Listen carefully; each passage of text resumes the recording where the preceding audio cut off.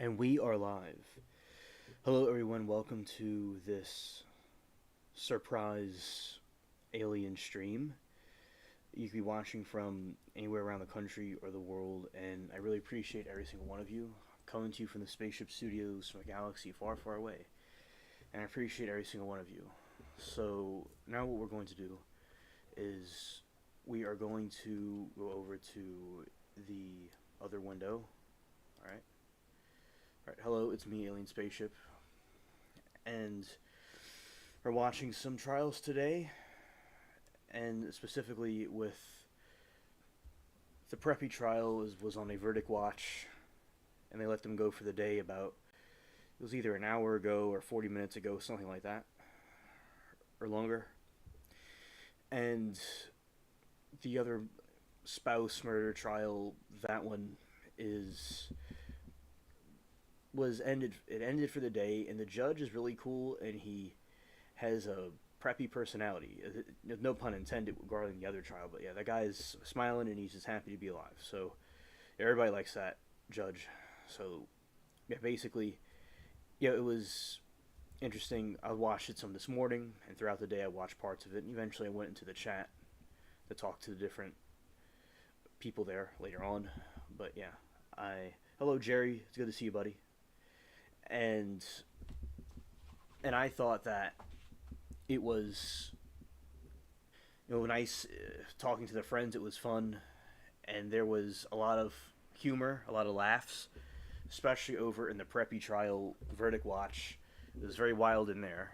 Yeah. So, and then they had one of these characters in the murder trial, which is the one that's still going on, not the one in verdict watch, which is the I call it the spouse murder trial.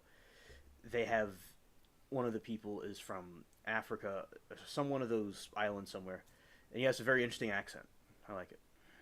And then people were making commentary about it because I remember when I woke up this morning, I heard this dude talk. I'm like, I'm kind of like half asleep. I'm like, this is interesting. Who is this guy? And but yeah, he was interesting what he was saying. I said he speaks better English than most people in America. So a lot of people that come from overseas that come over here speak better English than all of us. So yeah, it was pretty cool to see him practice in court. I don't know anything about him or his name or anything, but he seemed pretty cool. And I like the judge in that trial.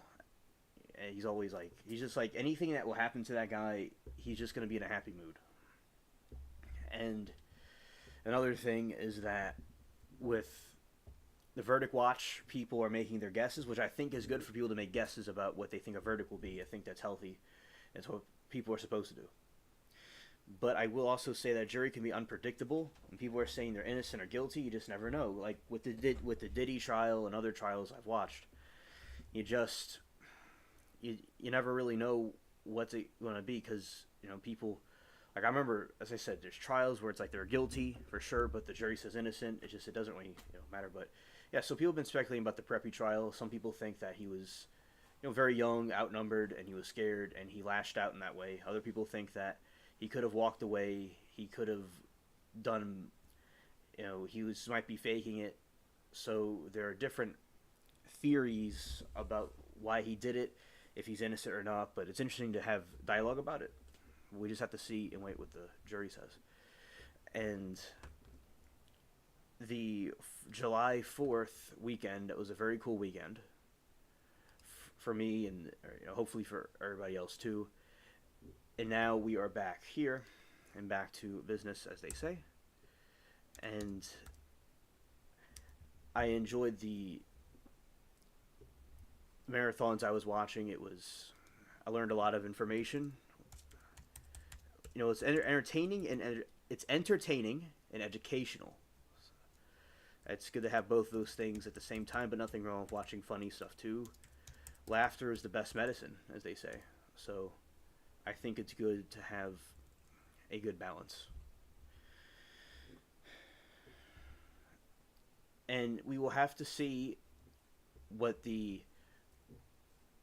if they will be coming back with a verdict tomorrow or they're not. And it depends. Like sometimes juries get off early, sometimes they don't. It depends on the judge. It depends on the situation at hand, because sometimes people will be deliberating for a very long time. Other times they're not deliberating as long. It just depends on the judge. I take a keen interest in the trials. Like, some people will get a little bit, like, not confused, but they'll go, "Oh, you like trials?" Because I'm known for other things, and as you can tell, the channel is called Alien Spaceship Stuff. It's not called Alien Spaceship Stuff, but Alien Spaceship sound effects, etc. Like the channel name. It's a very cool name, by the way. It's my channel name's like an entire sentence, or it's, you could say, a little paragraph. You can actually make YouTube names very, very long.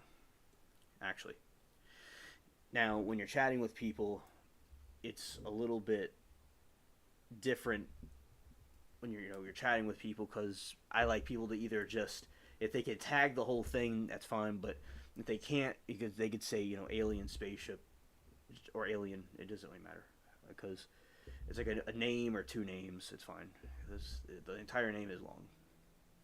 All right, we're gonna see if this game loads, if the server in the game is.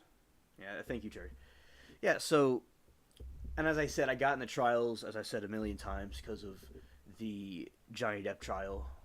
It was, and then one day, Independent. I watched it Independent. Well, first I watched it at Fox 8. There was no chat. Then I found Independent, and they had a chat, and I made some friends there, brought them to the channel back in 22. Then what I did was I got very popular in the trial, and I was helping people see why Johnny Depp wasn't as bad as they thought, and he wasn't responsible for these things that she was claiming he was.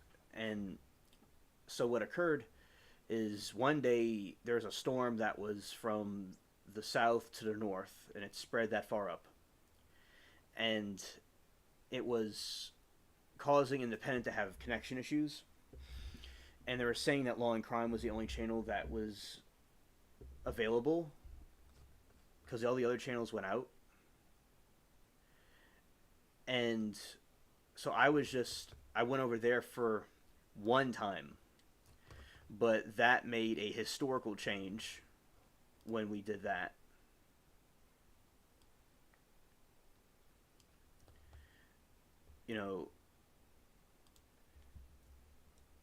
It was very historical when we had that happen, because I was in the trial chat, and people really like me there, and I've learned a lot and made a lot of commentary with different trials and stuff like that. Yeah, so, and that's how I got there originally, back in the past. And then I would see different trials pop up, and I'd watch them, not every single day, but occasionally I would see them.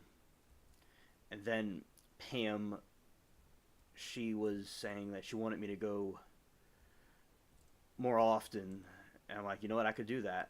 And then I did it, and here I am. Yeah, so yeah, shout out to all of y'all. Y'all are cool people, and I'm involved in all kinds of different things and different genres of content.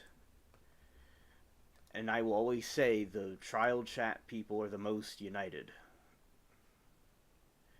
out of all the other groups on YouTube, because it's a lot of people are just in their own cliques. And when people are in their own cliques, like they'll say, they'll be loyal to their ideology or their whatever they believe in, but everybody's like united against a common enemy, so to speak, and it causes people to be friends that wouldn't usually be friends sometimes. So I think that's really cool to see.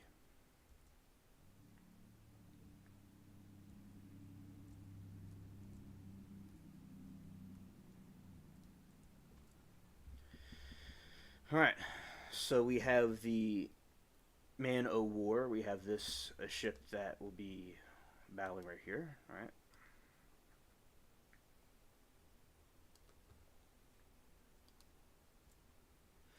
We're going to get that with the second cannon right here.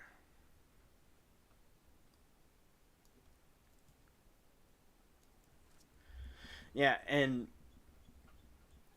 so regardless of the preppy trial, I think that one perspective about him being guilty is that he could be trying to fake it. He could be trying to. He could have walked away. He didn't have to go and stab all those people. Other perspective is he's very young. He used poor judgment, and he was scared. He did something he shouldn't have done. And it's possible it could be a hung jury, or what's called a deadlock. Sometimes that happens, like when both answers seem to be true, you can have a deadlock. Because when they can't make a decision for whatever reason.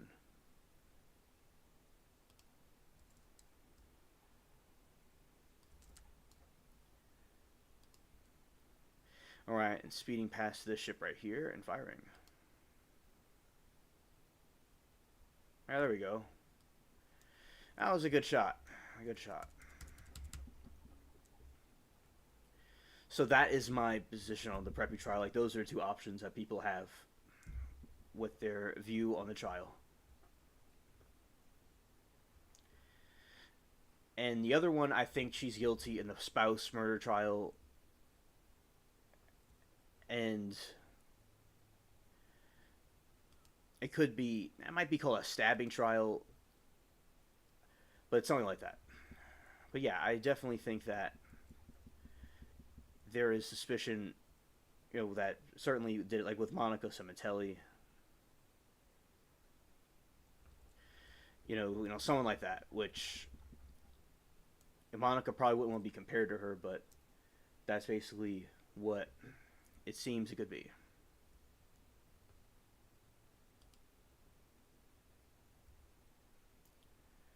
Alright, here we go. We're going to fire at will. Okay. Those are only two trials that are going on at the moment, but there will be more trials going on with we would call, in the future. And there's a lot of, with the Diddy trial, there's a lot of reaction online. A lot of people are reacting to it and are very triggered. So that is something else interesting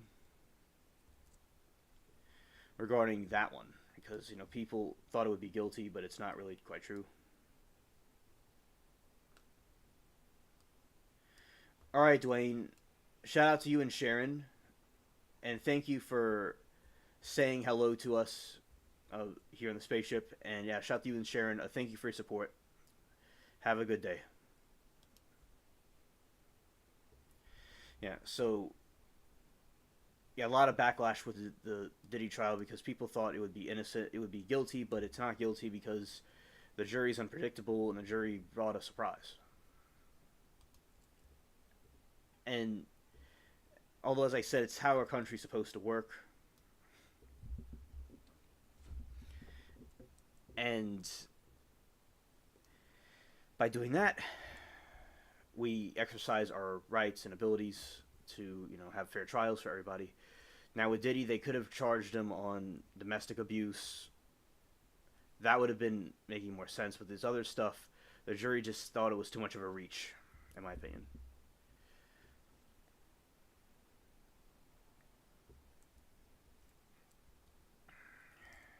In the Domingo trial, it was crazy that they were deliberating for 3 weeks. That's quite crazy. I've not heard of something, jury deliberating for that long. But as I said, it must be, very, it was, kind of a difficult situation to say, like which side is it?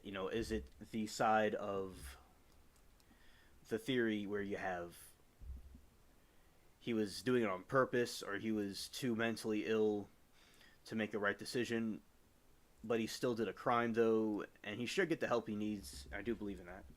But yeah, that one was certainly a tedious situation, and they do the Allen charges, which means they will go and say, look, you gotta try to get to a certain verdict here. You can't just not get a verdict. So that's what the Allen charges are.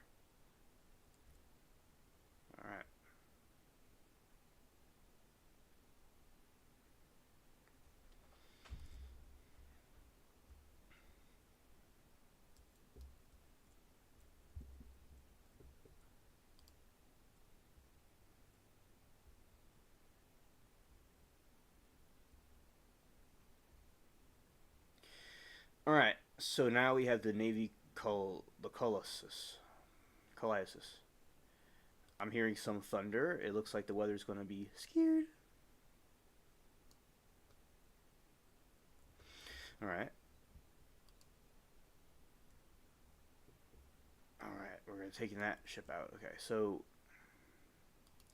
and that is basically what's been going on with the trials so far. That's what's been going on with them.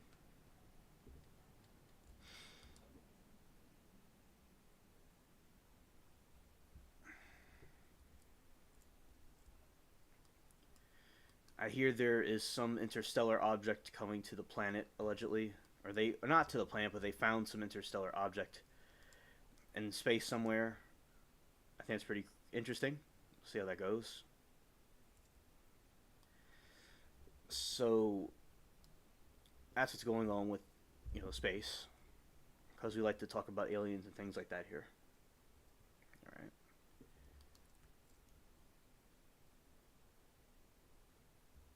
Okay. Alright, turning over this way and firing that way.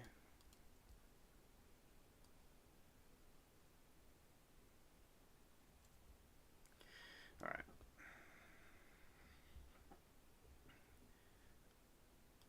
I like how the Pentagon has acknowledged the aliens more and showing different footage and stuff of things that have happened regarding the UFOs, because it's important people to see what could be happening. Alright. So turning this way, and I did the wrong direction. Okay, and then we're going to get the Monarch ship right here. Alright.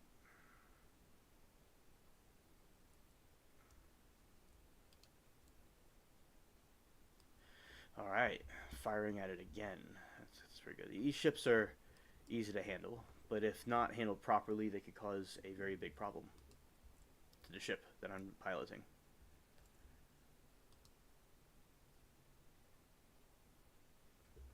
Alright, took that one out.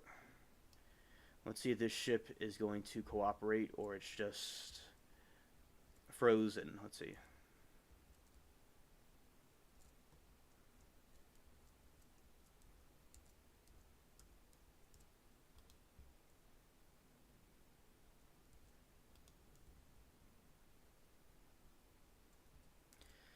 Kind of didn't fire right. Let's go.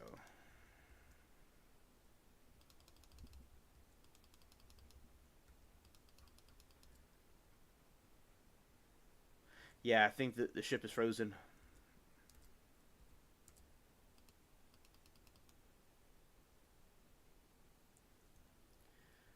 Okay, let's see.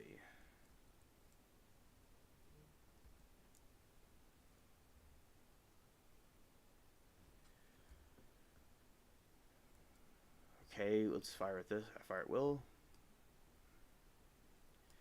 Because sometimes the game will glitch a little bit and it won't be as easy to see. Okay, let's fire this way. Yeah, it looks kind of...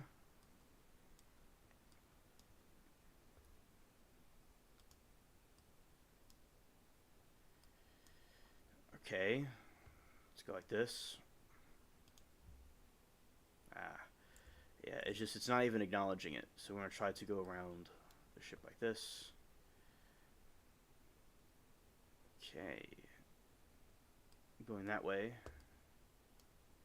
Alright.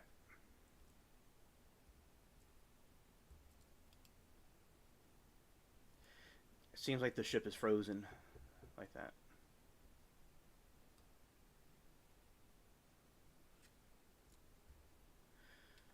Usually they'll have a timer if it shows that you can go and board the ship. Okay. Let's go right here. And now let's fire it like this. Okay.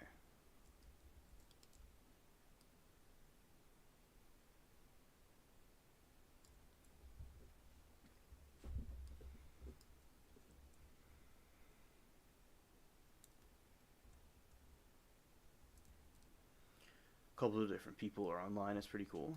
Okay, so now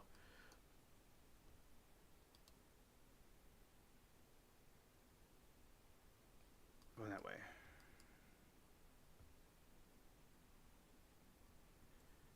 And heading in this direction too. Okay. Alright, it's good to have the ship sink. That's good. Alright, let's go to this island now. This Outcast Island. You know, they have all kinds of different critters on this island, as we've seen before. Alright.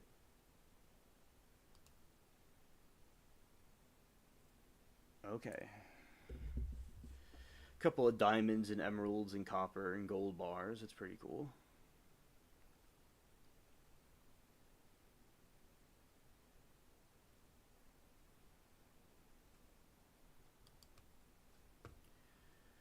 Alright, and let's go to the shore.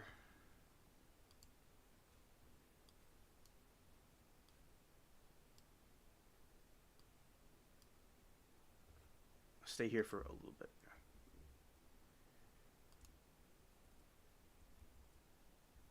And with the Brian Koberger trial, many people have different theories about why he took the plea. And like, you know, a lot of people are glad that it's over and he'll be locked up forever for what he did. Other situations have been talked about where it is very possible that he, you know, the families feel that two families feel that they want him to go to trial, but, you know, at the same time, the families have to relive that all over again. You know, so some people, as I said, are very unhappy. Some people are unhappy about it, but most people are glad that he was given the plea deal where he was able to be locked up and he has no chance of getting out.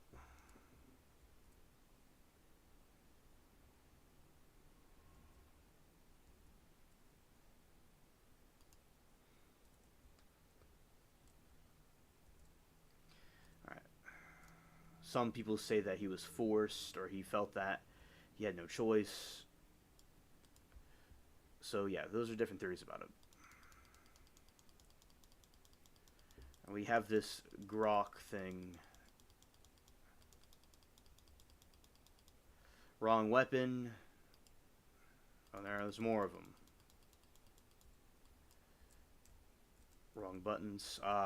They stunned me. That's why this is happening, okay.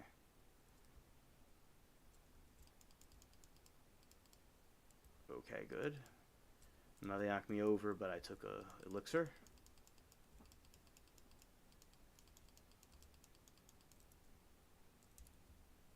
I'm likely gonna go out, and there I go. I'm scared. Back to the volcano island. Okay.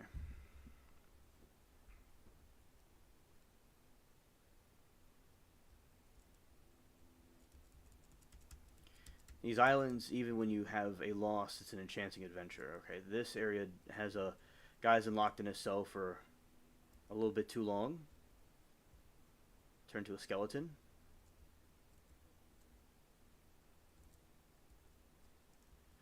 And as I said, I like how what they're doing with the graphics here. The graphics look very good.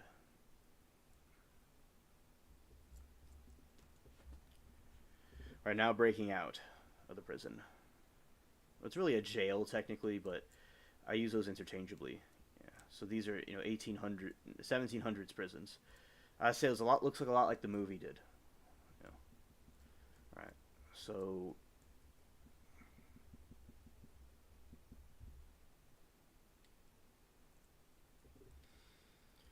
okay, so going to the main part of the island. Let's see. So yeah, so it is good that it's over with, but, you know, Koberger does have those devilish eyes, you know, that he's going to go and try to delete people, things like that. So, you know, people that think he's innocent, I don't know right now. That certainly doesn't make any sense at the moment because of what, you know, the plea deal and also the look he has. But as I said, people may have different opinions on that, and that's fine. It's good to find out whatever the truth is, but it definitely seems that he, it's, you know, if he went to the trial, he was concerned he'd get the death penalty.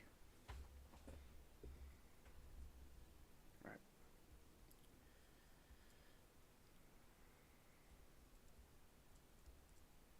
Okay, so now going through here.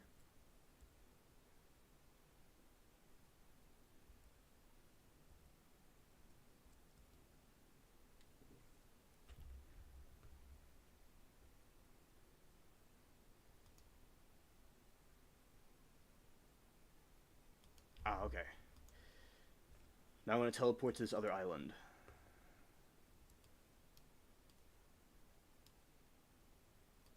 Okay, here we go.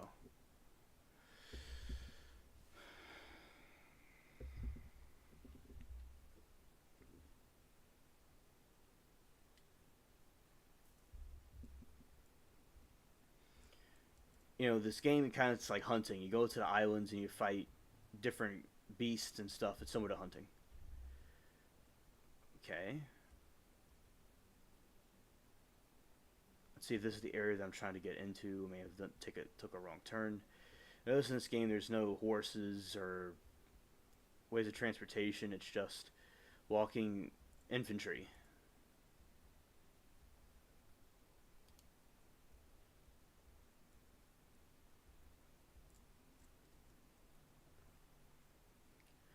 See the catalog. Okay. July 2, July 1. Yeah, these are the different hats that they have.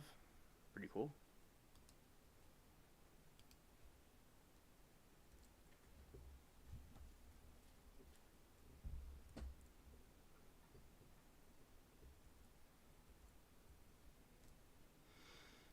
This is a pawn shop in the game. Quite fascinating.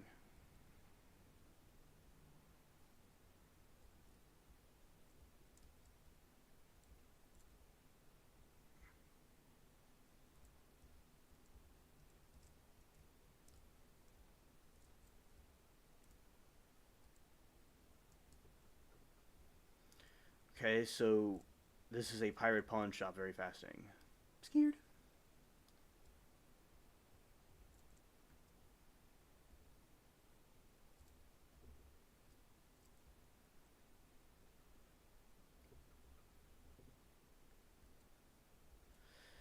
All right.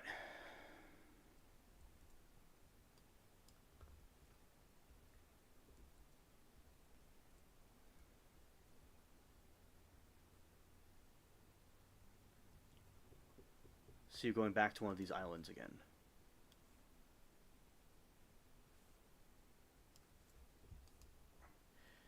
All right, so I don't know how many days it'll take that jury to come to a decision. It could be, you know, kind of unpredictable, as I said, but we will see. And I think we will be glad. Now, hopefully, they have some more trials coming up. I don't know which ones are coming up or which ones aren't coming up.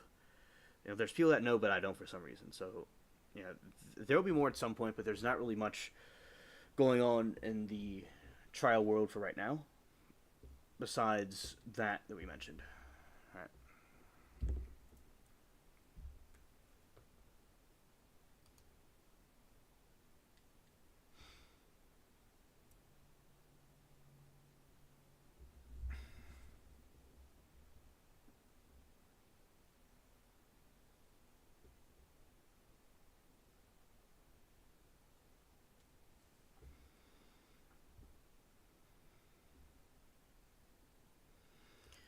All right, and then speeding in this direction.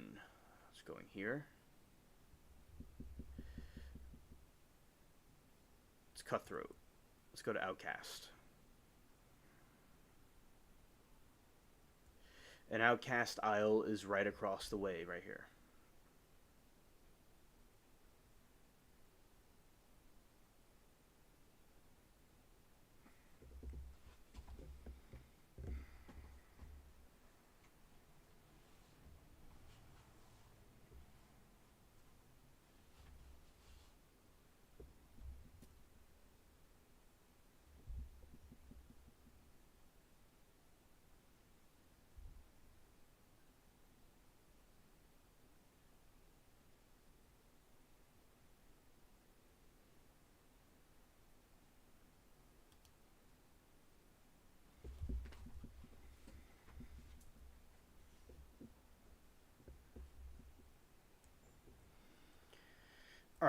Now we are heading towards the Outcast Island.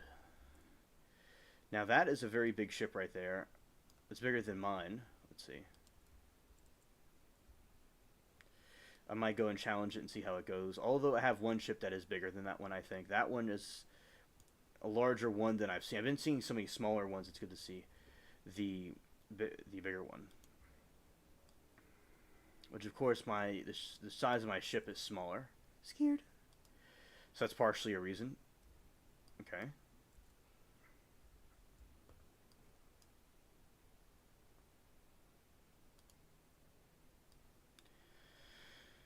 Okay, heading this way.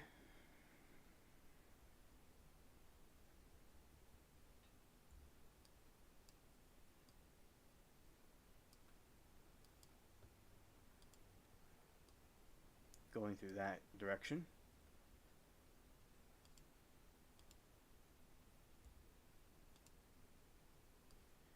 Going that way, okay.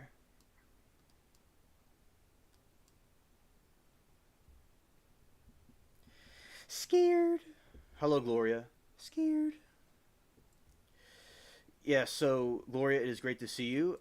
It was nice seeing you earlier in the other chat.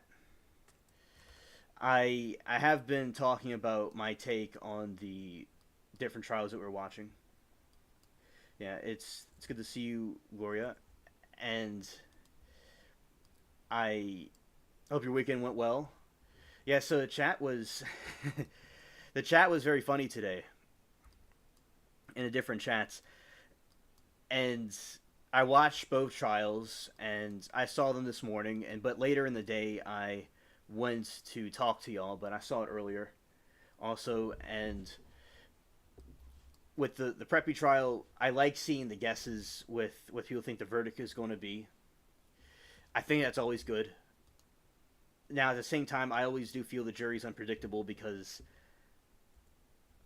yeah, chat was crazy and preppy. Yeah, Libby was telling me about that they're nuts, but they're hilarious, and I was watching them, and I kind of cracked some jokes myself back and forth, but yeah, they were getting really real crazy, and whenever the verdict's going to be read, they're going to be really fire. And I remember how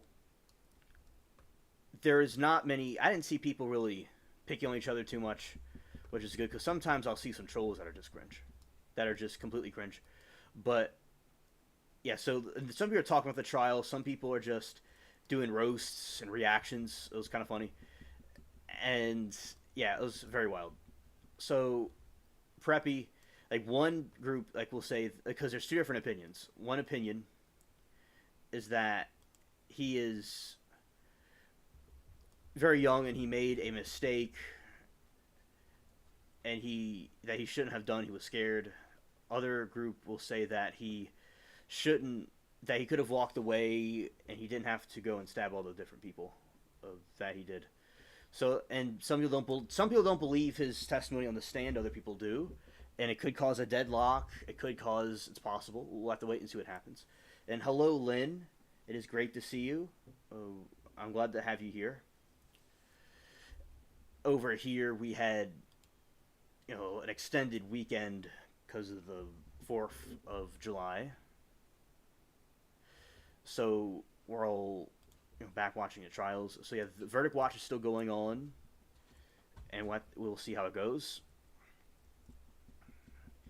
He was, he stabbed 4 people. He deleted 1 person, and he was, there's a gang of people attacking him. So it was quite you can make a movie out of it. It's quite a crazy situation. So then you have this other trial where either called the husband stabbing or husband murder trial, something like that, stabbing trial. Yeah, that one, I think she's guilty, like Monica Cementelli, in my opinion. Now, the judge seems really cool. I think that, he seems like he's happy about everything. And he's just not tripping over anything. He's just glad to be there. So I like his positive attitude because a lot of people will, like there's many different types of judges we've seen. Some judges are extremely grumpy and miserable. Some judges are like that guy. Some judges are just neutral. Or there's this one judge who was just like was telling the jury that they had to make a decision that night, and they're going to stay until they made a decision. And he just seemed like neutral. You didn't seem like happy or sad. And then you had the some other ones where you have them end early, and this one with the preppy trial, the jury went home early, and then people start roasting the judge for wanting to take off too early. Because yeah, one time I saw deliberations go to like 7 p.m. Over 7 p.m. It could be it could go on for a long time. So it shouts at the juries. They make a lot of important decisions, and the power is in their hands with what happens. In the legal system, you will have in our legal system. That's what we have. We have the right to fair trial, right to a jury. So that it's interesting to watch and speculate about what the verdict could be. And as I said, the jury could be surprising. It could go either way.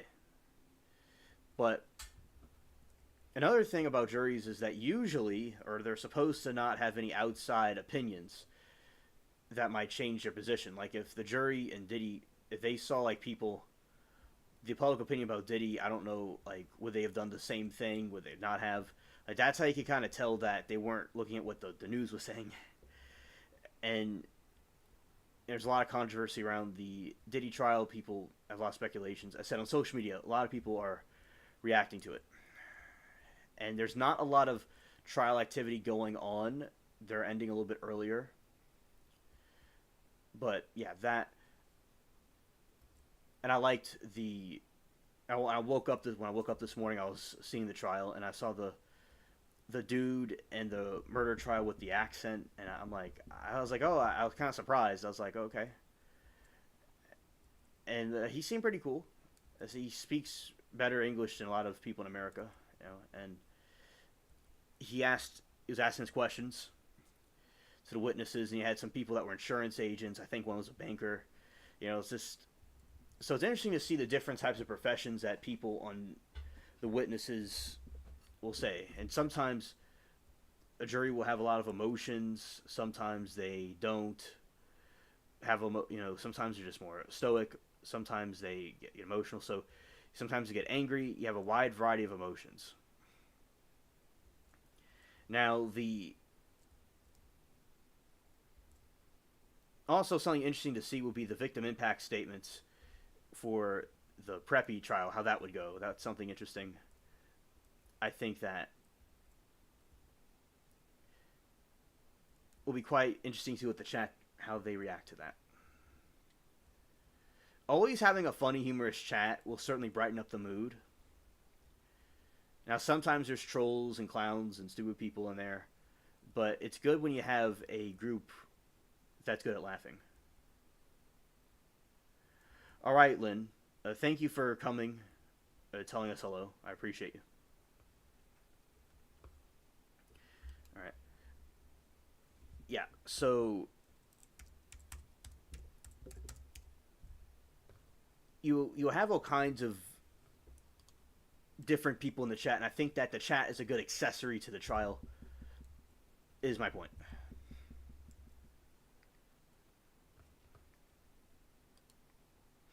And I'm looking up in the more theories in the Brian Kohberger, why he took the plea deal. There's a variety, there's colorful opinions about why he did that. Very colorful. Some people think he doesn't want to get the firing squad. Maybe he thought that the evidence was too much against him. He was peer pressured into it. It could be, he could have gotten cold feet. It could have been a couple of things. So I like seeing different reactions. And I'll say the Diddy trial was, as I said, as like widespread as Johnny Depp's trial, because everyone's talking about the Diddy trial, and it's so cool that we were watching trials all this time, and then everybody else all over the world is reacting to it now with the Diddy trial. So yeah, it's nice to see different streamers and people take interest in it. So as I said, the trials, it brings a lot of unity to different groups of people, bringing them together into a chat. Also, the trials will bring many the American legal system is being shown, injustice being served, or sometimes it isn't served, or sometimes like say like people think that the Diddy outcome could be bad for victims and people who might be victims of something. They think that they can't come out about it. Other people think it was good, where people won't be falsely accused of stuff. So as I said, I like when you have like a split opinion between two different sides. It's quite intriguing to me.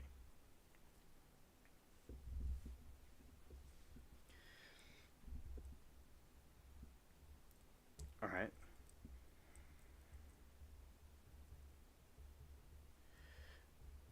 Yeah.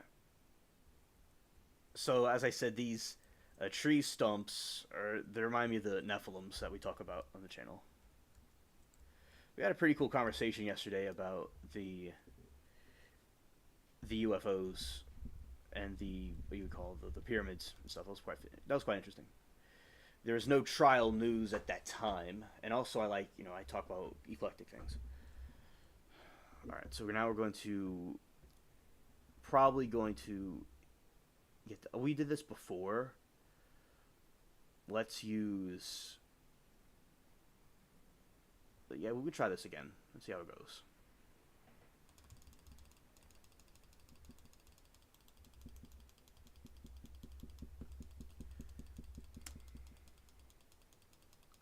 Yeah, there we go.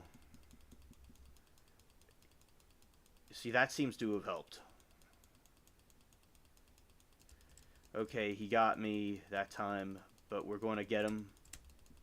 Yeah, so me jumping seems to help. Where he's not able to get me as easy. Oh, okay. Alright, we did it again, and I got it right this time. Oh, that's good. Oh, that's an NPC on the island. He's just standing there. Dude told me goodbye. Well, that's very charming. All this dude says is goodbye.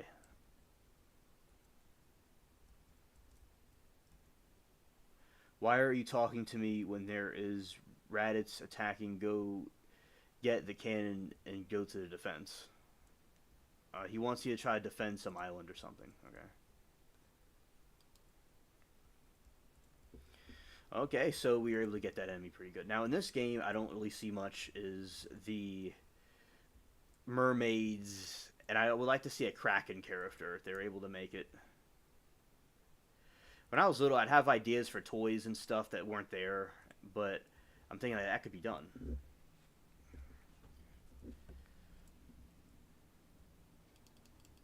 So these daggers are cool where you could just throw them. And I like how it's like, since it's a fantasy Disney game, you just have an unlimited supply of them.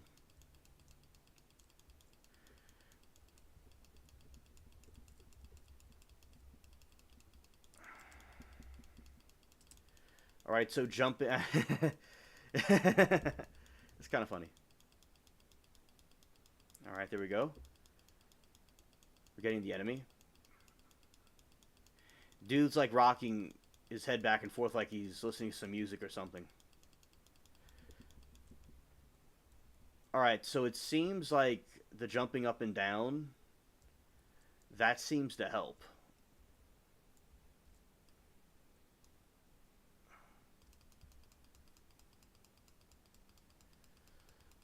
Okay, so jumping.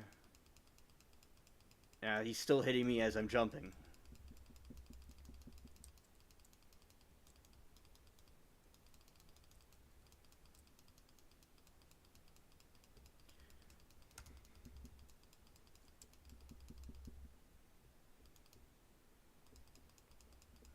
That's going to be very close. I got him by my health is completely gone in the game, so I survived the battle with 1,000 cuts. Alright, now going back to the ship, well, I do like the tunes in this game. It's really good. Yeah, so we're going to swim out in the ocean. It's not really the ocean, but it's actually the Caribbean. See?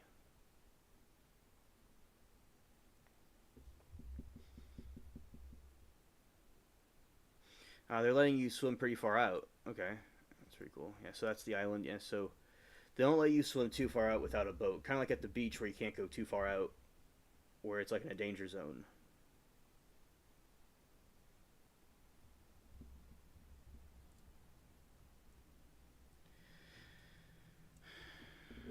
Yeah, so that's as far out as you could swim now. Let's see, you could see the sun. It's like right over me in the game.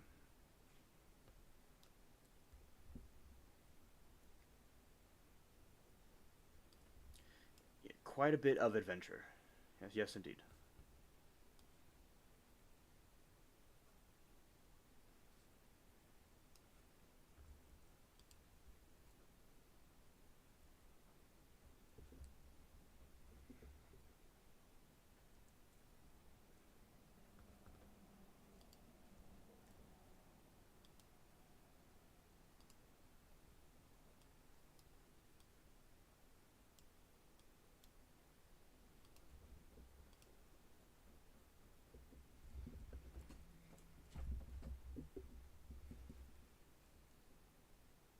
Okay, now we're back at this island. Now let's see if there needs to be a repair that needs to be done. Okay. All right.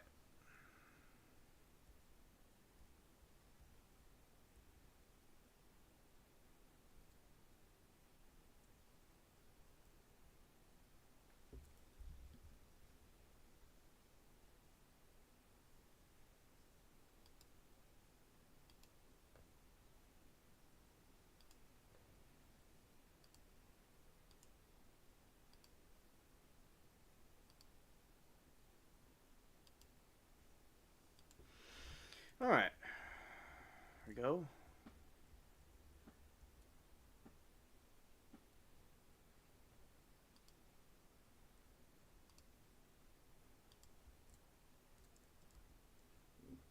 Now we're gonna get more of the plunder with this one.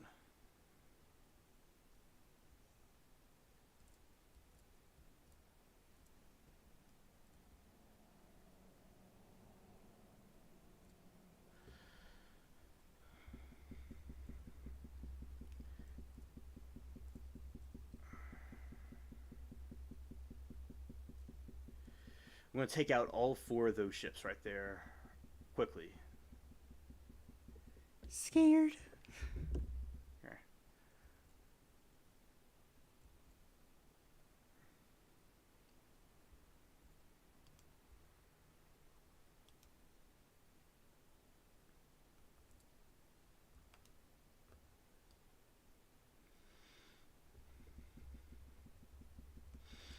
Just as I said, it's gonna be on a roll here with taking these out with the proper technique.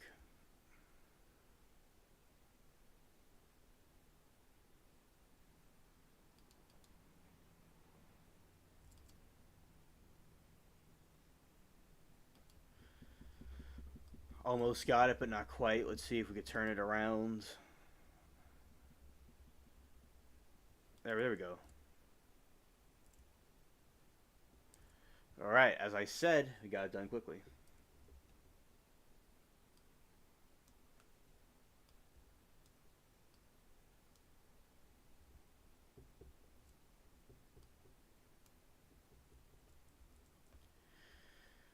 Okay, now entering this phase.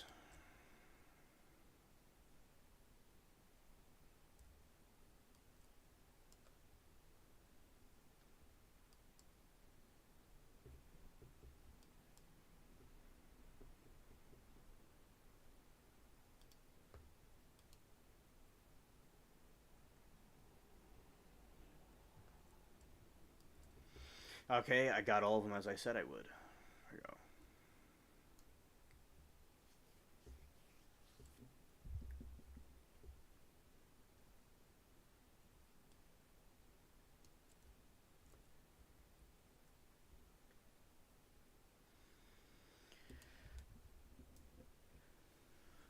We'll now attack this ghost ship.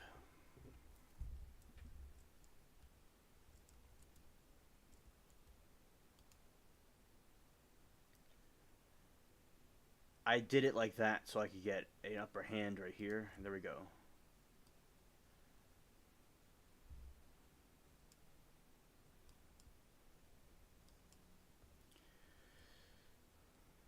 All right.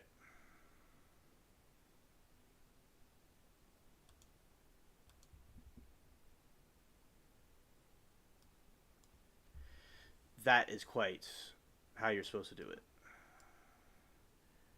Although they did take a chunk out of the ship, we're going to still get them pretty good. Okay, here we go.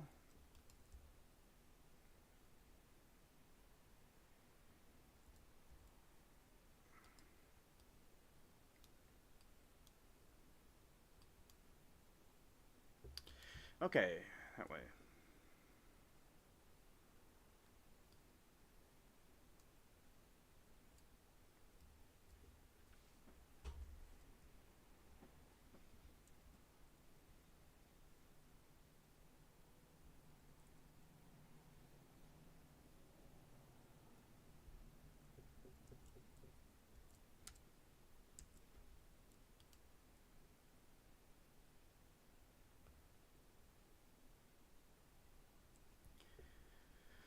Okay, now attacking the Monarch ship. Again. Yeah, see, it says this ship is much bigger than the other one. That's why it looked kind of different. When I see a Monarch ship, I think it's like a Monarch butterfly, but it's not quite. Okay.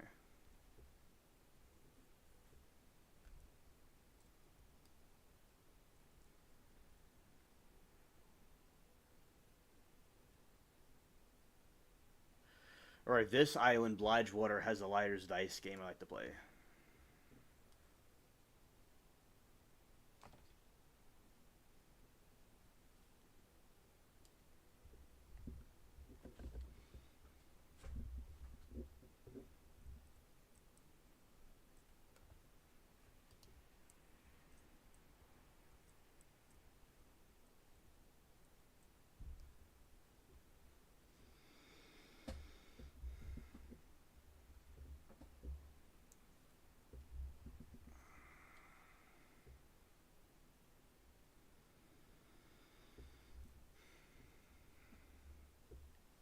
In the husband's murder trial that's going on, the defendant looks like a witch, an old saggy witch.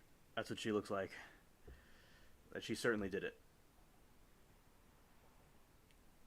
Everyone else seems to agree on that too. All right, so now heading to Blightwater, where there is the old game of liar's dice. All right.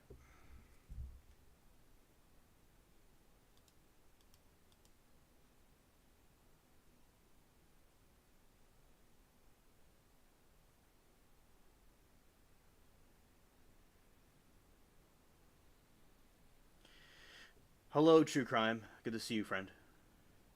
I have to pull the name up. I have to pull the name up. All right. So there we go. So silver bars and some other things. Okay. Okay. I'm getting it for you right now. I'm gonna give you her name because I don't recall the name offhand. All right.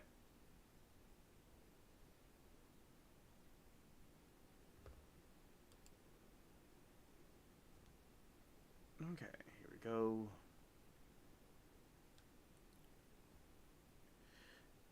Kiera Cooper. Yeah, Kiera Cooper. Okay, so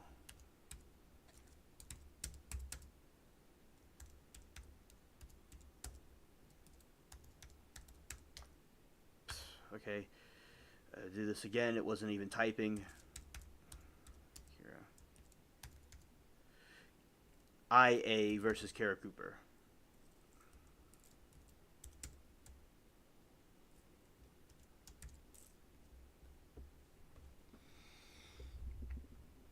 The Preppy murder trial is Raul Valet. That's a different trial, Preppy trial. Oh, okay. I'll read some information about the trial. Right. for the moment while you're here. All right, let's go.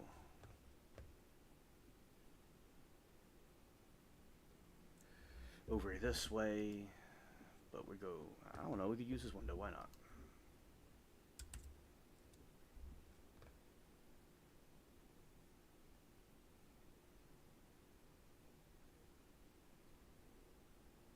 Ah.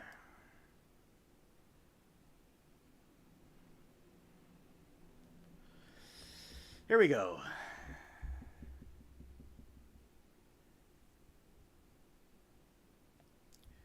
IA Kira Cooper Windows World Murder Trial. Iowa Court TV. An Iowa woman is facing life in prison without parole if convicted of murdering her husband. According to an affidavit, Ryan Cooper was found with 2 gunshot wounds to his face in their Terrier home on June 28, 21, so 2021. A deputy noted Ryan's body was in the recliner and his wife, Karina, I said it wrong. It's Karina Cooper, not Kira Cooper. For some reason, I didn't see the end. The N in the sentence. Okay, so Karina Cooper was sitting on top of him. The couple's 3 children were also in the home. She was sitting on top of him. Scared. Karina Cooper and Houston Danker, Iowa Police Public Safety, so those are 2 suspects in this. Deputies found no gun at the scene, but did recover a .22 shell casing. The case went unsolved for nearly 3 years until Karina was arrested and charged with first-degree murder in February 24. 2 months later, co-defendant Huston Danker was also arrested on first-degree murder charge for acting in concrete with Karina to delete Ryan. Danker currently scheduled to go to trial in August. In their opening statement, prosecutors alleged that Karina and Danker's a wanker, were having an affair and plotted to delete Ryan to collect the $500,000 in life insurance. The defense argued that Danker alone deleted Ryan, describing him as manipulative lover who pulled Karina into a fantasy of starting a new family. This mirrors Monica Simontelli, certainly. People just got a divorce if they don't like someone. I don't understand why people, say back in the old days in the United States, in the West, people could be married for until they're older, until they're senior citizens, but now you got people murdering each other. It happened back then, of course, I'm sure it did. But I don't think either we're having with social media, we can see it more, or it's happening a little bit more frequently than it had in past decades. All right, so day 3, and then there's a video, and then they have day 2. Iowa DCI criminologist Andrew Gladfelter walked jurors through an array of crime scene photos highlighting the massive pool of blood near Ryan Cooper's recliner and additional blood stains on the living room door and surrounding areas. He testified there was no evidence of forced entry on any doors or garage and casted doubt on any unknown intruder being involved on robbery as a motive, noting that while processing the scene, he found items of obvious value left in plain view inside the house, garages, and vehicles. The jurors were then shown a stream of sexually explicit, affectionate Snapchat and iMessage exchanges. I remember this part of the trial, and they're talking about Snapchat. Okay, when I was in high school, we used Snapchat. Sometimes I used it sometimes, but not often. But yeah, so there was Snapchat. I could take a picture of something and add a caption to it. I mean, it's quite interesting. And a lot of people used it all the time. Right? So, in iMessage exchanges between Karina Cooper and Houston Danker brought in through the Tiffany Lord, a digital forensics investigator at the University of Iowa Police Department. Karina and Houston Danker's messages included graphic sexual reference and discussion of their relationship, including plans to try IVF if her planned tubal ligation reversal surgery was unsuccessful. At 3:31 a.m. the morning of the homicide, Danker sent Karina Cooper a Snapchat message reading, "Remember those casings?" You gotta be really stupid to go incriminate yourself on a social media because, and I don't condone criminal activities, especially heinous like this, but I'll say this for educational purposes is that it would be better not to go on a Snapchat or go anywhere and try to go and talk about doing a horrid criminal activity because like you had the forensics literally right there where they could just pull it up and show you like what you're doing. Like one of the reasons why serial killers in the 70s and 80s was out for so long because they didn't have the technology to really be able to see what these people were doing right away. Like you got all these cameras everywhere now and the social media, where people are. I'm sure like Bundy, Gacy, and Dahmer, all those people would have been caught much sooner than they were if the technology was more advanced at the time. And I think, as I said, people, I don't know what they think. It's like even if something's encrypted, when you're building an application like messaging, there's an option where you can add encryption to an application. You just put in like a little install this encryption, and it'll add it to the application and make it encrypted. So an encryption is where like end-to-end encryption, where you don't usually see no one can know what the people are talking about, but forensics can pull up stuff and records anyway. To my reckoning. So, I think that these people are morons for, anyway, people are their own worst enemy. I've been watching a Twilight Zone marathon because of the 4th of July, and there's one episode about Castro, based off Castro, and and long story short, basically that he's his own worst enemy, really. Like, you think all these people might be your enemy, but, he's, his own worst enemy. But basically, this situation is the same thing. Like, these people, their worst enemy is themselves. All right? So we have Karina of IA versus Karina, right, for trying to murder her husband with this other dude, and he's sending this information about the casings, which seems to hint an alleged criminal act was committed like an accomplice. All right, so just making clear, rounding up to the point to how it has to do with this case. All right, so continuing. Lord also read aloud a string of Google searches from Wanker's phone, including the best ways to delete somebody with no way for anybody to find out who did it. Whoa, we got a genius here, chat. And all those that are rewatching it, you got genius right here. Bro looks up best ways to delete somebody. Well, I'm basically saying best ways to kill somebody without no way for anybody to find out who did it. I mean, come on, man. It's like this type of people. It's like Mission Impossible, especially from the like the Tom Cruise Mission Impossible, or the one from the 70s or 80s. They had a variety of different ones. And basically, when you're trying to capture or compromise the enemy, you'll use these certain tricks to get them caught in their own traps and snares. And that's basically like what the technology is. It's a way to, without anyone doing anything, for criminals to incriminate themselves. So I'm glad the people that created the computers and technology also made it where it could be easy to detect people that are trying to do something illegal at the same time. Yeah, so I mean, I don't know why people go search up for stuff like this. You know, as I said, nobody should ever do this. But I guess people go to a library, but then again, the library records would be shown of what books they got. But that or the internet would not be the wisest idea to do something like this. As I said, people shouldn't do it at all. It's evil.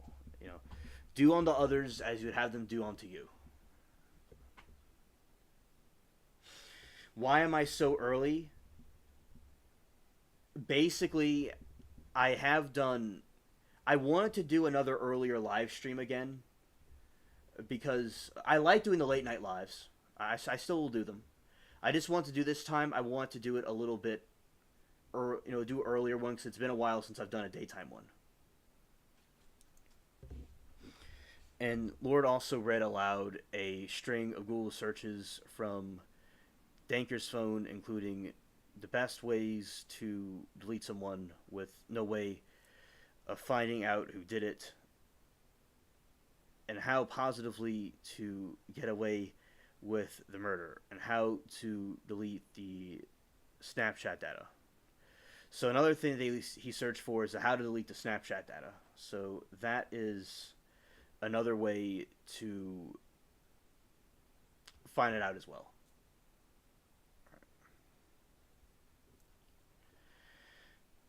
Iowa DCI Special Agent Ryan Herman, the case agent, was today's final witness, and the state brought in portions of Herman's interviews of Karina Cooper on June 18 and 19 and 21, respectively. Herman explained that the potential romantic involvement with Houston Danker came to his attention mind interview on June 18. Windows World Murder Trial. So it's called Windows Words Murder Trial.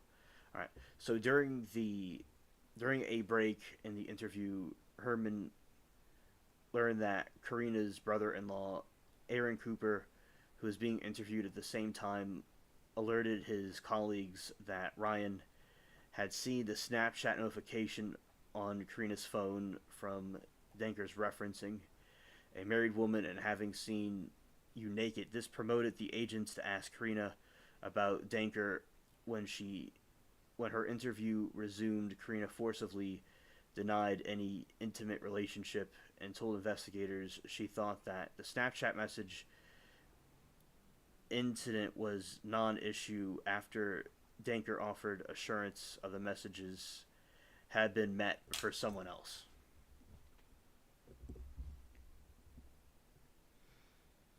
All right, and then we're going to this next part is day one.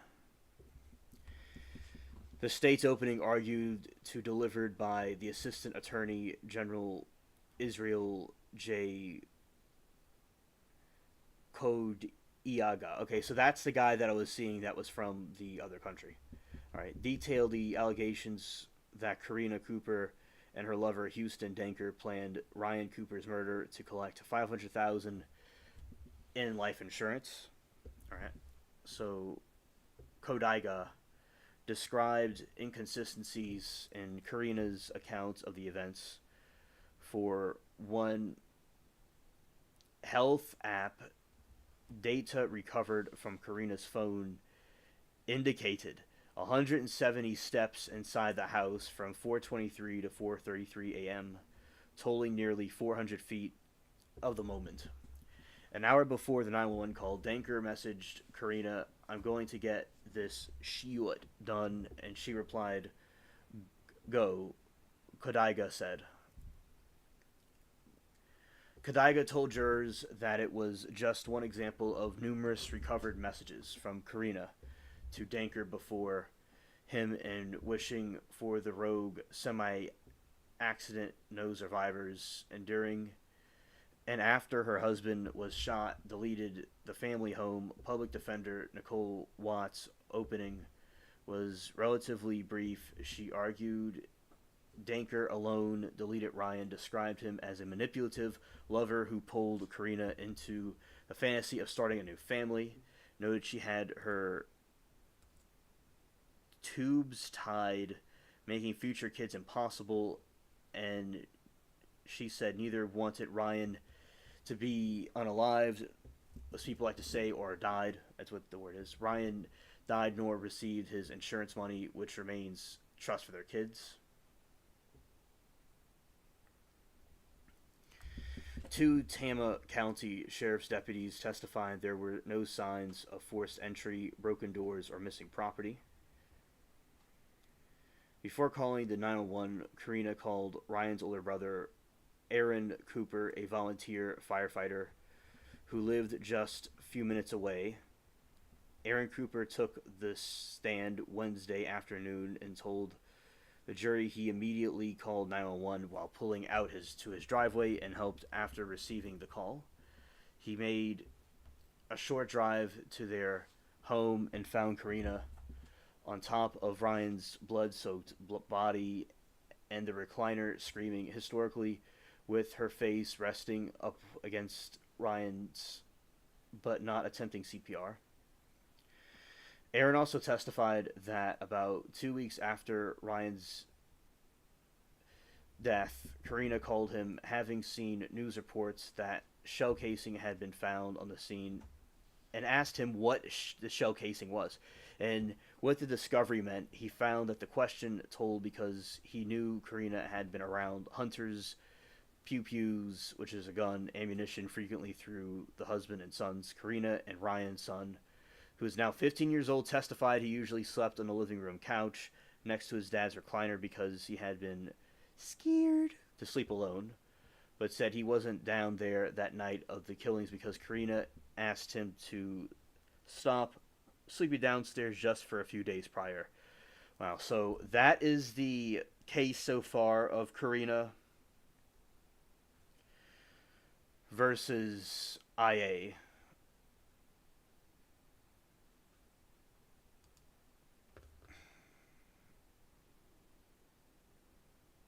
Let's see.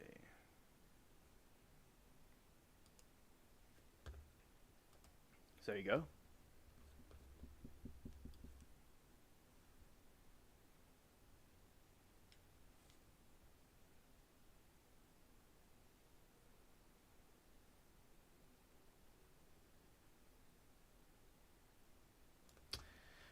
So yeah, that is the one of the cases that we're researching, and also the Preppy murder trial. Raul was in a big fight with a big gang of people that were trying to attack him, and he took out his knife and stabbed about a couple of different people, you know, and then he did do next is he went out,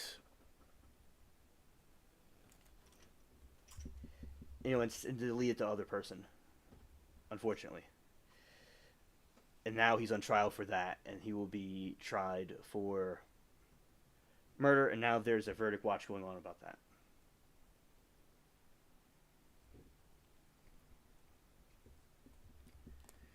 Yeah, so Raul's on verdict watch.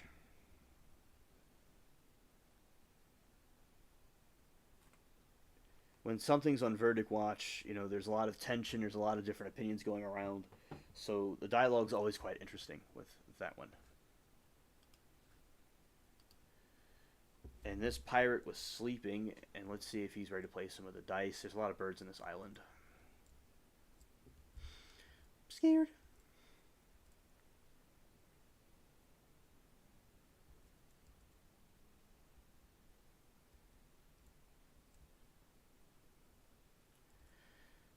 So this part of the game with the liar's dice, it's something the pirates played, and I'm glad they added it to the game. It's pretty cool.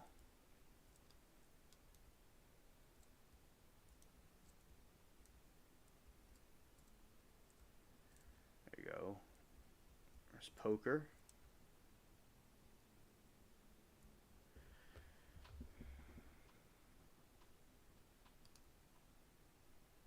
Alright, let's start the game. You have to, guess the different dice. And you can call someone out if they think the bid is too high, if they're lying or not.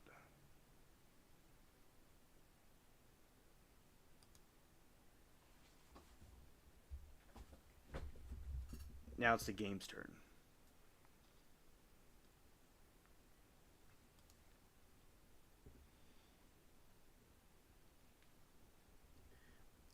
I could see why they thought this was entertaining in the past.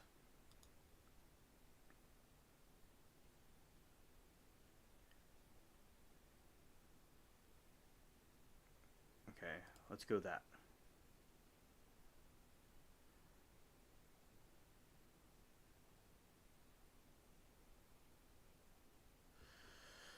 Okay. And now we will go and do this. So the key is to, we're betting coins in this one, but usually in the other ones, there are other things. Like, for instance, in one of the pirate movies, they bet their wager on the ship. This one, we're just betting some coins. And this is just a game playing the me. It's not really a person. Alright, 2. Hello, Moki. It's great to see you. Welcome. I was going over about Karina, that whole case for a second, so True Crime can know about it. And basically, also my take on the Preppy trial as well, because we're watching the verdict watch for that one. And the trial's been quite wild. A wild chat indeed.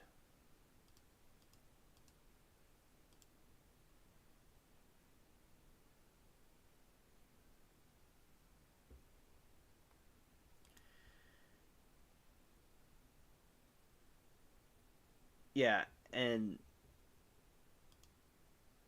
now, yeah, because in Preppy trial, I was seeing that today, and a lot of people were being funny. Like, there's like people like being funny, and a lot of people are acting really crazy. Because Moki's asking like what Gloria thinks about the what was going on in the Preppy trial. As I said, from what I know from earlier, a lot of people are just acting crazy in there. I don't know if anything specific, but they're acting crazy, and some people are acting funny too. And I was like in there watching it. Yeah, just a lot of people, like saying like these stuff about the trial and kind of making comebacks back and forth to each other. Yeah, it was it was like some wild concert or something. It was quite insane. All right. Okay. I got one more dice.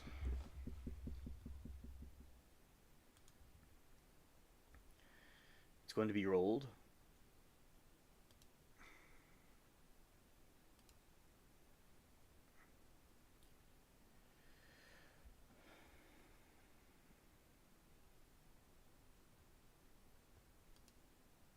Oh, that's very cool.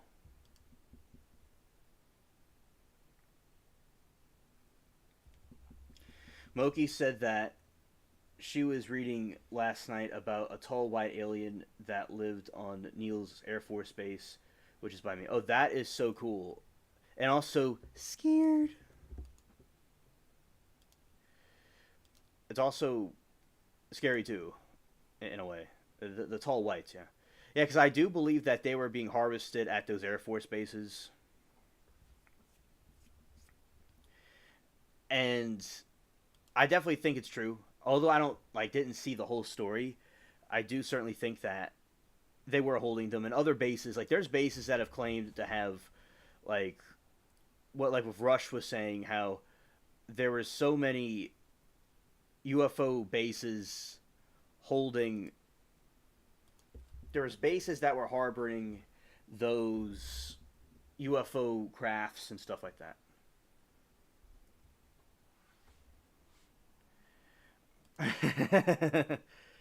Moki said apparently the tall whites would come and visit and they would like to gamble. Uh, well, there you go. That must be a trait that I have from them. Yeah. The game has just had liar's dice. So with Liar's Dice, it's something that the Pirates played, so it's pretty cool. Okay, so I won that round. I can see why people that were in on the seas did stuff like this. It's quite entertaining. Oh, thank you, Moki. All right.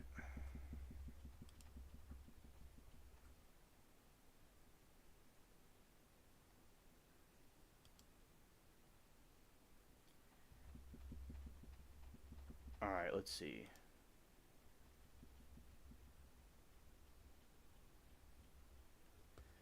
Thank you, Moki.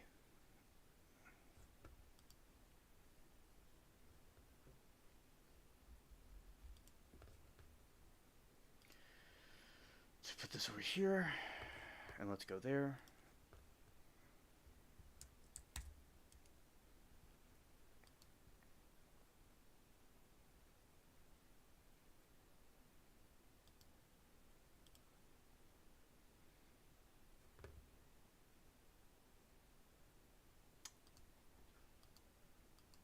Okay, thank you. And the description is thread: man who lived among extraterrestrials at Neal's Air Force Base. In FBA 1965-67, Charles James Hull was weather observer at Air Force Base. He was stationed there. Tall whites lived there. Okay. Thank you, Moki, for that link. Okay, so. Okay. I talked about the interstellar object, but I haven't looked it up. But I'll be glad to do that now. Let's see. So, interstellar object in space.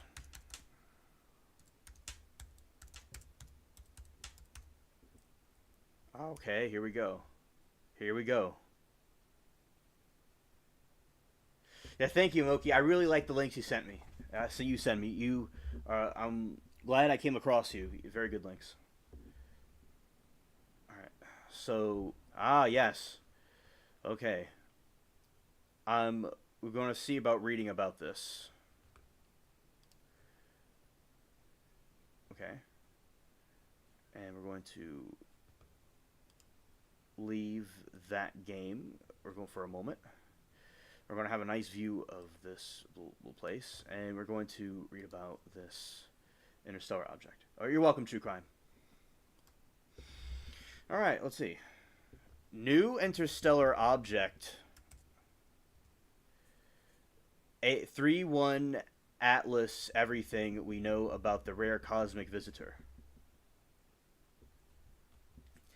How do we know that 3-1 Atlas, also called the comet C2025, is interstellar? Will it strike Earth? Can we visit it? Here are all 4 questions answered. All right. So, astronomers have confirmed a rare, extraordinary discovery, the third known interstellar object to enter our solar system, named 3I Atlas, where 3I stands for Third Interstellar, designated C25, and when the object was first spotted on July 1, 2025 by Deep Random Survey remote telescope in Chile. Part of the Atlas Impact Alert System project. It's significant to find, but what is it exactly? Initially referred to the temporary designation of A11PL3Z. The 3I Atlas drew immediate attention from astronomers because of its peculiar motion, rapid follow-up observations, and reanalysis of previous data led to preliminary conclusion that the object was not bound by any sun's gravity. That makes it an interstellar object, only the third ever seen, and after the Oumuamua. I remember that in 2017. We talked about that on here. And the Brovisov in 2019. If confirmed, it will be the third known interstellar object from outside our solar system that we have discovered, providing evidence that such interstellar stellar wanderers are relatively common in our galaxy. Senior lecturer in astronomy University of Central Lancashire told Space.com of the discovery. Even more exciting, the 3I Atlas is the largest and brightest interstellar object yet, which means it could help scientists unlock clues about the formation of other star systems. How do we know it's interstellar? Could it strike Earth? Can we send a spacecraft to intercept it? Here are all you need questions answered. Everything else you need to know is rare discovery, including many other interstellar discoveries. All right, so what makes the astronomers certain about the interstellar nature of 3I Atlas? Is its trajectory? The object follows a highly hyperbolic orbit, which means it's not gravitationally bound to the sun. Its orbital path also has an eccentricity of 6.2 for context. Hello, Abby. It's great to see you. Welcome. Bound to the sun, and its orbital path also has eccentricity of 6.2 for context. Any object with eccentricity about 1 on a path that does not loop back around the sun, implying it comes from and will return to interstellar space. In comparison, the first known interstellar visitor of Yuoma had an eccentricity of about 1.2, and 2I Borisov came in at 363I Atlas, massively outspaces both.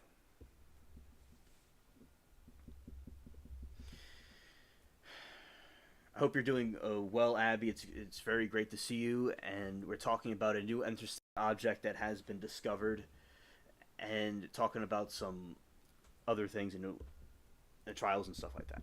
All right. Quote: some long period comments could have brush with Jupiter that modifies its orbit to a 1.5 hyperbolic on the way out, but barely. Oliver Heinot, an astronomer of the European Southern Observatory, told Space.com that, quote, this is one of the firmly hyperbolic of the way in, so it's interstellar. So, in the vast space and time, you have these interstellar objects, that we spot them floating around.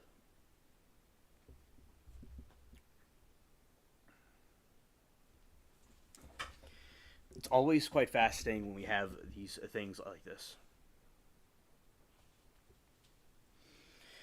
Aside from being significantly more hyperbolic, the most striking difference is size. It is much larger than the other two. It's about 15 kilometers in diameter, which huge, certainly compared to the 10, no, not 10, but 100 meters of Oyuma, and less than 1 kilogram of Borsov, said Heinut, may even be as wide as 12 miles. However, that conclusion could change with more observation.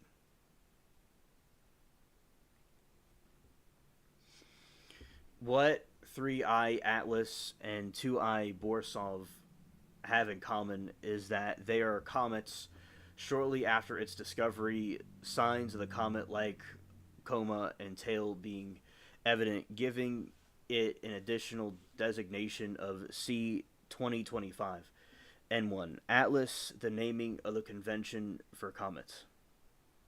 Yeah, absolutely. And since the Oumuamua was observed at least leaving the solar system, it was difficult for astronomers to get enough data on it to confirm its exact nature. Hence the crazy theories about being an alien spaceship, though it's almost certainly an asteroid or comet, but it may be an alien spaceship in my opinion. I know my spaceships well.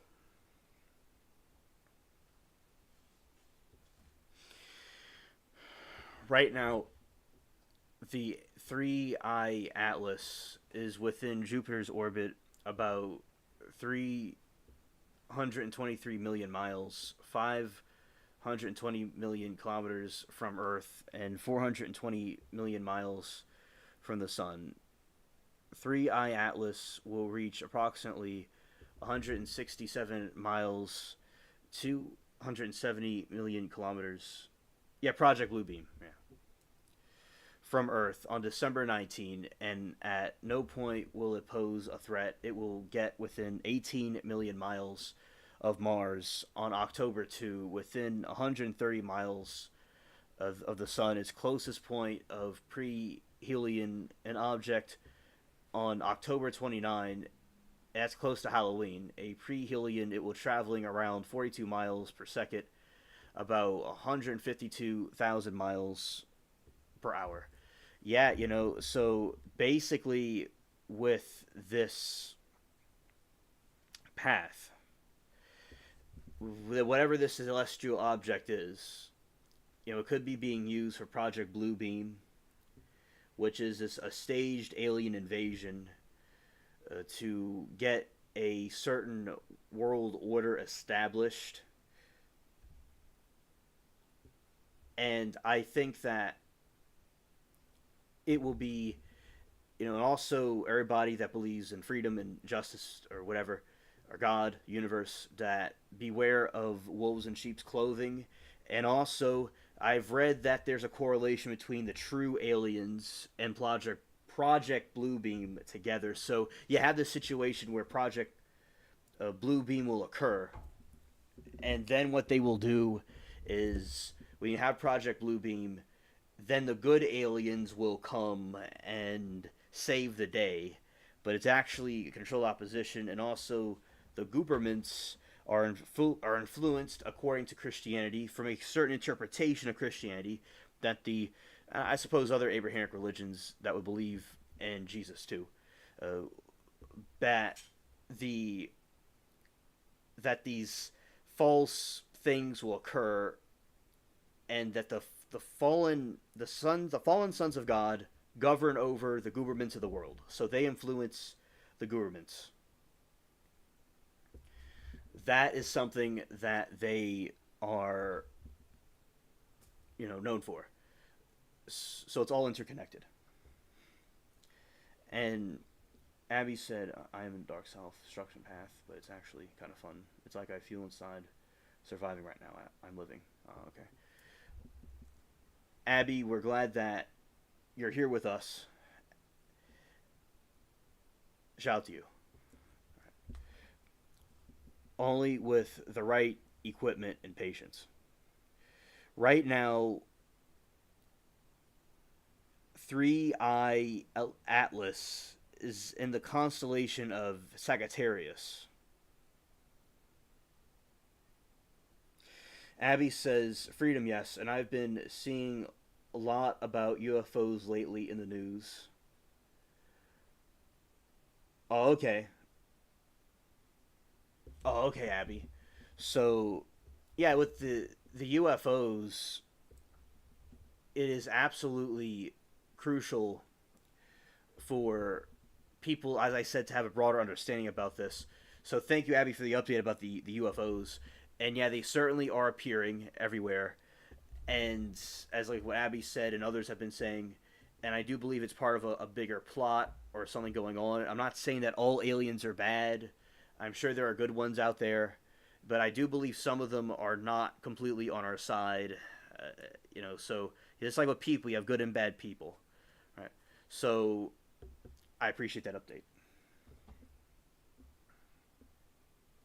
Moki says, can you imagine if a 12-mile wide alien craft appeared? Scared. Scared. Skirt. Yeah, absolutely. All those things at once. Because Moki, when I'm reading this, I'm thinking about a giant craft in the sky, and how people would be freaked out over it.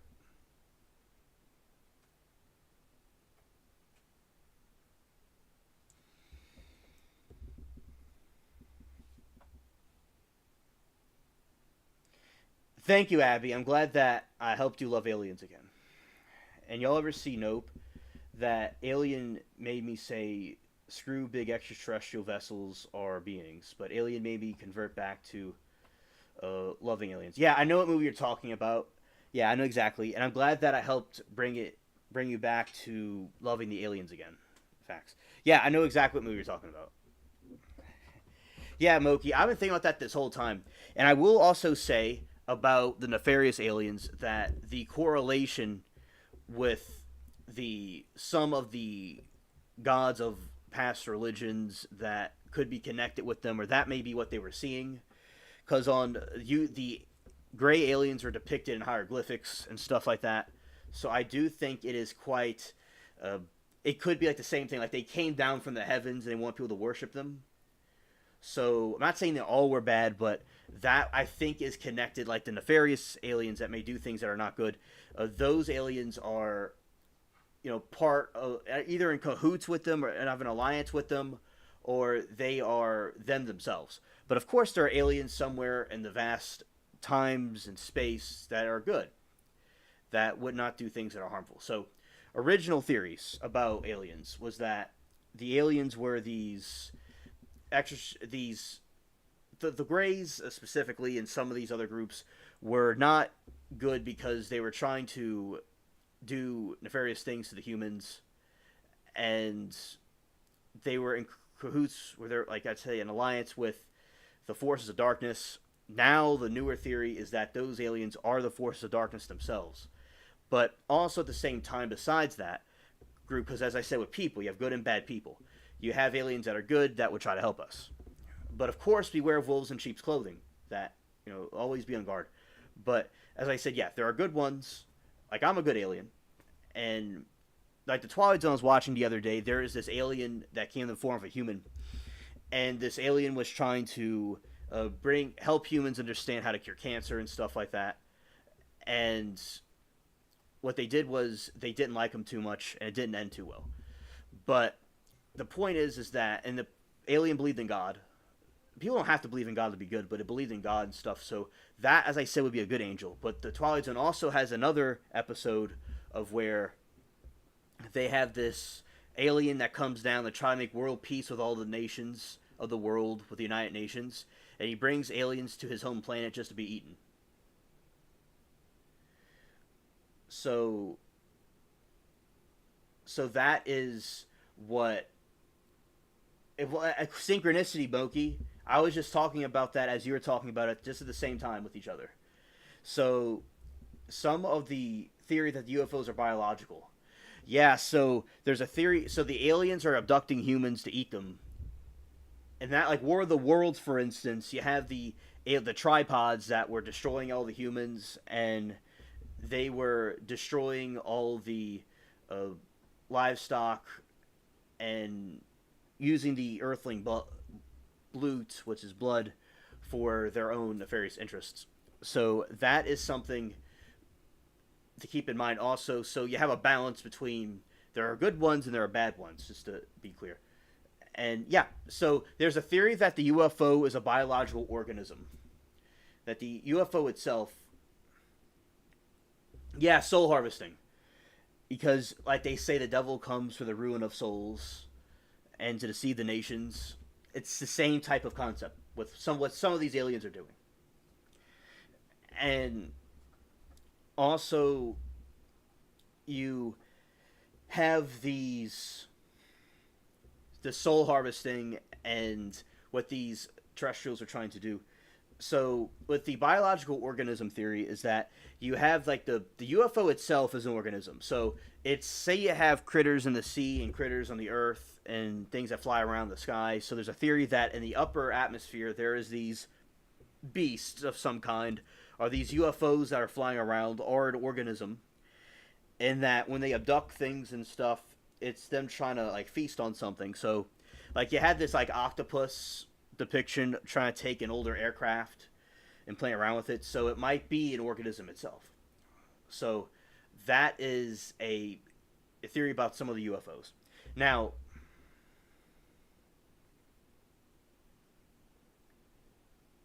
oh, true crime, I'm glad to hear that. Yeah.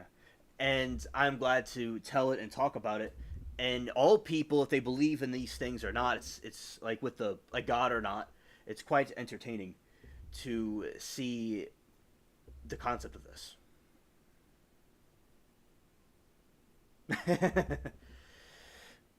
And also, Abby says, I'm going to have nightmares about getting eaten. Scared? And not in the good way. Oh, yeah. Yeah, Abby, not in the good way. Not in the pleasurable way. It's going to be in the not nice way. Yeah. But the good news is that in the end, the aliens will be defeated by I believe God, or people might think the universe, or some supernatural force, and or the human spirit. A couple of these different things combined, you'll have that there. So in the end, there'll be victory, but this is a possibility that could occur, just like anything is possible. And I know, yeah, yeah, Remy, yeah, exactly. And Remy, it is a pleasure to see you. I am glad you are here. Welcome to the spaceship. Yeah, so the and then we have Moki says, so much crazy info out there, it's hard to know what to believe. And also, all this is alleged. It doesn't mean it's necessarily true. Now, what we do know that's allegedly true is that with the aliens, is that there are going to that they usually will take people up and like do experiments and study them. So, like I don't know, they'll take a sample of a piece of hair. They'll take a sample of something, or they'll kind of like study a human. So it's like an alien from another planet, from the. Oh, thank you, Moki. I'm glad there's gonna be a new trial tomorrow. That's good. That there's going to be a what you would call, like from the Zeta constellations. They'll come here. They're curious about what humans are, like studying something in a laboratory. So they're just kind of curious what humans are exactly. Then they send them back. A lot of people kind of have like traumatic memories of the UFOs, and the aliens and stuff. And they'll have to have like repressed memory therapy to like remember it. But yeah, so and also there's been alleged hybrids that were created, just like kind of what the Bible says about it. But yeah, some people were saying that they were abducted and they created a hybrid alien human child out of it, and they saw that in the spaceship. That is like an account of them. And we're talking about yesterday with the ancient astronaut theory that there was the depictions on these hieroglyphs and stuff, and these different depictions of these aliens wearing like these people wearing astronaut suits. As I said, there's different theories about that. And Moki says attempted murder bench trial supposed to be short. Oh, okay. Thank you, Moki, for that information. Yep. So. Oh, I like that. Yeah, in the end, it doesn't even matter. Yeah. That is a very good song.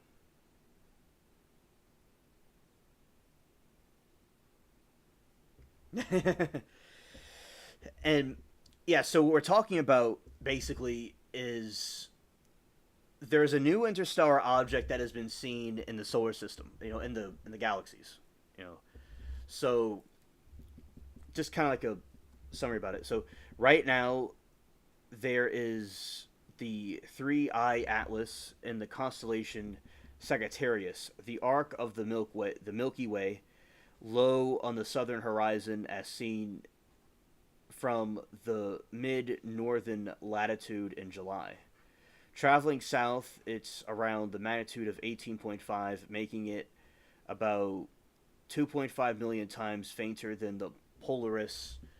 According to the Luca Mazzei, the Virtual Telescope Project, who managed the 3-eye Atlas, on July 3, a 150, 200 millimeters, 6 to 8 inches apart, an aperture telescope with a CCD camera is required to image the 3-eye Atlas, which, while optical telescope, would need to aperture of around 400 millimeters to 16 inches. End quote. It will not be visible to the naked eye, and I think it will be challenges for an amateur. But some have impressive equipment these days, Professor Martin Barstow at the School of Physics and Astronomy at the University of Leicester told Space.com, quote, however, that it could change because scared it gets closer. It's expected to be getting, by the time it makes its close approach, it will be relatively easy target for amateur astronomers and observers, said Norris. By then, it could reach a magnitude of 11 for most of the 3i Atlas will be a fascinating science story by not a sky-watching opportunity. So, the celestial objects are heading towards Earth, likely some sort of meteor or comet. And they do not know what it is exactly, but it could be, it could be anything. Hopefully these aliens, if they're there, will bring cures. They will help solve world peace and bring an end to all the problems. And with all the great vegetation on our planet, we consider being vegetarians. Scared. Right. Most large observatories are in the southern hemisphere, where the 3i Atlas will be best placed. So expect numerous images to be shared over the coming days and weeks. As it gets close to its bright perihelion, it will be lost in the sun's glare as seen from Earth. So professional astronomers will study it just as soon as the bright moon has departed the sky, likely in weeks following the last quarter moon on July 18. Scared. More observations are necessary because what we know about the 3i Atlas is based purely on preliminary data. Quote, it was discovered a few days ago and has observed only a small telescope, said Hynot. Quote, we are scrambling to get to the big guys as soon as possible.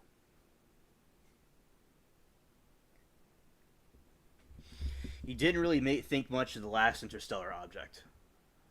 Yeah, I think that when it's being brought up more, your eyes will be open to it. Like when you kind of know you're noticing it more, and maybe and remember, we suffer more in imagination more than reality usually. Not all the time, but usually we suffer more in imagination than reality. So the mind will go wild and just speculate about what this could be because the unknown is fear. We fear the unknown.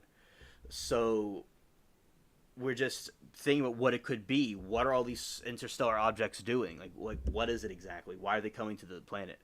So could it be harmless? Could it not be? But whatever happens, we'll have the same weapons of reason as we do right now.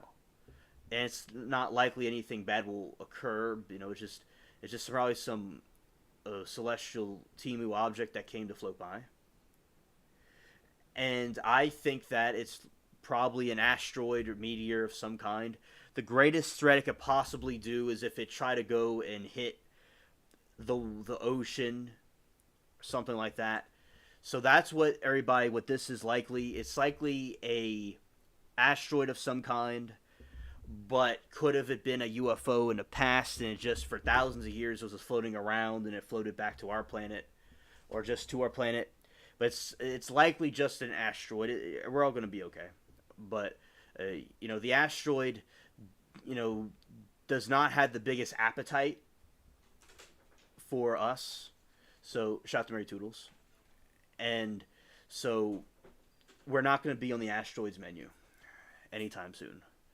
Now, with the Oumuamua,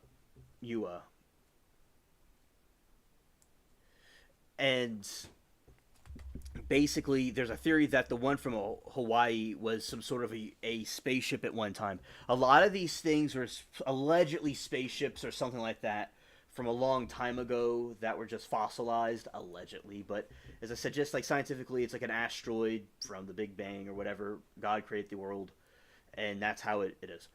But it could be anything really. But as I said, it's most likely an asteroid just coming by. It's all gonna be good.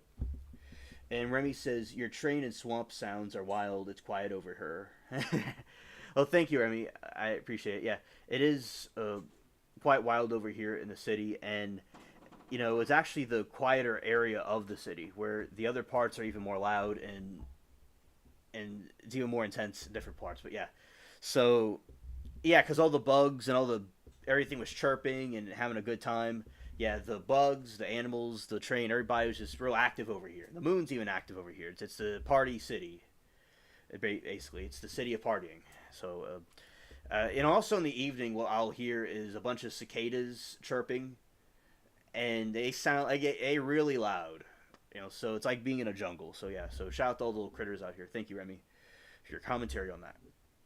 And although much remains unknown, it's already clear that the object orders magnitude larger than the one from Russia or Hawaii, making it a better target for study.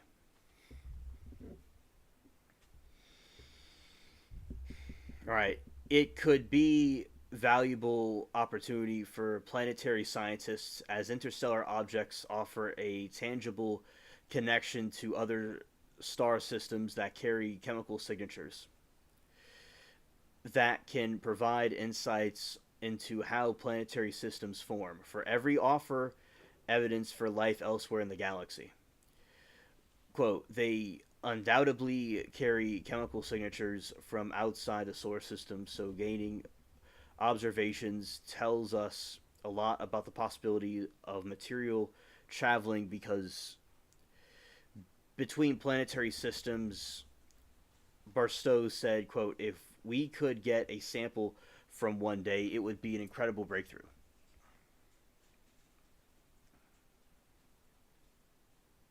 All right. Probably not. It's just too fast. Quote, we need a spacecraft ready to do this in space. Fully checked out with rendezvous.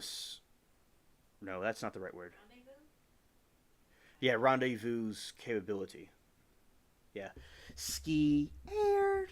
Yeah, ski aired.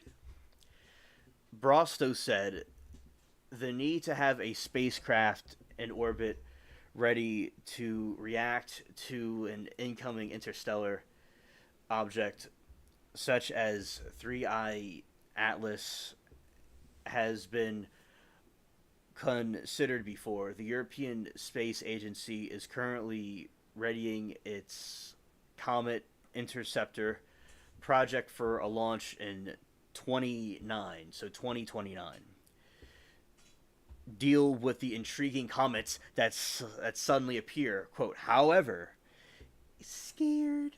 Even this mission might not be able to cope with the high speed of interstellar travel, Barstow said.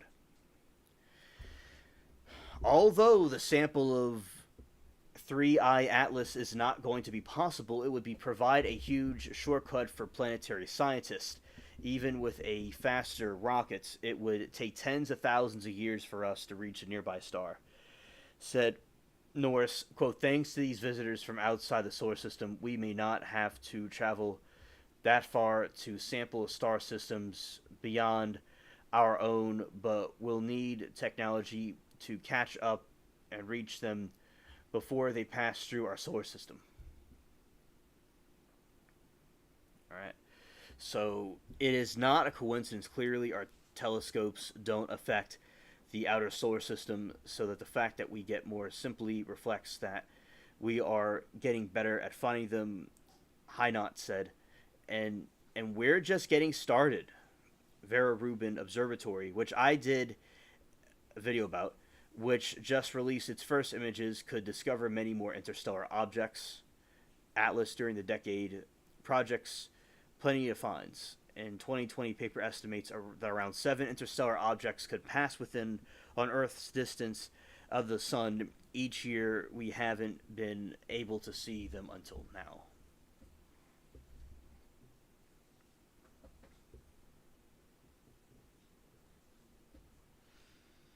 All right, so let's see the definition of interstellar objects are.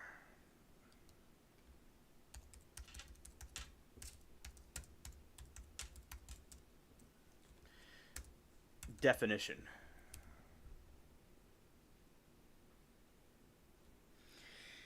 An interstellar object is a celestial body, such as an asteroid, comet, or rogue planet, that originates from outside our solar system and is not gravitationally bound to any star. So it's a loose cannon. These objects are distinguished by their hyperbolic orbits, meaning that they are not trapped in a closed orbit around our sun and will eventually leave our solar system. You know, like a couple of years ago, I remember when there was the green comet that was coming by the planet, and we were like, I was scoping the yard to see different areas where where I could go and like see it, and I stayed up like to the morning and I didn't see it. But then a couple of days later, I was in my yard at night, and I saw the green comet. It just, with my time zone and the part of the world I'm in, it was a different spot. Yeah, but I saw it as it passed by. So that's in like a comet is a celestial body, and they originate in deep space and they'll kind of orbit our planet. So as I said, it's more than likely, as I said, an asteroid or a comet or a star or a planet. You know, it could be other things too, but remember, like we know with the UFOs with aliens, is that there is something there. There's many different theories of what they are exactly. Natural and supernatural explanations. But usually the media and the news, they don't want people knowing about those things because it'll cause a public panic. So I don't know if they would tell us if there was some alien planet coming our way, an alien group coming our way. Unfortunately, I don't think we would really know. So it's likely something else, but of course, we don't really know for certain. And so it's quite fascinating. Like if we're able to see it, like in the night sky or something, we might be able to spot it. All right. So the origin: the interstellar objects are not native to our solar system. They are believed to have originated from other star systems and were ejected or formed in a way that allowed them to travel through the interstellar space. Unlike comets and asteroids within our solar system, which orbited the sun, interstellar objects have hyperbolic orbits. This means that are not bound to our solar system and will eventually leave it. The Almunia and Borisov are two previously identified interstellar objects recently discovered is another example. The significance: the study of interstellar objects provides valuable insight into the formation and evolution of planetary systems beyond our own. So it could go. So there's quite a lot of scientific advancements and discoveries that can be made with these breakthroughs. I think that we have to keep on staying hungry for more information, and it'll be great as we discover and find more things and find missing clues and missing links to the galaxies and stuff like that. All right, and see you later, Jerry. Thank you for hanging out with us. I appreciate you. All right. So that is information on the new interstellar object that may be coming our way at some point.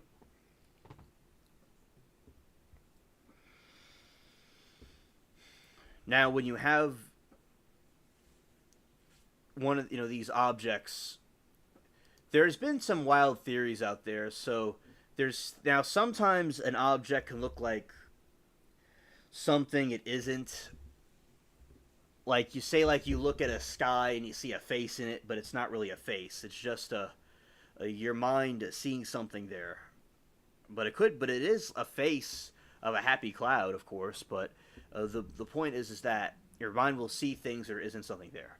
Now, with the UFO, not UFOs really, but something that has to do with the UFOs is that some people think that there are these objects that are asteroids in space, and they think that they were parts of fallen angels and stuff like that got destroyed, and they became asteroids. Is an interesting theory. And like parts of these asteroids look like they could have belonged to a body of something, or another explanation, it could be they're a part of some other organism that got fossilized that was in space. I know it's kind of far out, but that is some theories that have been coming out about them. And there's a theory about the object that you see on the screen that it was,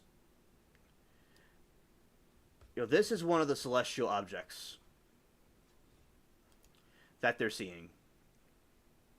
Now, there are theories that it was a spaceship from millions of years ago or something like that that got fossilized and frozen there. But as I said, you could look at something, it could be anything your mind thinks it is. But as I said, it's some sort of an asteroid, but people think it could be something else. And like there's like these imprints of these alleged giant beasts and stuff.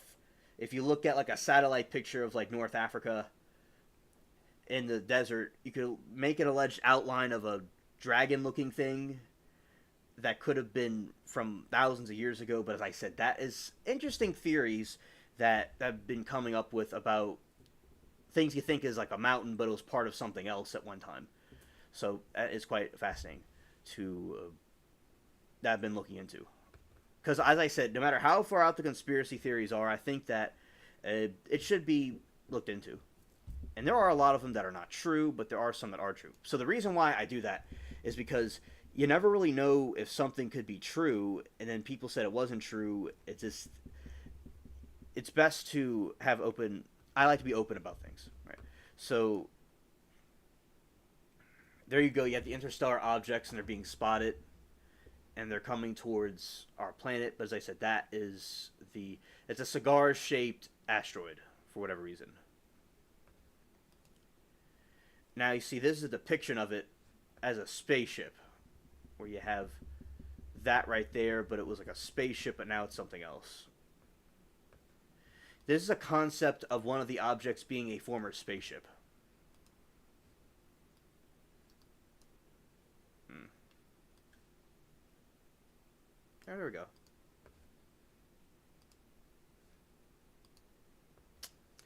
I want to do that again because I didn't do it right. Okay. Alright, so you see with this picture, that is a concept of this UFO, that the asteroid was at one time a spaceship of some sort. Like the bottom picture is like what it was at one time, and then the top part is like what it is now. But as I said, it's an asteroid, but people were saying about how it could have been something else. It's an interesting concept. All right. And this is this other window, it was a milk tea from the taro plant, which is looks very delicious. I was researching about that from before. And over here where the game is. Alright. So the pirate is sleeping.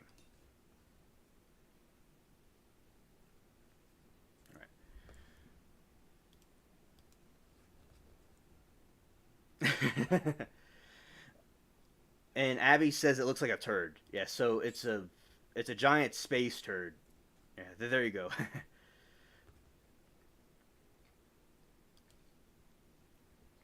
So with because people could see all kinds of things in it. It could look like pretty much anything, and I guess it was a giant alien turd just floating out in space. Scared. I guess the galactic toilet overflowed. Yeah, we love Space Dookie. Yeah, shout out to the Space Dookie. Yeah. Yeah. So with the Space Dookie, it is for some reason it's the rogue Space Dookie. That's what it is. It has gone rogue.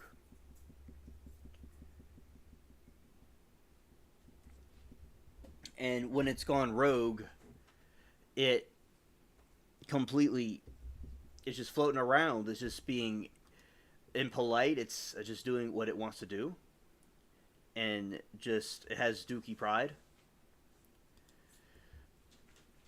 And we're going to see if it makes its dookie way to our planet. You know what? It's also galactic dookie.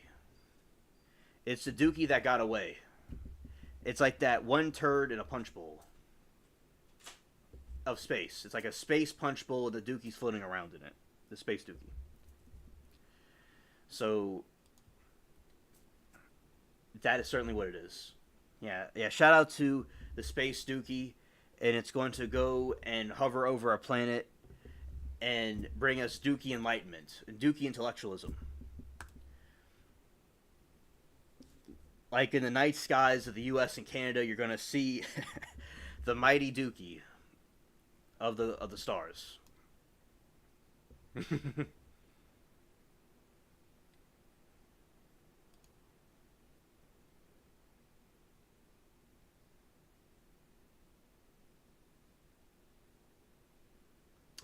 Okay. And yeah, you know, another thing it looks like is a giant, you know, it looks like a giant, it's like that turd, very big, and like a giant, it's like a cow, a skinny cow space turd. Okay, Moki, see you later. Thank you for coming out. It's probably from one of their farm animals in space. So they guess they have a space farm, and it just kind of floated off. And it's making news. So it's famous space dookie. Yeah. All right, we got there. Okay, so call him out.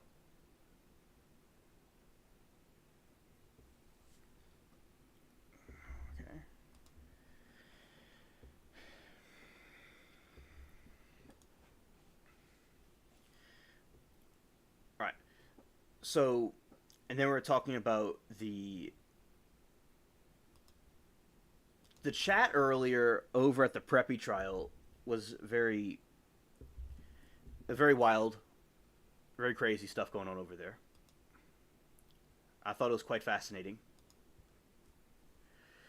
because they had a lot of funny people there, you know, and it is great to add some of the humor to it, but then you got a couple other people that were acting a fool in that. All right, so we did that.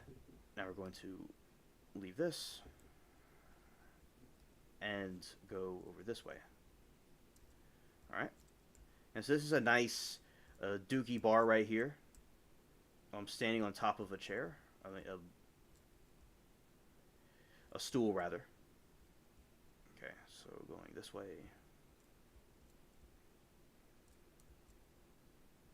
And going out that way. All right.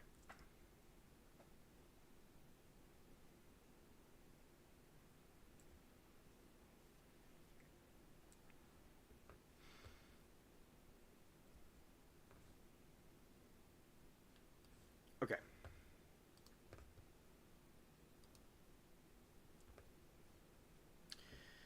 All right, so we're going to get into some more stuff.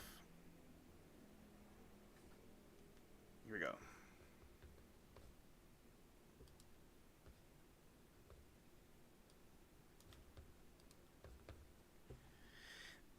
Now we're going to get into... I just want to see how many interstellar objects they think they are. How many... Yeah, how many interstellar objects they are. As I'm sure there's quite a few of them. Because when they say an interstellar object, is like people will get in panic and think that something else is going on.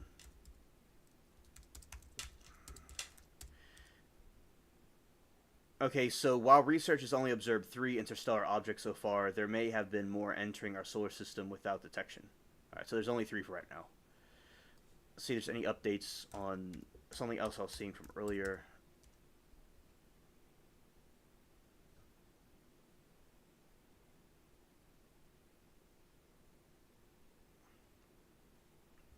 got some news about Epstein. Some people are claiming that allegedly the FBI confirmed that said that he didn't delete himself allegedly, but I don't know if that's completely true. If they revealed that or not.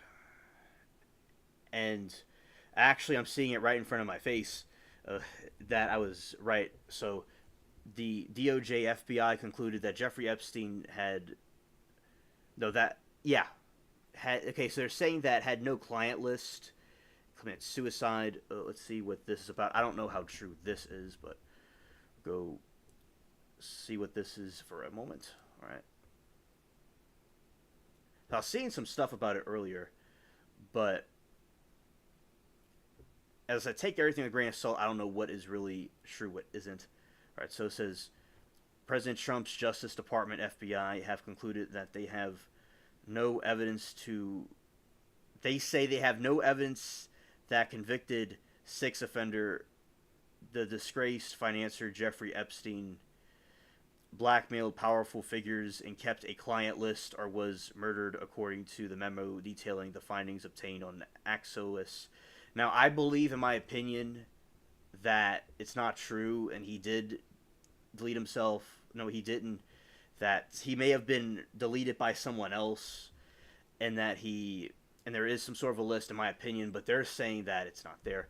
The administration is releasing a video in both raw and enhanced versions that indicates that no entered area of the Manhattan prison where Epstein was held the night that he was passed away, with quotations at the end, at 2019. The video supports the medical examiner's findings that Epstein was deleted by suicide, the two-page memo claims.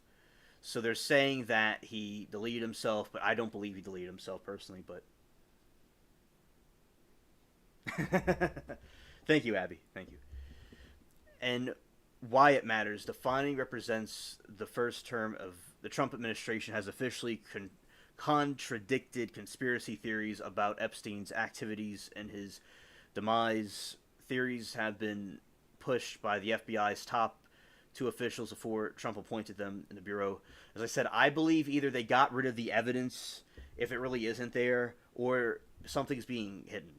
Something's being hidden by somebody. Because I do think that, in my opinion, he did delete himself, in my opinion, allegedly, and that he does have some sort of a list, in my opinion, allegedly. All right, but they're saying that he didn't delete himself, and there wasn't a list. But a bunch of clowns.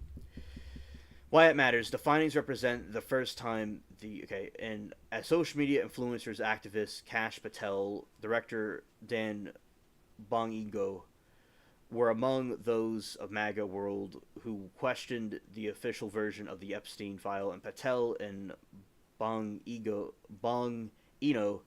have since said that Epstein deleted himself, but then he had become an oracle of faith online, especially on the right, that Epstein's crimes also implicated government officials, celebrities, business leaders, that someone had him deleted. Footage which revealed that could not be verified independently showed that no one entering the area of administration said they could have cut something out, or there could have been somebody already in there, in my opinion. The FBI enhanced relevant footage by increasing its contrast, the balancing of the color, and improving its sharpness for greater clarity and viewability, the memo said. Investigators found no incriminating clients of Epstein, no credible evidence that Epstein blackmailed prominent individuals, they say, but I don't agree with that, and no evidence that could predicate investigation against uncharged parties at the moment, the memo adds. And they have a whole document about it. So, you have here, it says, in 2017 interview with author Michael Wolff, Epstein even claimed that at one point he was Trump's closest friend. Still, the question about whether Trump's name is on the government's Epstein files have been persistent, but they have been acquaintances, but attended the same parties. And that doesn't necessarily mean that he had something to do with it. If he was on an associate with something, or he was on a name of a flight list or something, that doesn't necessarily mean he was involved with these things, but as I said, only God knows. Uh, Democrats, meanwhile, have demanded to know more about Epstein-Trump relationship. I think everybody wants to know that. Also, wants to know more about the Epstein situation. And DOJ and the FBI said that the memo has no further disclosures of the Epstein situation. And yeah, there's been a lot on social media about this, his involvement with Epstein, or like what Epstein did or didn't do. But like with the Diddy trial, or like with the other trial, there's theories that some people were not going to be convicted of a crime that they were trying to commit because of their power and influence. There's been theories about that floating around. So hopefully the truth comes out, whatever it is, because a lot of people are not accepting this narrative that they're putting out. All right.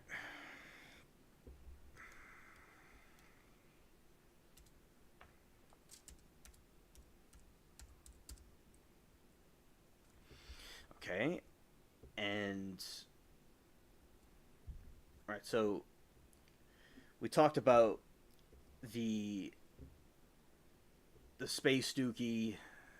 We talked about some of the trials and stuff from earlier, and the trial chats, what they've been doing, and I'm going to talk a little bit about this abandoned place,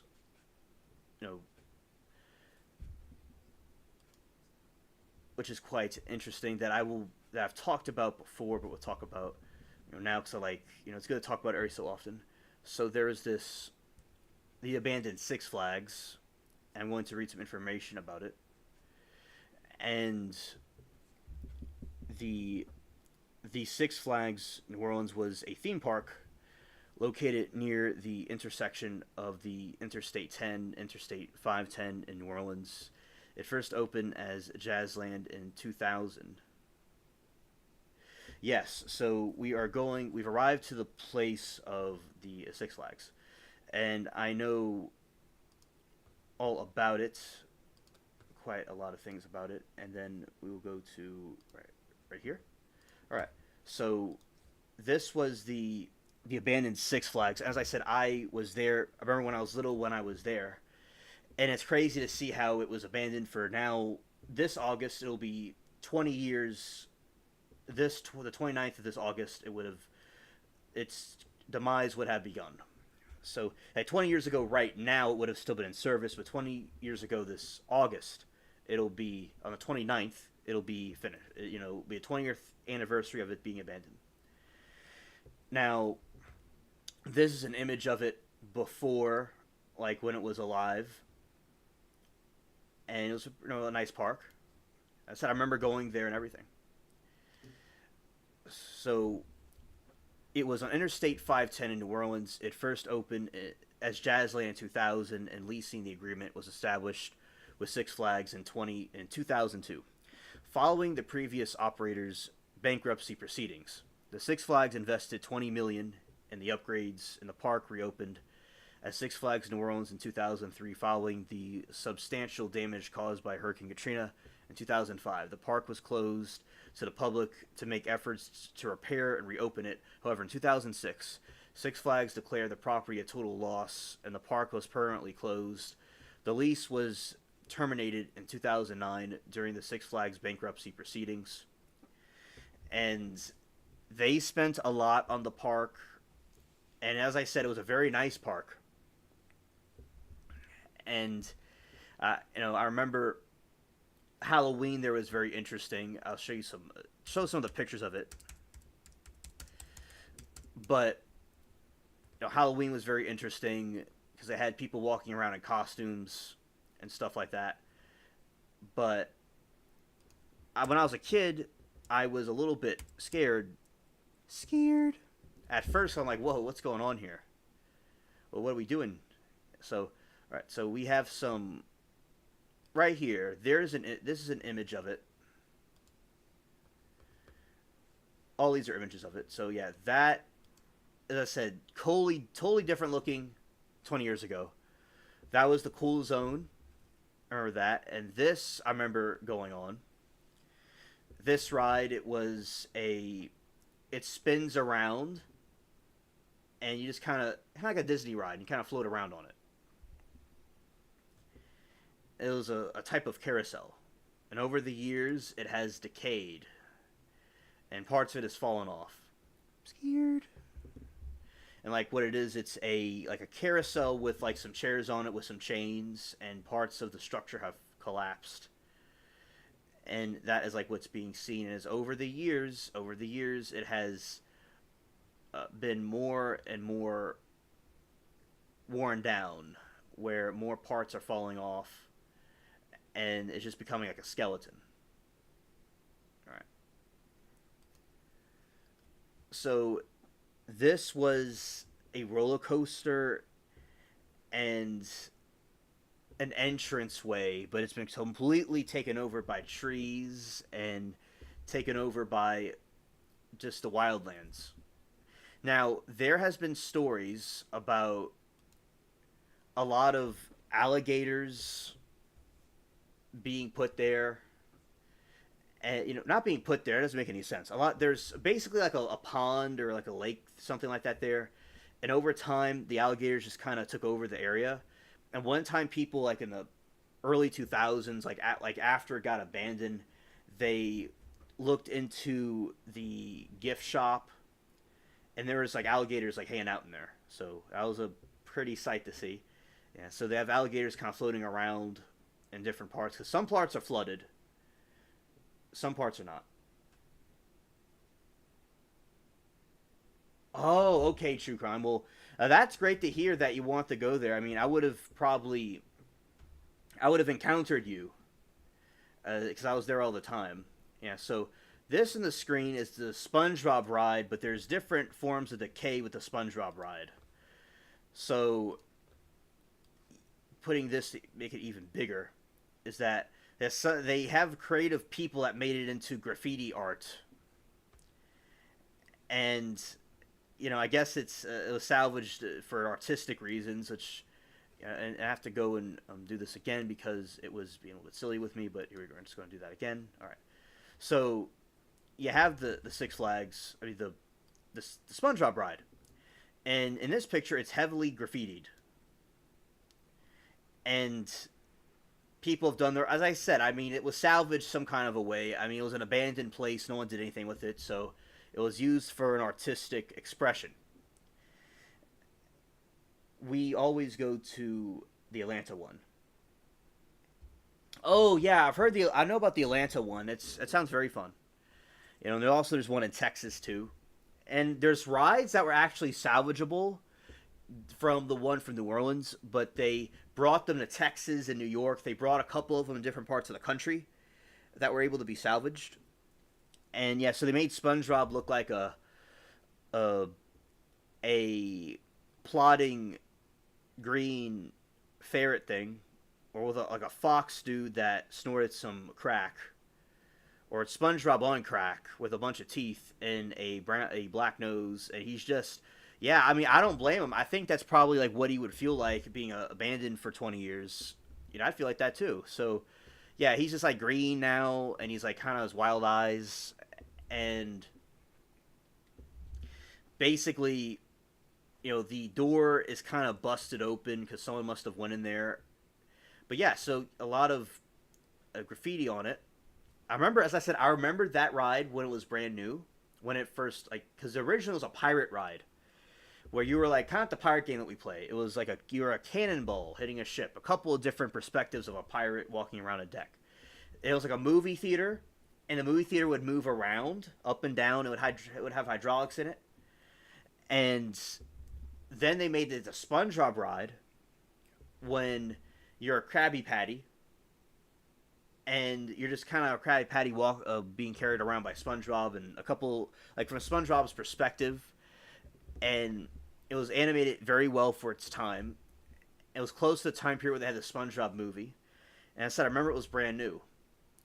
And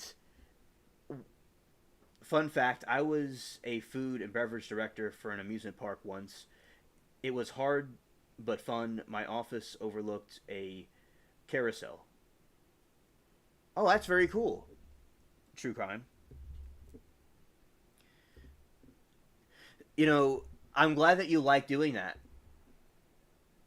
One time I was doing something for Key Club my senior year. It was at this a park in across the way from me in Metairie. It was it was a nice park, and basically which I remember the park. I just was thinking of something for a second. So I helped with the drinks. I my ex and I, we like help with the drinks and stuff there, and like with the Halloween theme. Usually people sit in a booth and hand kids candy, but we got put in another part of the park with just her and I.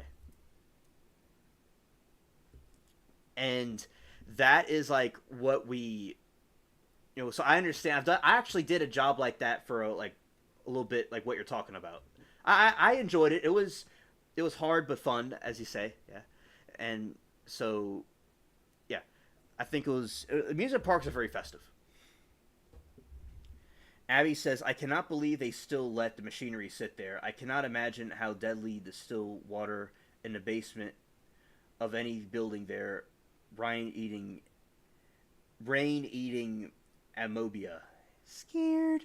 Now, we actually do not have basements here because we usually don't have any basements because they get flooded because they're under sea level. But what we do have, one of my great grandfathers he built houses, and he built houses in the city with cellars with a pump in it. So with a pump you could have it work, but what you have here instead is above ground places, Abby, with the floodwater sitting there. So for instance, with the abandoned Six Flags, you have this abandoned Six Flags water.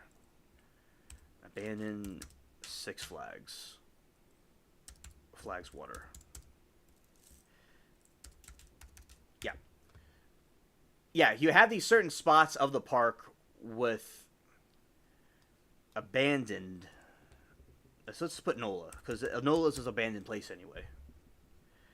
Yeah, so this is when it was flooded. Alright, that's when it was flooded. There's some very close-ups of it. Okay, so this is an image of the water just sitting there.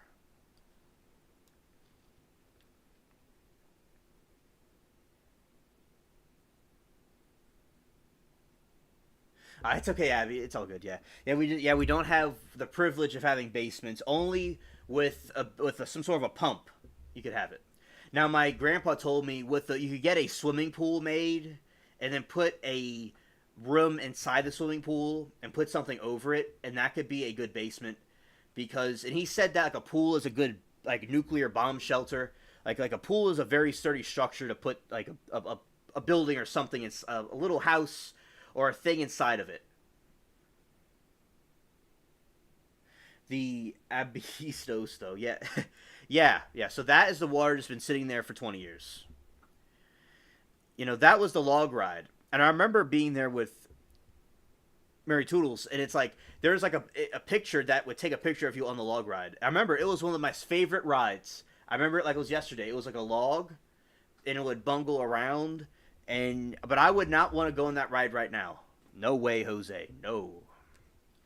Scared.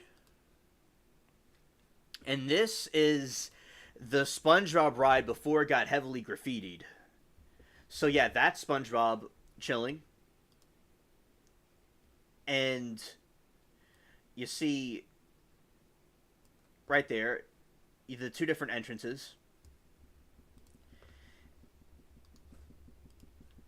that you have that, and then they kind of like bust it open and you go through it. But yeah, I remember going through there, and the SpongeBob sign faded. Now there's a little spot where you could have a height chart. When I was a little kid, it was about, I was in the green for that ride. So if you're too short, you couldn't go on a ride because you're growing up. So there's a ride called the Rat Trap, and I always wanted to go on it.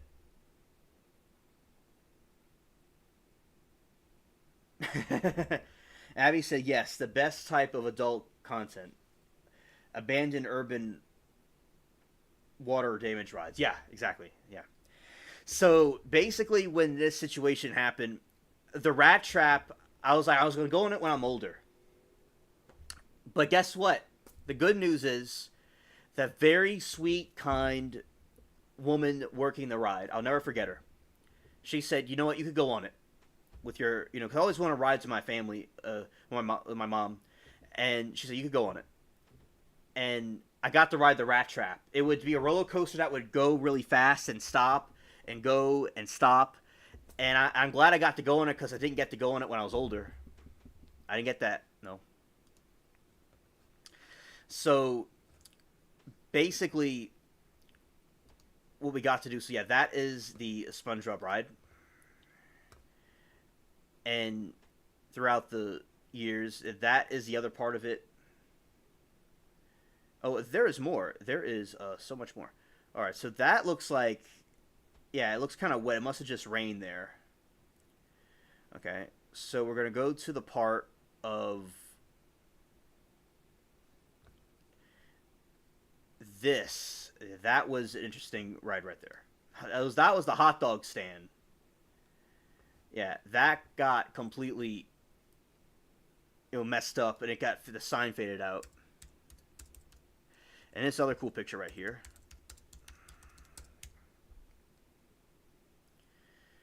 And this is it at night. I love nighttime stuff.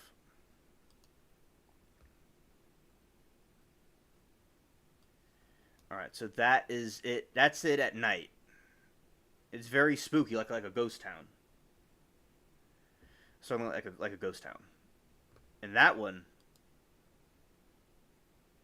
that is in Russia. That one was in Russia, but the other one was from Six Flags. Yeah. And let's see here. So basically, with these rides, very noble urban explorers went to see it, and I think that when it got flooded, the company was going out of business. And also Six Flags recently merged with another company because they were having a lot of problems. And then you had another issue where yeah, so that is another image of it. Very enchanting. It's very fascinating.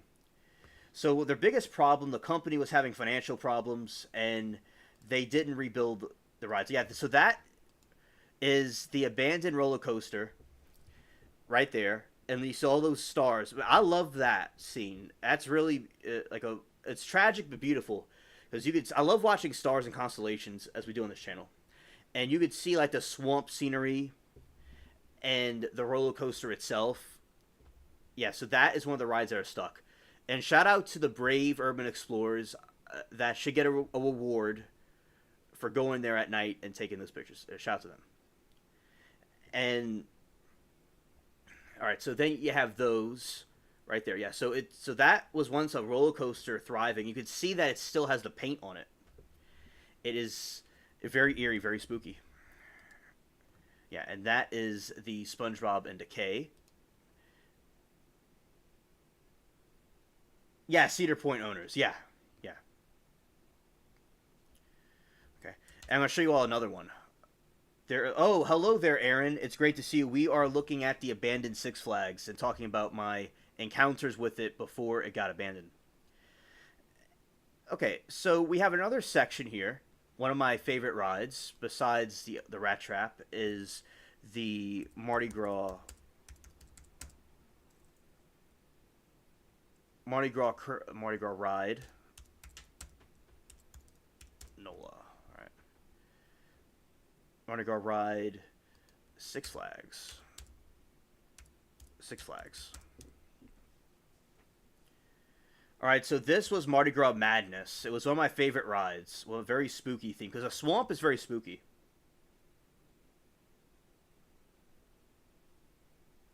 Yes, absolutely, Abby. And then we brought it here, and this is an image of it where they have this roller coaster.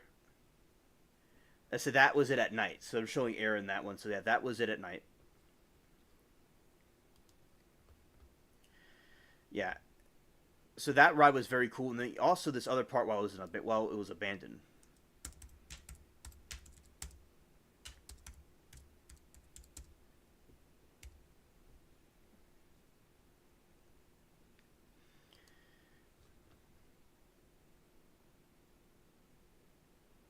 Oh, okay, okay, Aaron. I understand. Well, I'm glad to see you now. All right, so this was the entrance to the Mardi Gras Madness.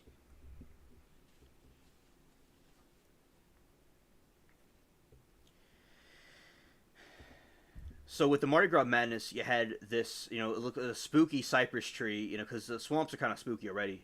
The city has a kind of like a spooky theme to it, and there you have the graffitied stuff right here. Graffitied stuff right here. Then you got this other chamber. So this is like after it's been abandoned. Very, very eerie, very spooky. I like how from all this time it was still stuck like this. So this was the other ride. This is the ride where you had the roller coaster thing. So how it worked was, you would go into this roller coaster thing. Aaron, it shut down August 29th of 2005 when Hurricane Katrina hit the shore. And Six Flags, because of they were scared, they were scared, and they went bankrupt, and they didn't want to bring it back, so it just abandoned. So I remember going through it. I remember going through this and entering that door, and I remember the spooky stuff on it. There was lights in there of some kind. It reminds me of the Willy Wonka ride from the original movie. That's what it reminded me of. It was very cool. And then you had this right here.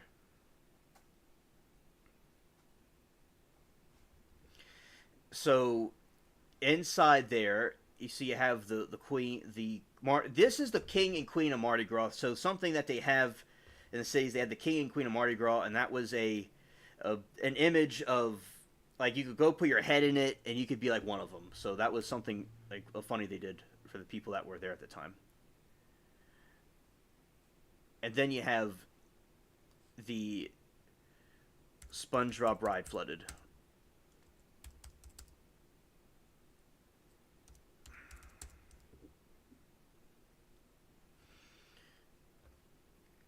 All right, so that was like the entrance before it got messed up. Yeah, that must have been right after the hurricane. You see how it's faded? Oh, I got to show y'all something. So, all right, so you see how it's faded right there? That means that the ride, that's after the hurricane, like a year or two after the hurricane, before it got refurbished for graffiti. And right there at the corner of the screen, you have this. Yeah. Which was a height gauge. So this, like, showed the height of somebody.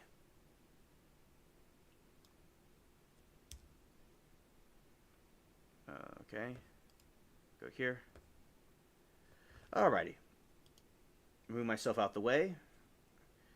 You see in the corner where it says the ride to over there on my right, and you have this tiny little gear, this little tiny thing right here where it has a green, orange, and red. So that is how they measured your height, and I stood right there to measure myself before going in. I always did, even if I was tall enough. So if someone was in the red, they couldn't go on it.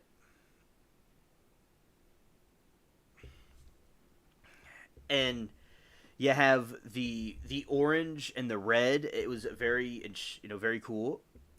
And then when you were measured next to it, that's how I was able to get in. But sometimes, I said with the rat trap, I was not tall enough, but they let me go on anyway. I'm glad I did because hurricane ruined it. Yeah, so that was the height chart you had to use before going in.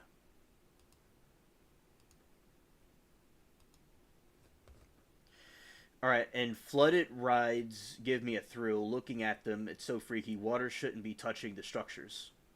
Yeah, yeah.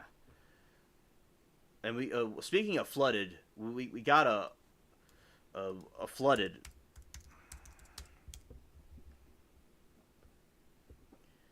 All right, this is when our boy SpongeBob was flooded.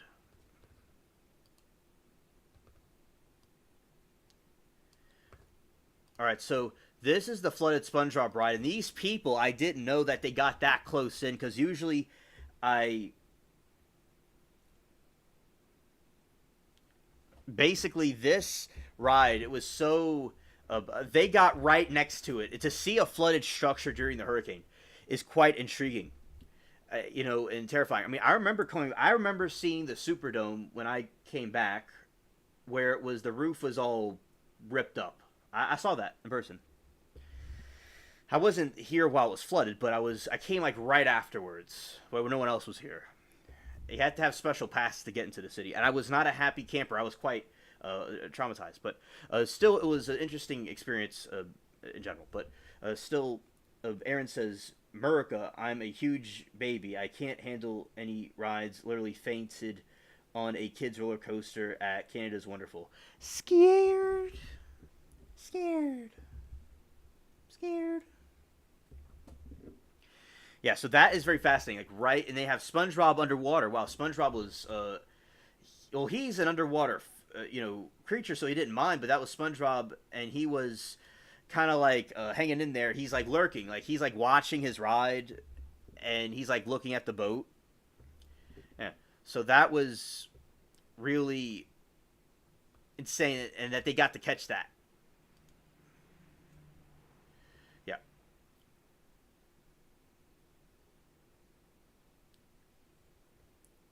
Six Flags. And then you had. That is a different. Okay, that is Georgia Six Flags. Okay, that's Georgia. Okay, this is not our Katrina. This is Georgia. So Georgia Six Flags got flooded, and that is like what happened. Like, wow. Okay, they got flooded too. Good lord. I could tell it was not New Orleans. Thank you, Aaron. Thank you.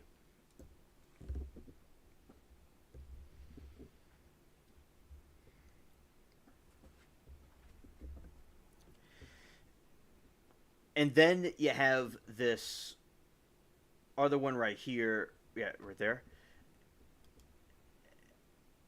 And then you got that one right there. So this is New Orleans flooded. The New Orleans one looks like a regular body of water. It doesn't look like all muddy like the Georgia water. Our water had some dignity to it, but really the water was disgusting. Okay, it was dookie water. It was chemical water. It was human brain eating amoebias. It was the pit of hell was in it. Sulfur was in it. Everybody was in it. You had Dookie from Kingdom Come in there. Okay, it smelled like death. That's what it smelled like.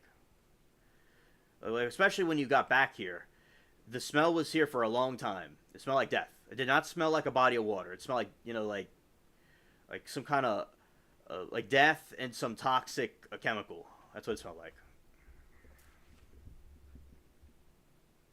Right. So that Six Flags. Okay. And then you have the abandoned NOLA. Okay. This is another image of it flooded. And the helicopters are looking over it.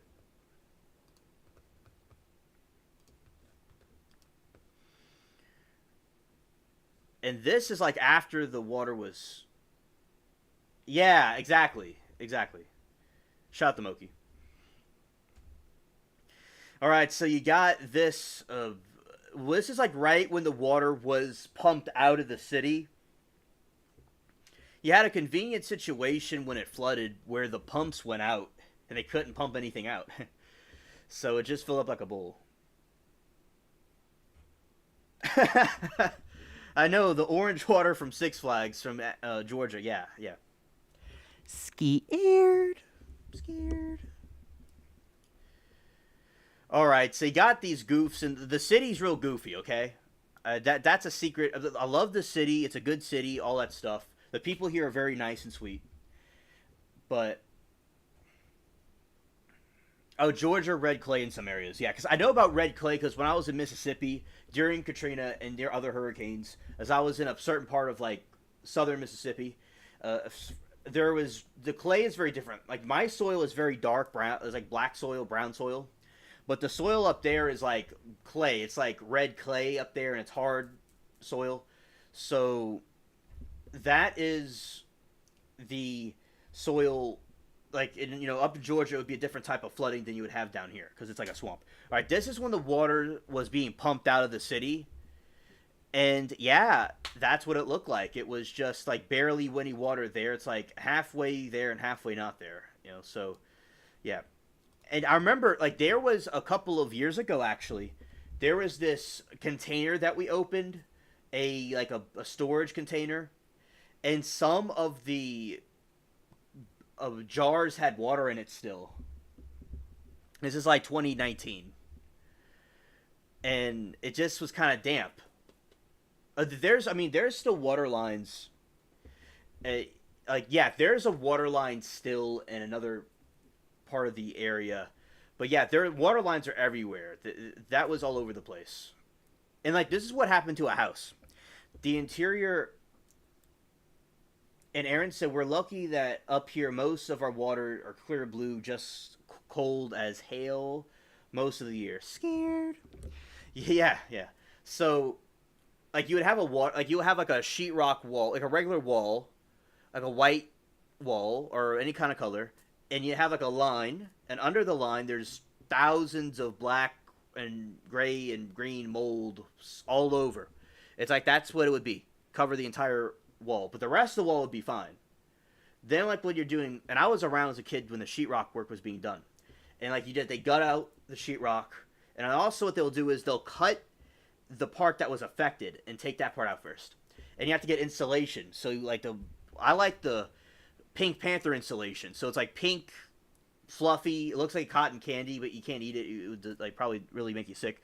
But it was like it had fiberglasses in it, and that's what would be used for insulation.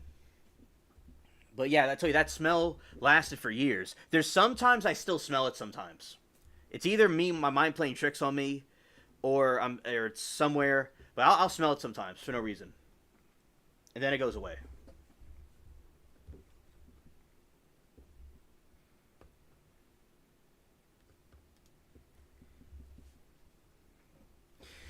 All right, and then you have the water. That's another scene of the water from New Orleans.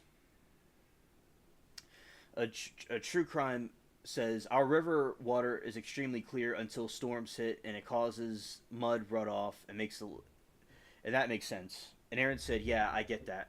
Storms mix a lot of debris around." Yeah, yeah, yeah. Another thing is that in my childhood mind, I thought it would look like a beach, because I love going to the beach, or something like SpongeBob. Like I even had the imagine of like SpongeBob because that he was under the sea, and it would be something like that. And I would come back to a place that looked normal, but there would be a lot of beach sand. But I was not a happy camper with what I saw. I saw like a bomb went off and a post-apocalyptic society with dirt and mud everywhere. It was not the fascinating sight of a beach that I thought I would be seeing. And Aaron said, we know we have it good up here. We still get variations of natural disasters, but we live comfortably. I'm glad that hope y'all stay as safe as possible. Abby says, true crime, that is freaky to see. You can't even see the silhouette of a coaster. Yeah, and also, going back to one from Georgia.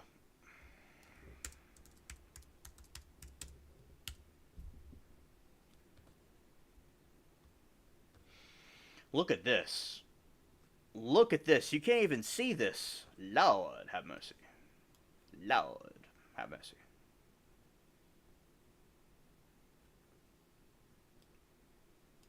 Ah, okay. True crime.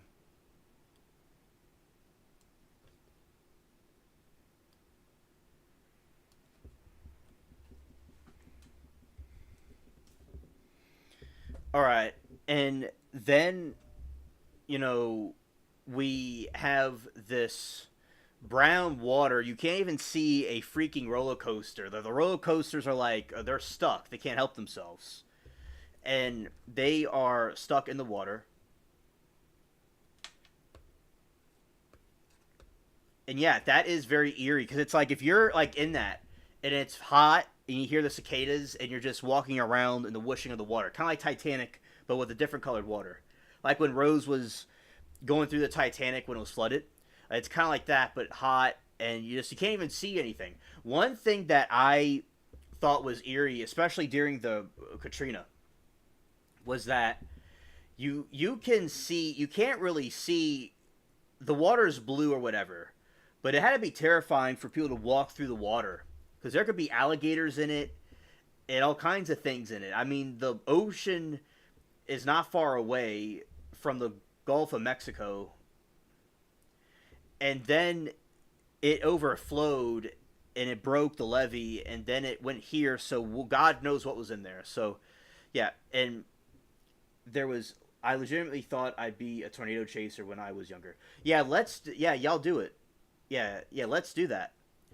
Yeah, just chasing tornadoes. That sounds like a great idea. Yeah, I like watching Ryan Hall, y'all. He does good coverage with tornado chasing. Yeah, and we could stream the tornado and show people the weather, and that'd be pretty cool. And we'll have the main station and other storm chasers. That sounds pretty cool. Yeah. So anyway, so basically, with this thrill, you have the concept was same with the Katrina water. Now that's even worse. You can't even see anything, but you don't know what's like lurking in the water. And I had one of my grandpa's friends stayed. The water was up to his neck. He's about like he's like 5'10". He's not short, and the water was up to his neck. And he said, "Viewer discretion is advised." I'm about to say something graphic.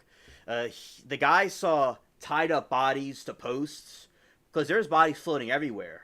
All right, and he said that was enough. 8 bodies was enough for a day.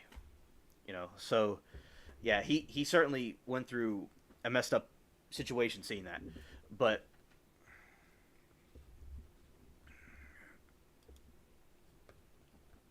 yeah, look at this car, this truck. You can't even see the truck. This is so cringe. It's like you can't even see the truck. There's another vehicle right there. You can't even see it. So imagine driving and then you just get swept away like a toy car, like a nothing. True Crime said, "My very first house was taken out by a tornado. It was my third 97 Chickamauga, Georgia, and I'm sure there's news articles about it." Well, I'm sure there is. I'm sure there's video too about it.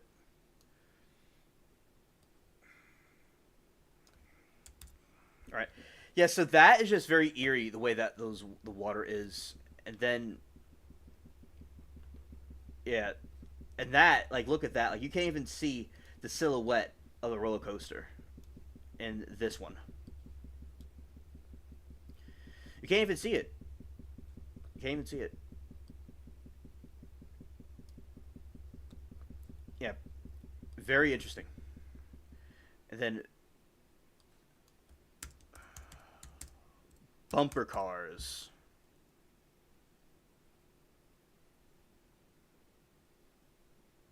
Yeah, it sounds like a life experience for sure.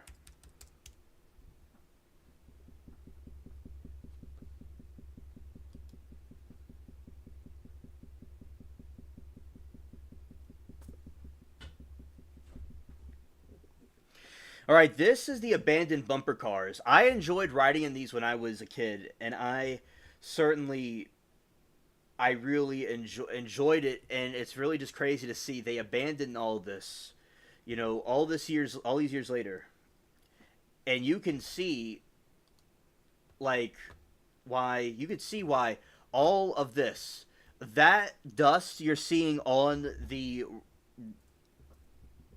car right there is from the flood. It's from the water that it was submerged under, and when the water dissipates, it leaves that sandy residue. And it kind of washed parts of it where it's kind of still clear, but other parts are not clear. And it is just insane. And then you have those right there. Wow. Wow.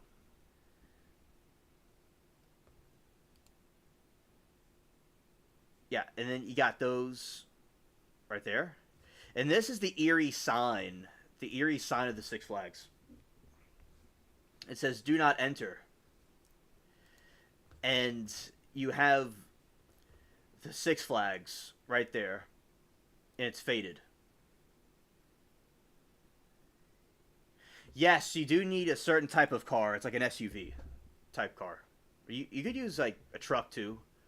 A truck's fine too. Yeah, you definitely need that. Yeah. And over time it faded and faded out. And then that was another image of that as well.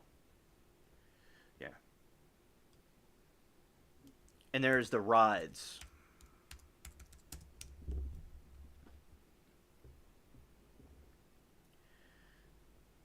Oh, this is on top of a roller coaster.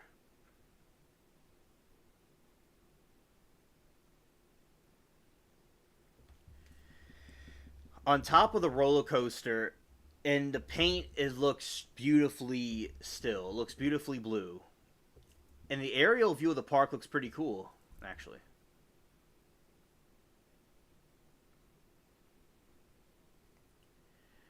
Yeah, that is just very fascinating indeed. And it's so eerie. It's quiet. And no noise.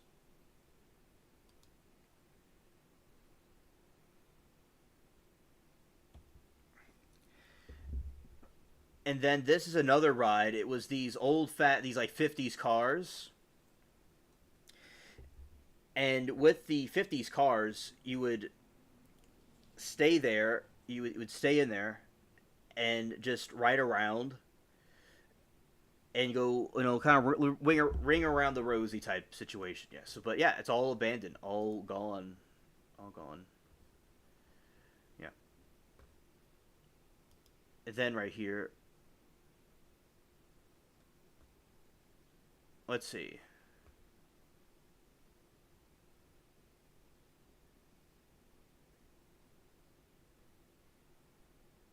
Let's see any kind of imagery. Not really loading anything at the moment. Not the moment. Okay, so we're gonna go here to this other roller coaster picture. All right, look at now this right here is a very interesting concept where you have the somebody very brave got on top of the roller coaster and took this picture, and you see all of the abandoned trees, all the abandoned trees, and then you have the roller coaster ride, and the paint is kind of fading out a little bit, and you you have it's like it's falling apart, sort of, but it's still hanging in there. Just very mysterious and eerie. I remember I was on that roller coaster, and let's see about the gift shop. No, gift shop.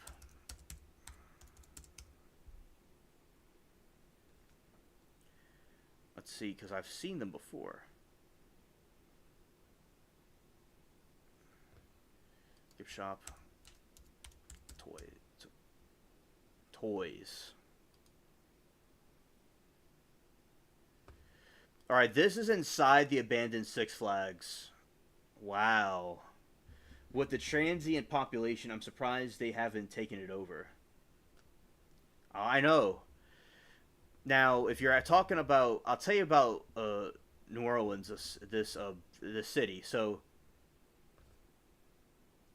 okay, No image to the URL. Okay, so that one is right there. So that is inside the Six Flags, like their office rooms, and you can see the old computer from the 2000s.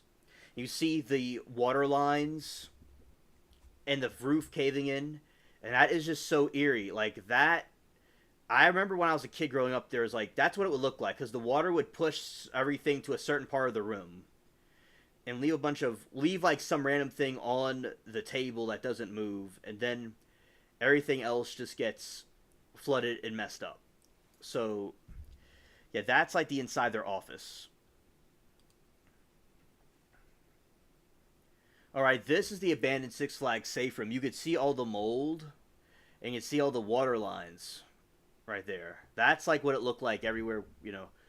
You had that stuff. Yeah, so that was the safe, and yeah, that and you have like just natural light coming through that place. All right, that is the sign fading out, and you can see all the different stars and constellations that were there. Because at night, it's very dark at night, and you could see that. So yeah, it's just the reason why the city doesn't do anything. We could go and talk about that. So they were supposed to keep their contract and repair it and bring it back like a normal group of people would, but Abby said I used to be obsessed with tornadoes for some reason. It's something. What the F is wrong with me?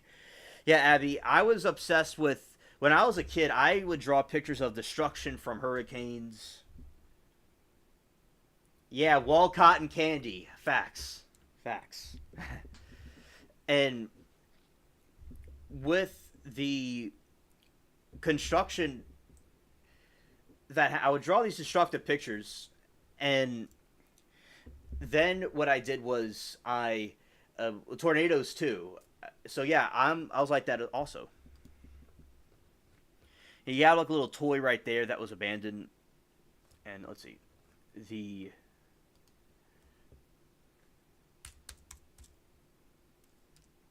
Six Flags. Yeah, you got that shop, and then you have the animals.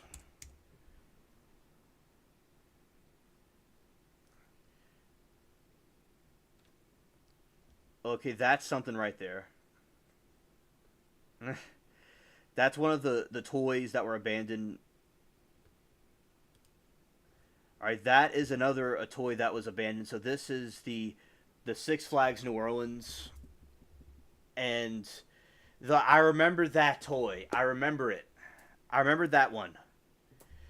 It was the snake. Oh yeah, we used to be able to go to the gift shop, and that's the gift shop where they had all those alligators and stuff in. They had those, and they have a shelf of them. I remember buying one. I was getting one, and yeah, that's one that was left behind. They didn't even take the toys; they just left everything there.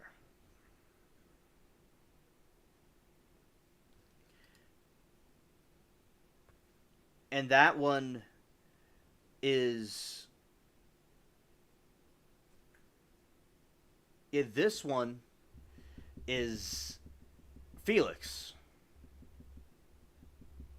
That's very funny. It's sad that he's there though in that state, but it's interesting that he's still there. Like that. Oh, that's a sad teddy bear. If that's a teddy bear that was abandoned. They all need to go to the island of misfit toys, and they could have a place where they could feel that they belong, and not just be stuck there.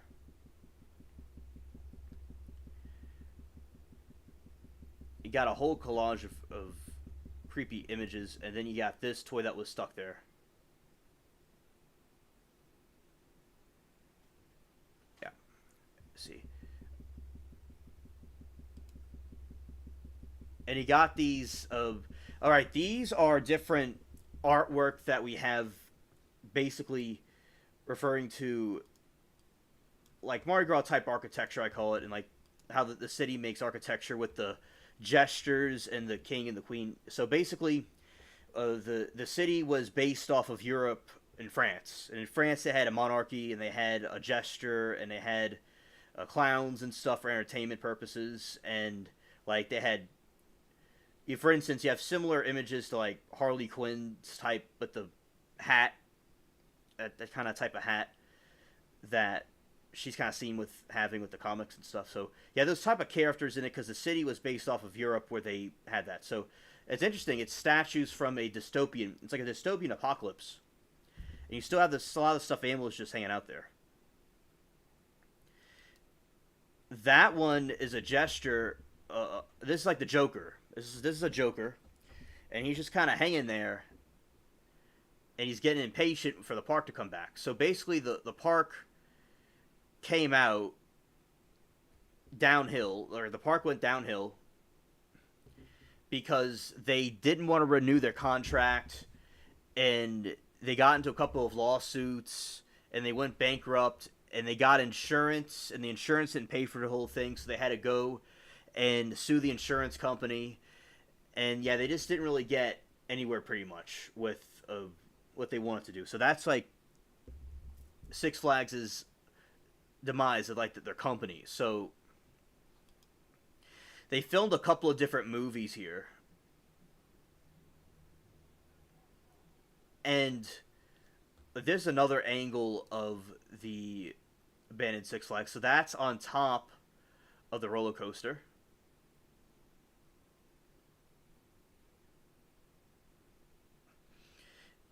And then you got some people that are kind of hanging out on that ride, just kind of chilling. 2011, and I remember seeing those buttons. That's where you would go and like press, the different mechanisms of the ride and turn the keys and stuff. So I used to see that when I would go on them. Okay.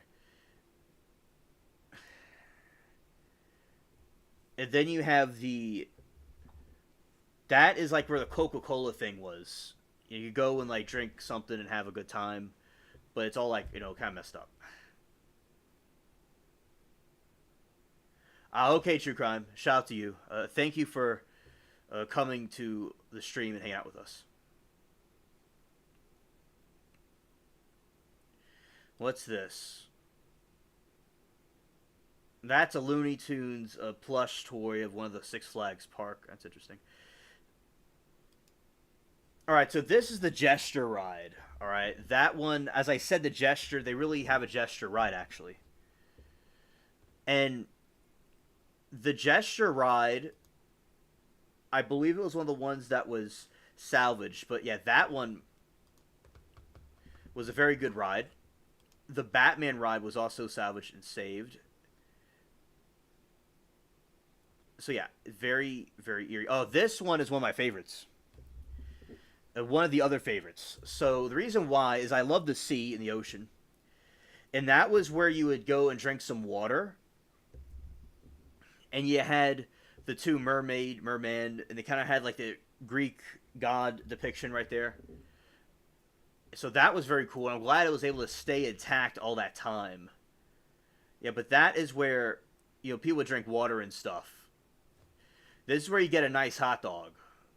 And you go get some food and some popcorn. I remember I sat at the table and I drank the Ozarka water, and I saw the Six Flags poster dude with his glasses. It was like a poster of him. I remember my friend and I, our moms would take us, and she told me it was called Jazzland. I thought it was like from the 80s or 90s, but no, it was just 2000. I'm like, okay, it was just a couple years ago. I always thought it was Jazzland a long time ago. But it was actually just a couple of years before that. So, okay, it was 2000, okay. I'm thinking they're like way, way back. I think it used to be called Pontchartrain Park. There was something called Pontchartrain Park on Lake Pontchartrain, right? And it was similar to this. It was shut down, by the way. Now with Pontchartrain Park, it was segregated because it was back from that time period. Now, the segregated the segregated area of Pontchartrain Park is actually the most cleanest, best preserved part of the park because there's no humans over there for so long. So I think it's a whole park in general, is basically like preserved, and the water is so clean and crystally like green and blue. It's beautiful. Like it's not necessarily the segregated park, but it's like the park itself, the full part of the park. But the whole park and the water, the part of the water of the lake in that area is beautiful. The rest of Lake Pontchartrain, it looks like the Georgia water. There's a new term now, the Georgia water. You know, we got the Katrina water and Georgia water. So it looks like just not completely like Georgia water, but it's real dirty and not really that nice. But other parts of the lake look perfectly clean. So that's something fascinating about that. Okay, hello, Liberty. We are talking about the abandoned Six Flags in more detail. That's another abandoned amusement park. Oh, that's another one right there. It's an abandoned cat park. Scared.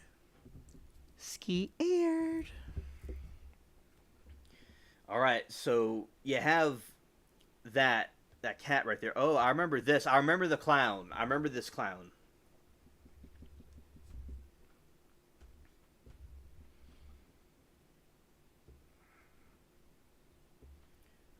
And also, I remember that clown. I remember seeing it. Like, it was yesterday. And it was all put together well. It was a nice decoration. So it must have fallen and broke itself. Oh, you didn't know there was one. Wow, okay, we're going to dive into this. Okay, so this was after Hurricane Katrina hit the city. It caused the abandoned Six Flags to be abandoned. Right, yeah, a lot of people don't like clowns. It's even more eerie that it's abandoned. Alright, so this is another image of it. So you have a collapsed structure. A complete collapsed structure. And you have the amusement. You have the... You used to have Clown Burger. Oh, okay. And you have the bumper cars.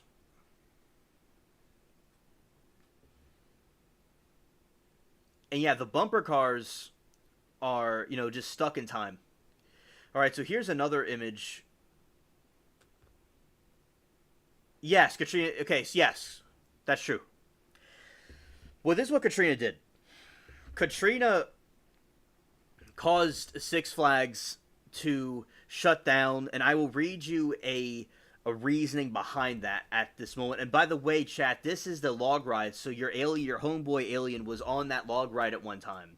He was having a good time, but he is not there anymore because it got flooded, unfortunately. So I'm going to tell you exactly what happened as like it's a news report happening right now. So 20 years ago, this August 29th, an apocalypse occurred. And I'll explain. It's just like it's just happened. It's very fascinating. All right, so Six Flags New Orleans was a theme park located near the intersection of Interstate 10 and Interstate 510 in New Orleans. It first opened as Jazzland in 2000, and a leasing agreement was established with Six Flags in 2002 following the previous operator's bankruptcy proceedings. Six Flags invested $20 million in upgrades, and the park reopened as Six Flags New Orleans in 2003.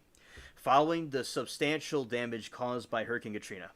In 2005, the theme park was closed to the public to make efforts to repair and reopen it. However, in 2006, Six Flags was declared the property a total loss, and the park was permanently closed. The lease was terminated in 2009 during Six Flags bankruptcy proceedings. Six Flags salvaged several rides, relocated the theme park to other parks. The Industrial Development Board, IDB, of New Orleans owns the property and oversees the redevelopment of the plans. Following the several failed proposals to redevelop the site, it remained abandoned in poor condition. Videos and photos of the site emerged over the years. Yeah, Liberty, they do seem to have an eerie quality to them. Yeah, definitely. Like the Twilight Zone had some creepy theme parks, and followed several failed proposals to redevelop the site. It remained abandoned in poor condition. The videos and photos of the site emerged over the years from thrill seekers and YouTubers.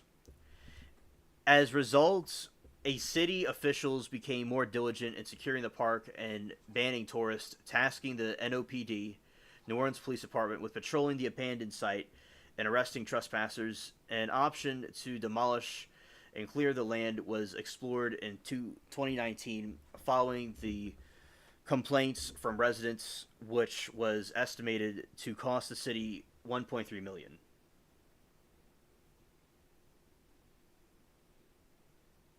Yeah, yeah.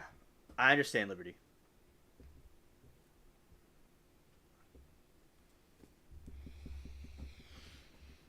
In November 2024, November 24, I like to say, demolition commenced on the former theme park. However, just days later, those plans were halted due to the contractor issues. Demolition would later resume in December with a new contractor, but nothing ever happened.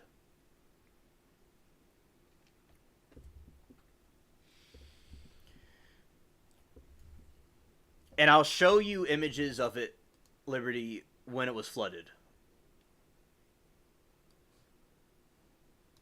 Oh, and by the way, while we're here in this page, I'll show you some of the abandoned stuff that's there. Oh God, come on. Okay, here we go. Let's see. Is it? It's. It must be here. So I had it a moment. I had it a moment ago. But it's okay. It's all gonna be okay. And right here. So this is an abandoned teddy bear that was left behind from the gift shop. That was probably flooded and it washed out there.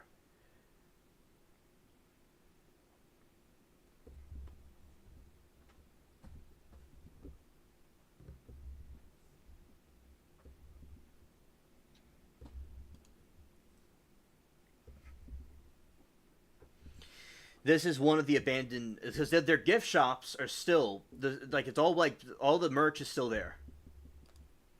You know, like this is like an example. I remember that snake. And they would have a bunch of those that they would sell. They would have pirate swords, and this is before. Yes, yes, that is true. I'll give you a tour right now of what is there. And this, as I said, this is the toys and stuff that are still there. This is they got my man the Six Flags.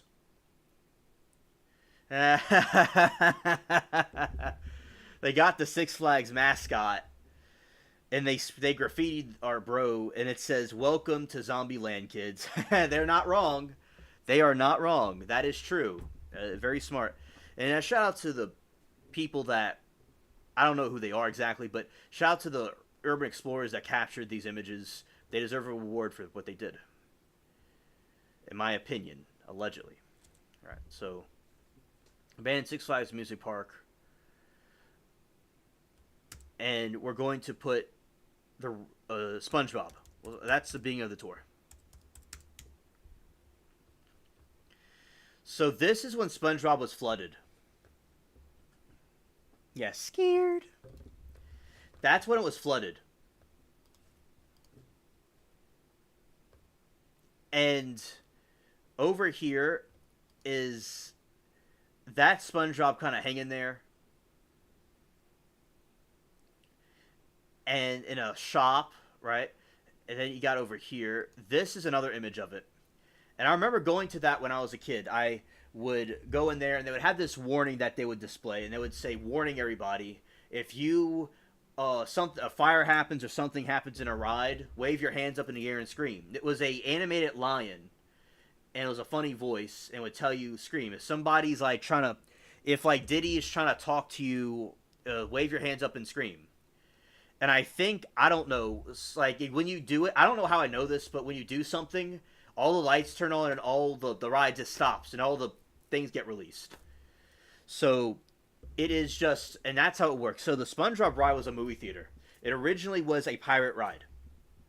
and you would be a pirate cannonball hitting a ship.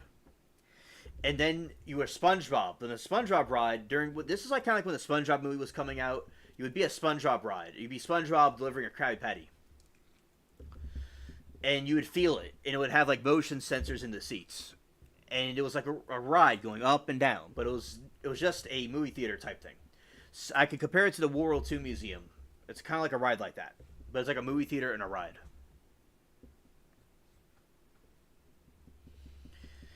And oh, what is this? Oh my goodness, this isn't. Whoa, good lord, this is inside the SpongeBob ride. Scared. Wow, I haven't been in there in years. I haven't been there in nearly 20 years this August. Wow. It looks kind of like another movie theater that got abandoned called the Paramount Theater. I think it's not Paramount, but it's something like that. It's a very cool movie theater because it has a mountain lion as the image of it, as the theme of it. It was not AMC. It was another chain. And you'd have a movie theater there, and it was a very good movie theater. They would give you pizza. They would do all kinds of things. It was very good too. I liked that. That was a fun movie theater. And it was different back then where you wouldn't have like, $30 to get like a hot dog or something like it is now at AMC. But AMC is still cool. But yeah, so that is as I said, I was there. I was there in one of those seats. All right. So basically, it was very fun.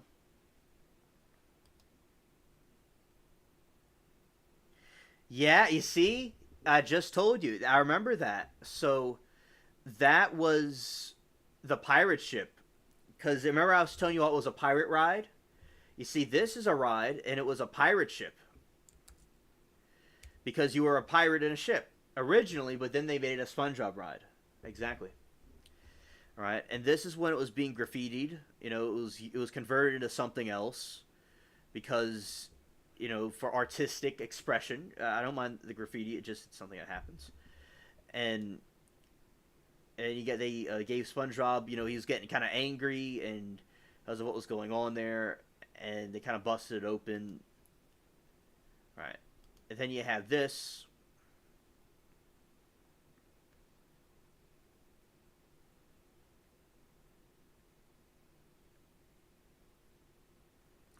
You have that there, so that's like when the sign was fading out. All right, and then you will have this. All right, so this is when it was flooded. So you see, it's like blue water, and it was submerged very deep. And there's many alligators and all kinds of wild boars and all kinds of stuff in there. All right, so here is like the walkway. Like this is like kind of walking through the park, and it's all abandoned, and that's all that was left behind. And it's just like a ghost town.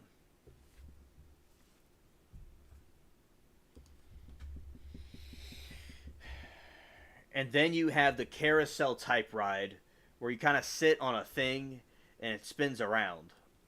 Not a thing, but it's like what I meant to say was when you sit on a chair and it kind of like spins around, and you go wee. Yeah, so and it's fell apart over the years and over the many years, and so we got some more images. We got some sitting water right here. No, not right there, but you see that is the cool zone. That was a spot, and it's all like abandoned and messed up now. So this is the Six Flags sign. Now they closed the park down, and this is what caused it. And it still says closed for storm. And the sign just faded away.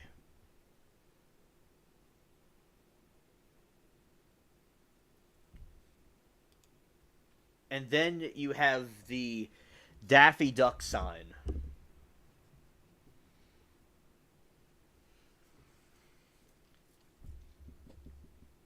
Right there.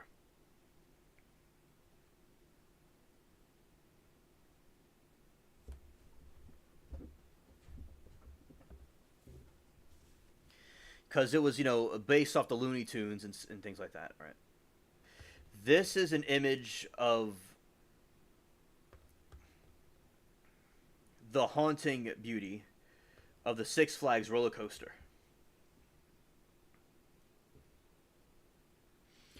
Right here. So you have that right there. And then this is another image of it. Yeah, so there, it's just, as I said, a lot of the paint is still there, and it's like well preserved. And as the night goes on, this is one of my favorite pictures. So this is, I showed it to the group earlier. This is someone, an urban explorer, shout out to whoever did it, captured in their team, if they had a team. They captured this image of the roller coaster, and with all those stars, I mean, there's tons of them, and it's so dark over there because there's no lights or anything going on. So that is the lights from the stars. So that's so cool to see. So there you go, something beautiful out of something terrible that happened. I can believe that God does make beauty for ashes, and he can turn something bad into something good. So yeah, that is very fascinating. A lot of the blue paint is still there. All right. And this is more decay of the Six Flags ride as it gets more and more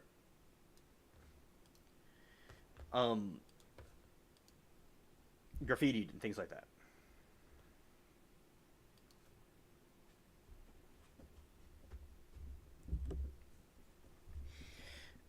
All right, so you have TikTok. They're saying 2003, 2005. They had SpongeBob showing with the ladies and their kids, and then you have 2007, 2015, 2023, 2024 is just completely like vacant. Well, that's pretty interesting to see that. And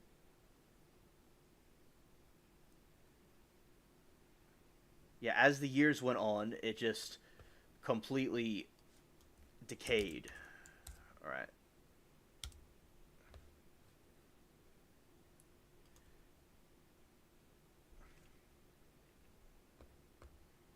Okay, so let's go. This is an aerial view of the Six Flags that's abandoned.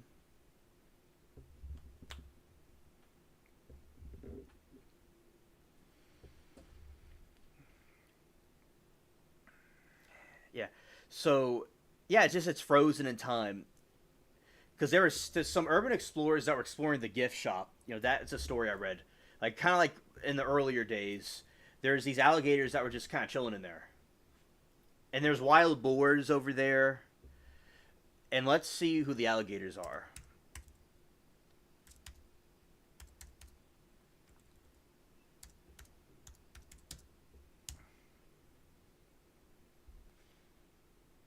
This is somebody with a skateboard jumping over an alligator, son. So they went to the theme park and jumped over the statue of an alligator with a skateboard. That's hilarious. All right, this is one of the alligators at the abandoned park.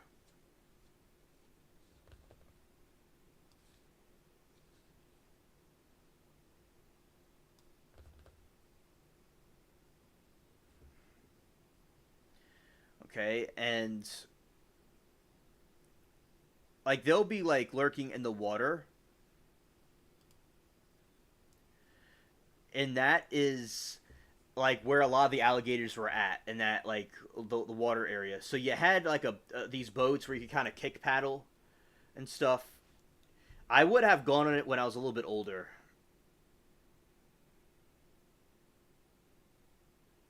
And dude's like talking to alligators at the park. Yeah, that's funny. And yeah, there you go. There is an alligator lurking in the water at one of the spots at the Six Flags Park. And this is the other structure that was collapsing. I showed it earlier to the other group. All right. Okay, this reminds you of the rat trap. That's certainly too. That's what I think that would be. And I went on that when I was too young, but they let me do it because I kept I really want to go on it. And it's like a roller coaster that would go and stop and then go and stop, and I enjoyed it. And I'm glad I got to go on. I'm glad that lady let me on that ride because I was never going to get an opportunity again. And after that, it's like when the hurricane happened. Like I remember going after that. Like I didn't go on the ride again. That was only one time. So yeah.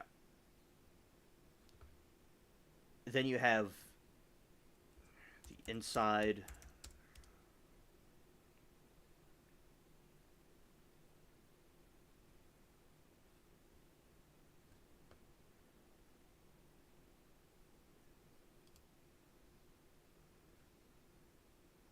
That's another amusement park.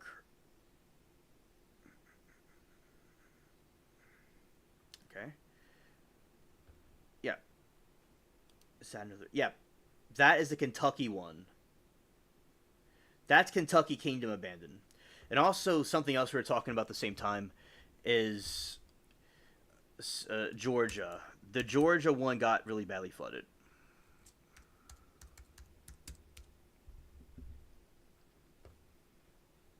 All right, that Six Flags in Georgia got very badly flooded.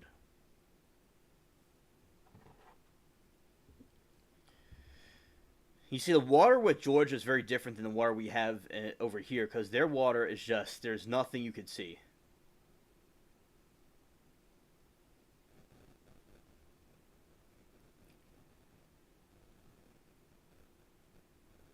That is one thing that you can't see anything. It's very eerie.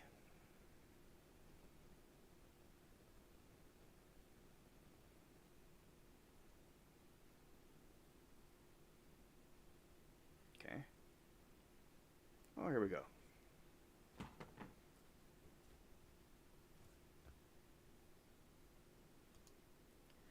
All right, so that's another image of the one from Georgia. Yeah. So some more context about this, more of the history about it. As we've so I want to show you another thing is the one from the Mardi Gras Madness. For those that are just kind of getting here. All right. So yeah, you see like right here, you kind of got 60s kind of style drawing. It shows New Orleans is already a spooky city. Then you have it all graffitied and messed up from the flood. And then you have the graffiti on there. And I used to go that ride. I remember going through it. It was fun. It was like a Halloween ride. Yeah. Okay. Yeah, Halloween Madness.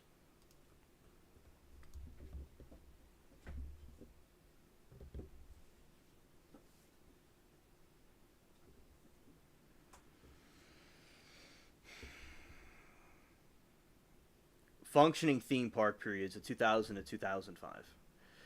Tom and Dane Wing Egder spent almost 10 years arranging the partnership that would open Jazzland. In 95, the developers solicited a loan from the United States Department of Housing and Urban Development, HUD, initially $15 million to complete the park. The partners included Bros and Chapin, located in Myrtle Beach, South Carolina, which withdrew in 97. Ogden Cooperation, which sold the theme park division to Alpha Alpha for $148 million in March 2000.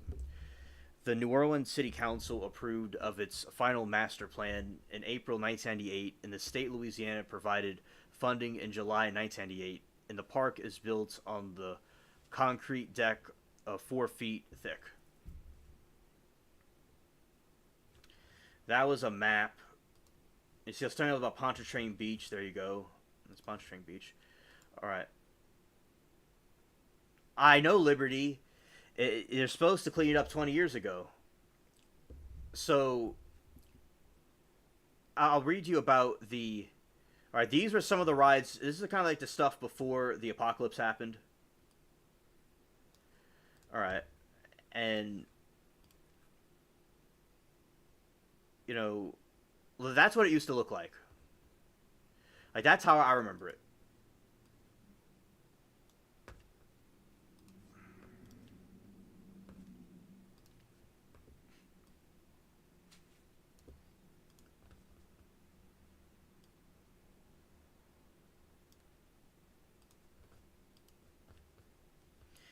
And then you have this right here, and this is like what it used to look like before.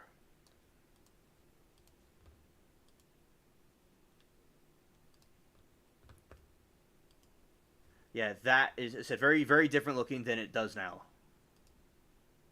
That's when it flooded. There's all kinds of fish from the abyssal trench.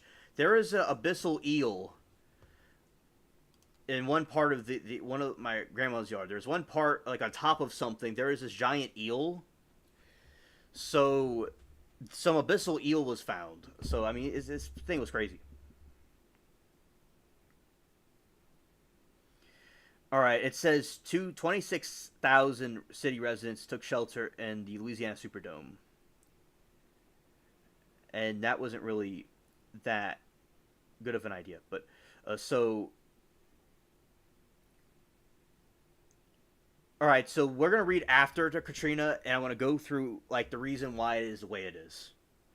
All right, and like why they didn't clean it up. They were supposed to clean it in 24 last year, but they didn't do it. In 2011, there's all of these other companies that were trying to build something there, but it never went through.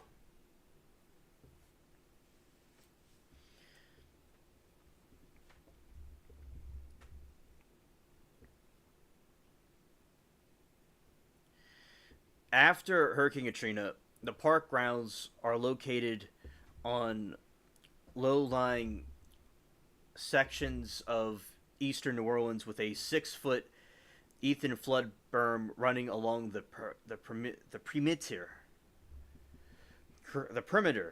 Okay, creating an artificial basin. As such, the area was heavily flooded in 2005 after Katrina. After the park's draining pumps failed during the storm, the berm retained the combination of rainwater and the seawater overflow from Lake Pontchartrain caused by Katrina's massive storm surge submerged the entire park grounds in corrosive, brackish floodwater to a depth of 4 to 7 feet over a month due to the extensive water and wind damage sustained. The park was closed indefinitely without plans to reopen. Initial damage reports by Six Flags inspectors stated that the park buildings, the flat rides, except for one that was being serviced off the site during the time of the storm, and actions of 80% destroyed by long-term saltwater immersion, and both wooden tracked steel superstructure of the Megazeph were likely damaged beyond repair. The only large ride escape relatively unscathed was the Batman Ride roller coaster due to its elevated station performance and corrosion resistant support structure. On July 1, 2006, having announced that the park would be closed at least through 2007, Six Flags announced that it had concluded its damage assessments and declared the park to be effective total loss, with no desire or intent by the company to undertake the prohibitive cost of rebuilding, and was negotiations with the city of New Orleans making an early exit from the 75-year lease that Six Flags entered into the property in 2002. However, then Mayor Ray Nagin said that he planned to hold Six Flags to the lease agreement and force them to rebuild. If held to the terms of the lease agreement, Six Flags would have legally obligated to rebuild the park on the same time, but only in the extent of the insurance money.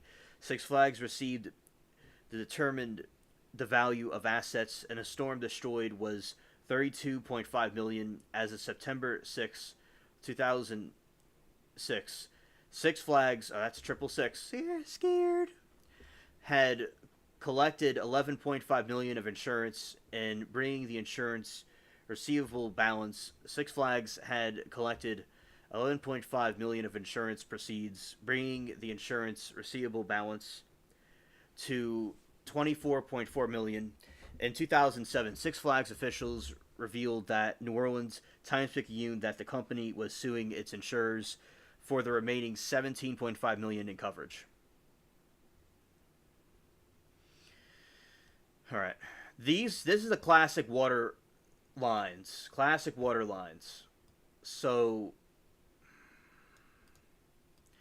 these water lines, I remember in 2005, the Christmas of 2005 and 2006 and so forth, we would see this a lot, and the smell would be, you'd still smell it. And yeah, so those are water lines, by the way.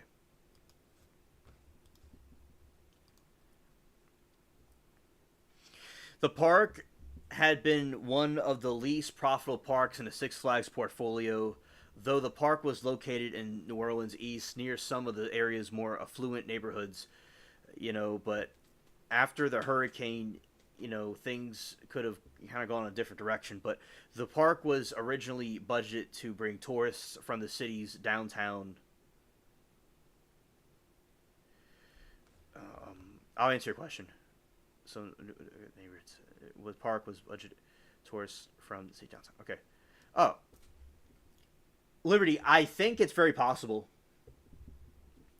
Now, Hurricane Katrina was created from towards the Bermuda Triangle. It was actually in that area. And there's possible weather manipulation that was being talked about back then.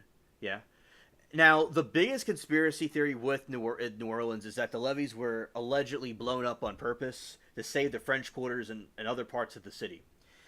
Now, and also in New Orleans, although white and black people live in New Orleans, it's a very large black population. And they're very cool people, by the way. And a lot of them think that the levees were blown up to save the white area, like Metairie and Kenner, and to attack the black area. But the thing is, though, in my opinion, which is not a popular opinion, now, I will say, when the morning, there was actually no floodwater. There was no flooding. And, it was 7 in the morning, around 7 something, people heard a big explosion. And then it started. So there was actually, Katrina did not cause a flood, technically. Katrina passed over and there was no water. It was fine. But then there's this explosion that happened. They don't know what it was. People think that it was detonated. Other people say, a mainstream narrative explanation is that it was under a lot of pressure and it was very weak and it collapsed and it made a boom noise when it went down. So that's the biggest conspiracy theory about the Katrina situation. But another thing that I've done an analysis about was that all over, and guess what though, Metairie flooded too, just not as bad as New Orleans.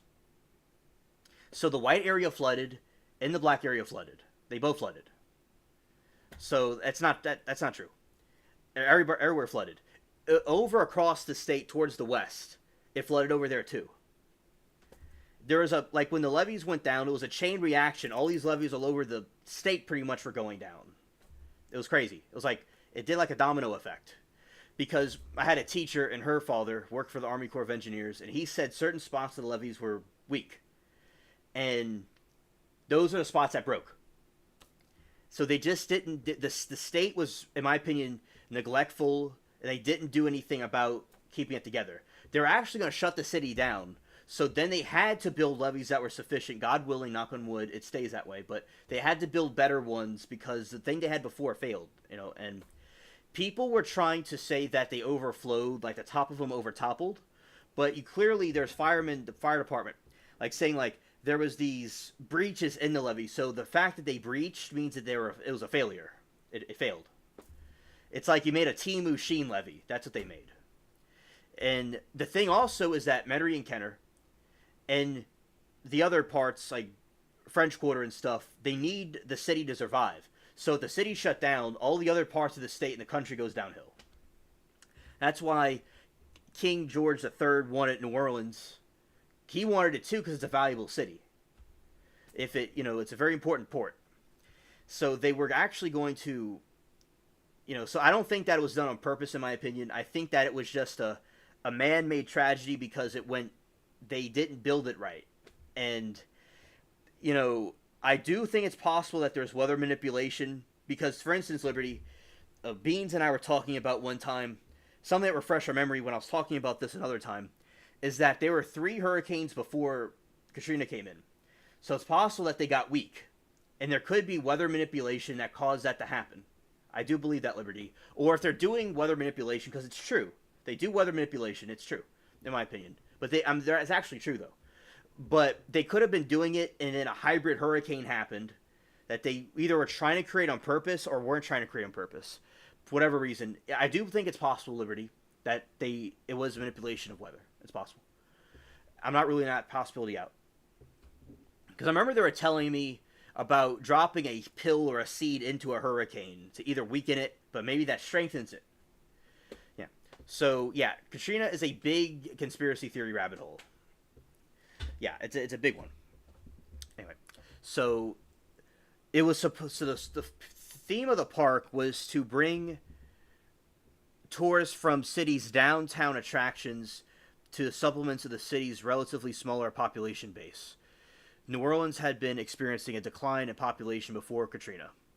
However, near the time that the storm struck, Six Flags had already begun closing some of its smaller, less profitable parks across the city.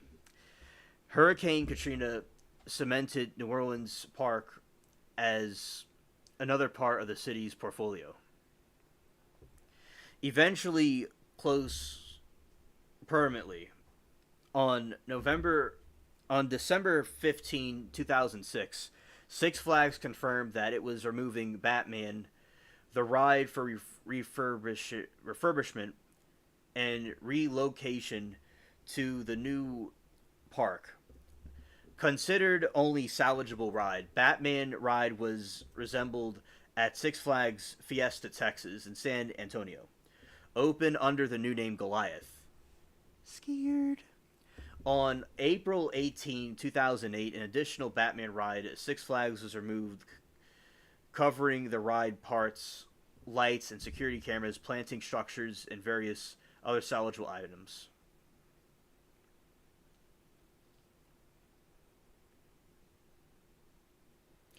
Besides Batman ride, other rides are moved from the park. Bayou Blaster and Sonic Slam were removed in 2008 and taken to Great Escape in Queensbury, New Orleans, where the ride was refurbished and reopened under the name the Sasquatch on May 10, 2009. The Roadrunner Express was removed in 2009 and taken to Six Flags Magic Mountain in Valencia, California, where it was refurbished and reopened on May 28, 2011 under the same name.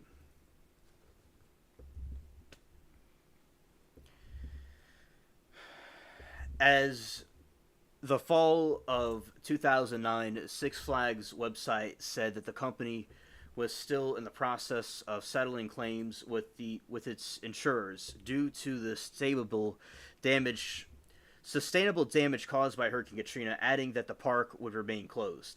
The statement ended with, "We know that it is still a difficult time for the residents of New Orleans and remain committed to working with the city to support recovery efforts." Alright, it was also used as a film shot location.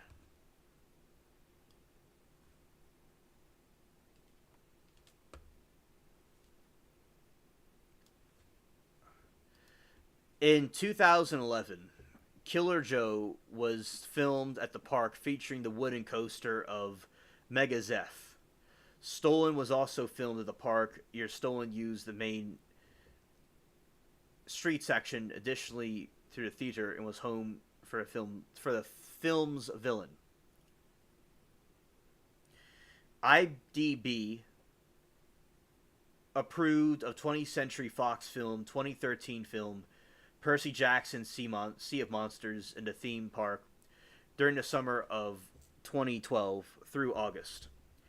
Mega Zeph, Ozarka Splash, and the Big Easy are the 3 rides that have been shot for the film, along with 5 other rides and production crew had brought into the park since all the original rides were rendered inoperable due to the shot for the film before the shooting of the park for 5 weeks. The production crew took 2 weeks to restore derelict park to needed condition by installing lighting and covering up graffiti on the buildings. The park betrays official Surland on the island of Polyphemus that was built to the goddess Circe, only to be destroyed by the Cyclops Polymnius.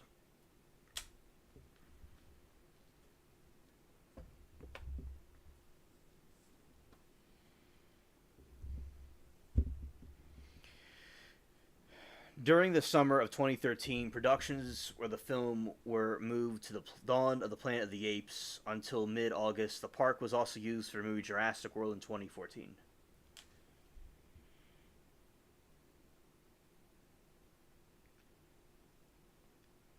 In January 2015, the park was photographed as part of the essay series Cleveland-based photographer Johnny Joe. In this series, the Joe documented the abandoned or historical structures of New Orleans, which remained 10 years after Hurricane Katrina. He also documented the proportions of the revolutionization in the community of New Orleans to show the area has been rebuilt after one of the most significant natural disasters in United States history. In 2016, the game Mafia 3 set the fictional version of New Orleans' abandoned music park. The game features a partially flooded site, a similar entrance to the roller coaster that strongly resembles the Megazeth. It's interesting, Mafia 3, because there's a lot of Italians in New Orleans. I'm part Italian, too. Actually, from both sides of my family, partial. And I'm not related to the Mafia or anything, but it's interesting they call it Mafia 3 because New Orleans has a lot of Italians in it. And I actually watched the gameplay of that game. It's quite interesting. I always want to see a Katrina game because I think there'll be a great zombie apocalypse game.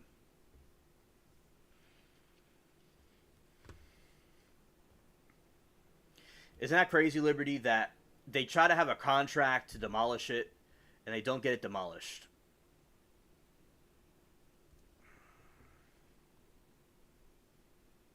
I'm trying to see something here where they're going to... Alright, so I'll tell you all the alleged parks that were supposed to be here. Southern Star Amusement Park. Southern Star Amusement, 2008 to 2011.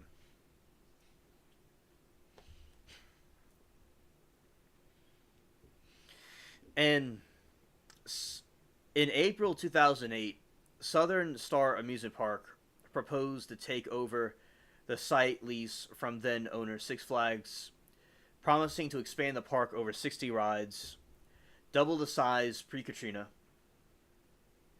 Exactly, Liberty, right.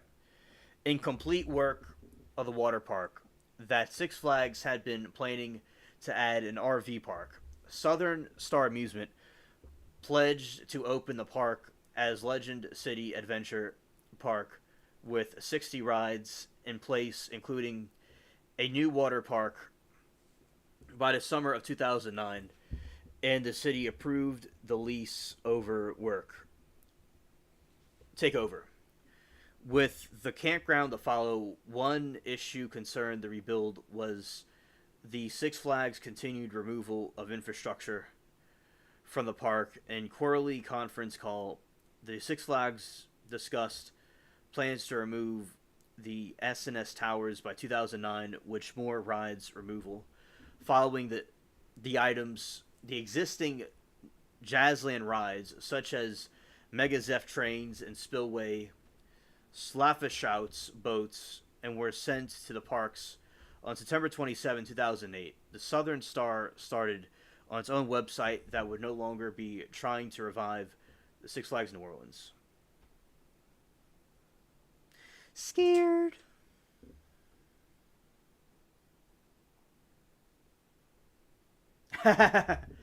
Abby said Italy has the mafia, Mexico has the cartels, Afghanistan has the Taliban, and we have gangs. Holla.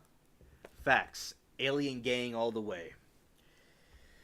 Yeah, so Liberty, it reminds you of the SpongeBob episode where he ate a hot fudge sundae and he put onions and he put an onion plant in it, and he put a peanut plant in it and all kinds of other things.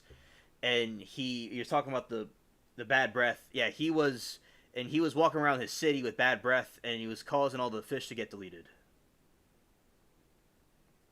Oh, okay. You lost touch with him. Okay. Yeah.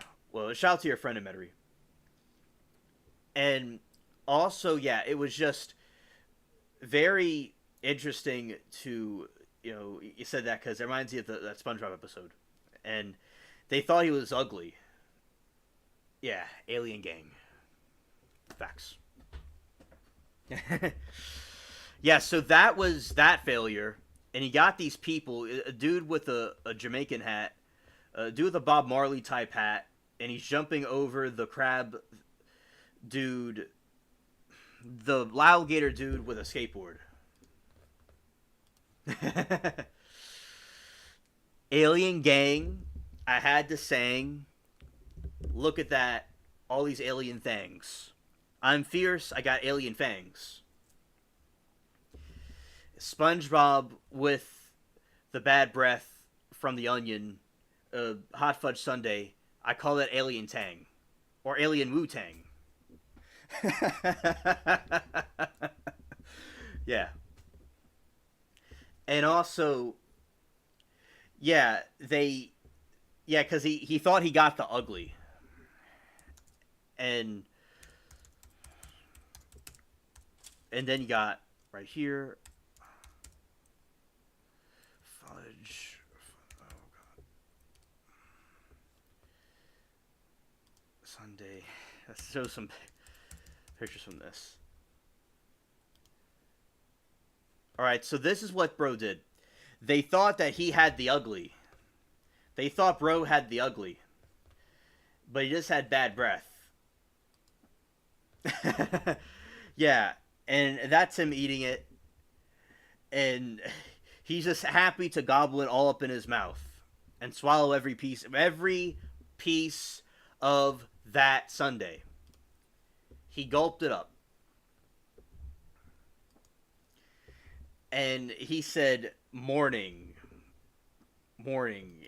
You see, look, morning. Yeah, he's like, a good morning, and then he see bro with his breath, right? He's balling.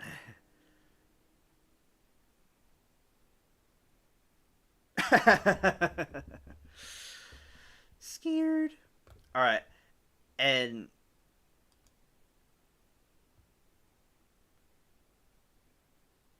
right. Yes, Abby, correct, exactly. You are not ugly at all. That's true.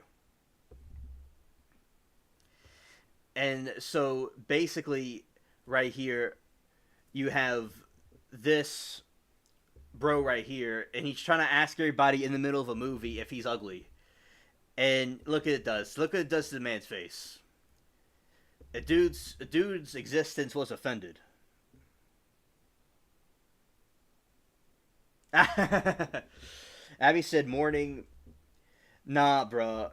That breath and the townspeople be mourning. Yeah, they be mourning. Yeah.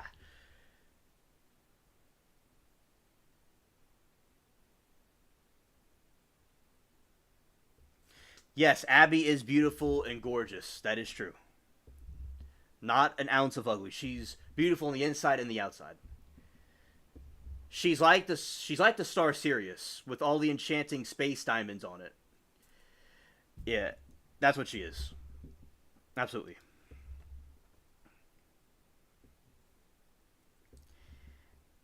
And also, you got right here the you got bro who was talking to a woman,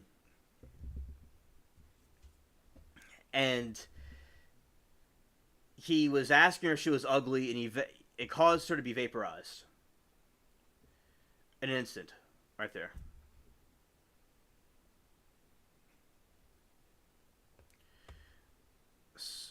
And right here, You got that. Right. And then you had like, you're welcome, Liberty. Patrick. We got Patrick. Right. That was from another movie. That was like from the original movie. Yeah. But that's SpongeBob's right there. That's SpongeBob's right there.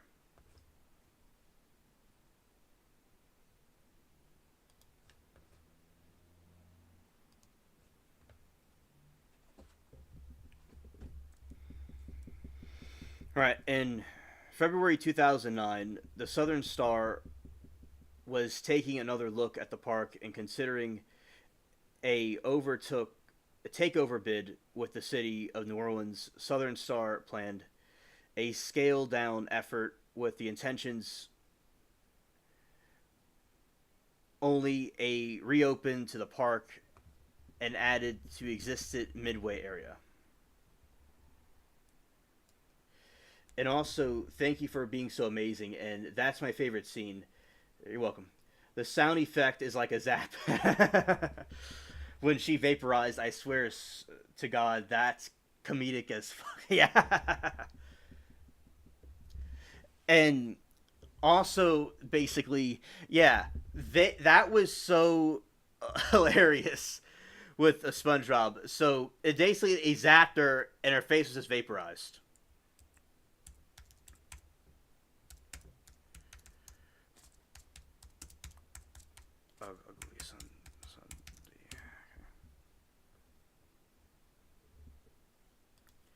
Patrick really be riding the cone on that picket, yes. Okay. Okay. And okay, so I gotta show this again. Okay, so oh gosh. Okay, so right here, right here. Okay.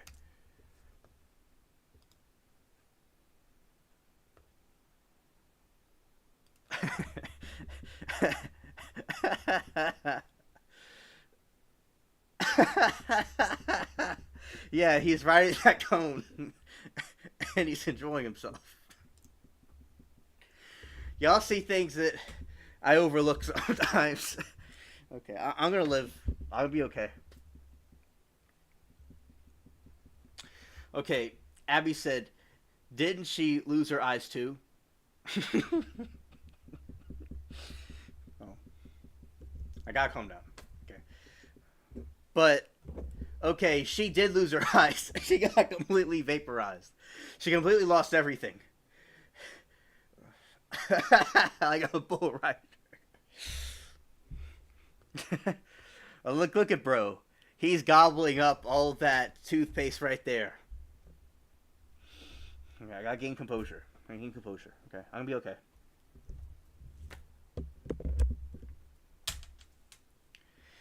So Patrick is riding. He's riding that comb. He's having a good time. Oh gosh. Okay. Okay.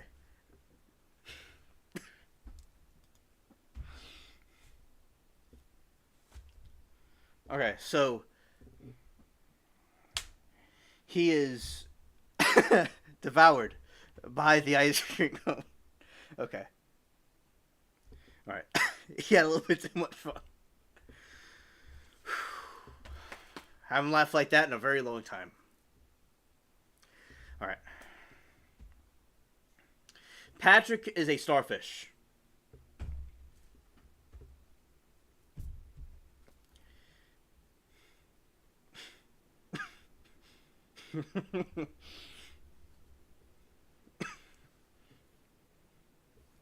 Abby said, "Man, Patrick. Okay, Patrick would last longer than 8, maybe 10. Look. Okay.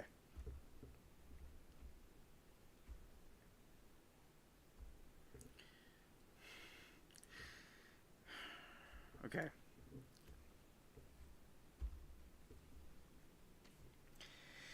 They're gobbling.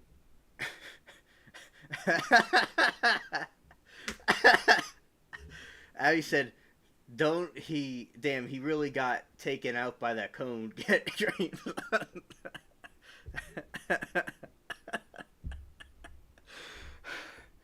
All right, they're both gobbling up that cone. Oh, look at this man. Look at bro. Okay, okay. He got creamed. And he broke a record. He got splattered, and he had the time of his life.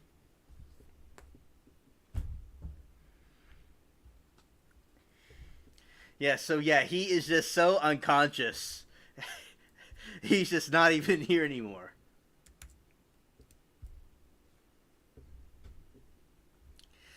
And okay, and then you had this bro that was telling him about this. What he was telling.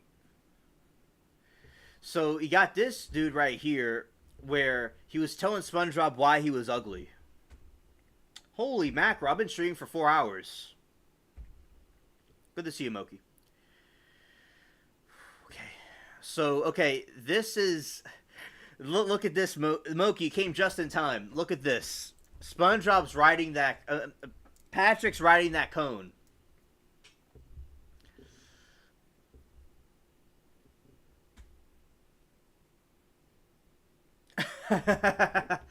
Hilarious. Abby said that's how she looks after a session.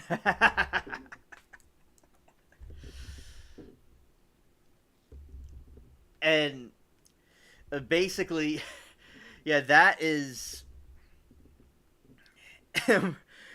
He's riding that cone.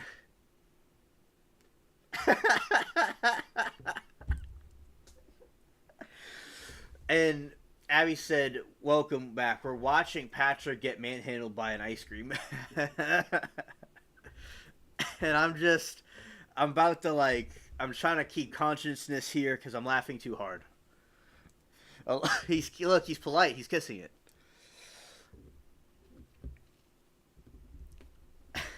And he stuffed his face. Oh. Y'all making poor Patrick dirty. Scared. Scared. And that's him after a session. Wow.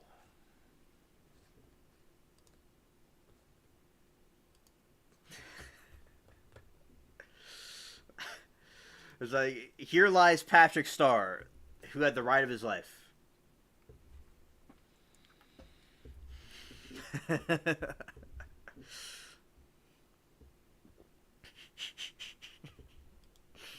And you got that image right there. Oh, Lord, have mercy. After a session. Damn.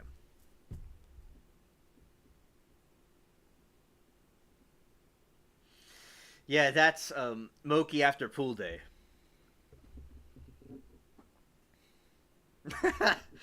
Abby said, Patrick is already dirty, so y'all remember what his belly button looked like inside a legit health hazard. That is true. Inside Patrick Starr's belly, it's a health hazard.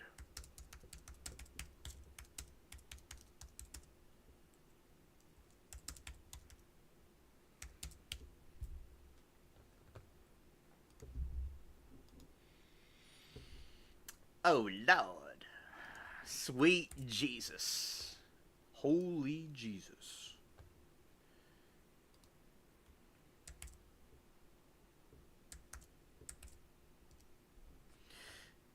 Patrick Starr's belly button. Scared.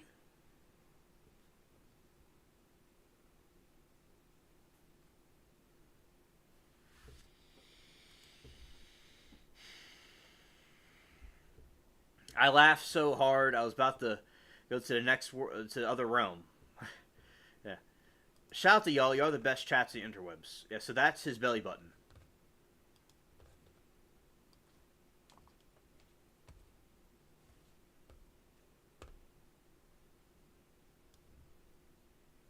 Scared.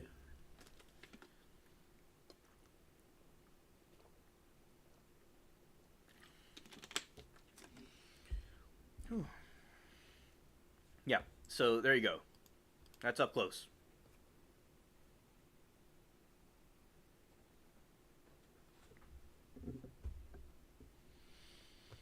Okay.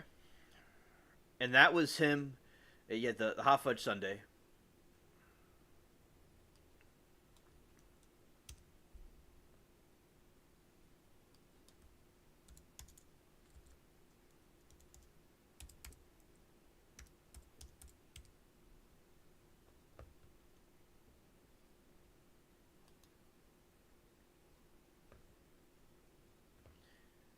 Yeah, so that was basically the point. Is that that was him eating. There's a paperclip. There's a paperclip, SpongeBob. I sound just like him there. There's a paperclip, SpongeBob. Scared. Scared. Yeah, a paperclip in his belly button. Yeah.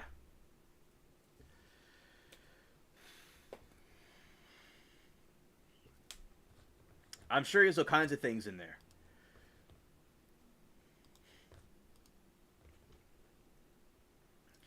And then you had the secret, um, a picture of SpongeBob at the Christmas party. Abby said, "The damn paperclip. The only thing keeping it together, it is, it as in the lint." Yeah.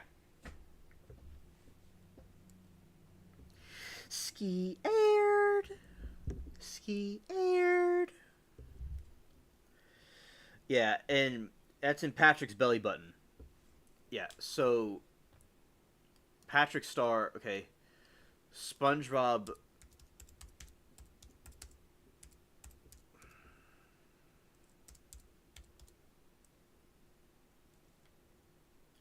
SpongeBob is a show that was technically originally concepted for adults, but it's a kids show. But there's stuff in it where adults can also relate to it too. And I watched it growing up, and also it's stuff where adults and kids can relate to it. It's not like a Sesame Street or something. It's like both, like any age could watch it. It's kids but with adult appeal.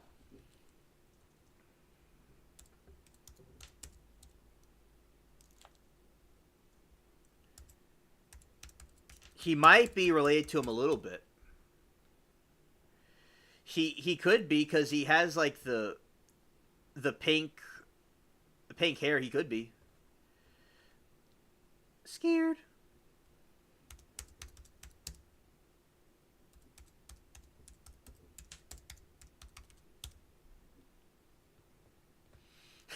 Okay, this is a funny episode where they had SpongeBob's dirty picture from the Christmas party. Yeah, South Park style.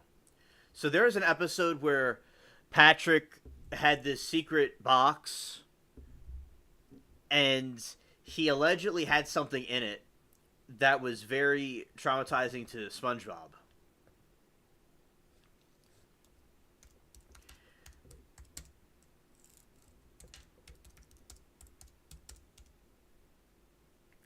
The whole looks so wrong. Yeah. All right, so this is like when SpongeBob was going to be breaking in. It's not as dirty as South Park, but there's undertones and themes to it.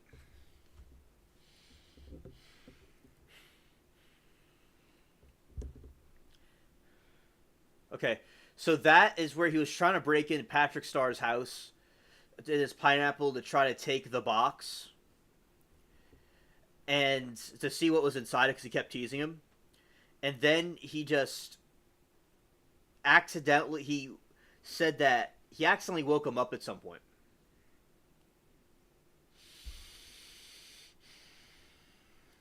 And then they got into a fight over it, but we never really see what's in the secret box.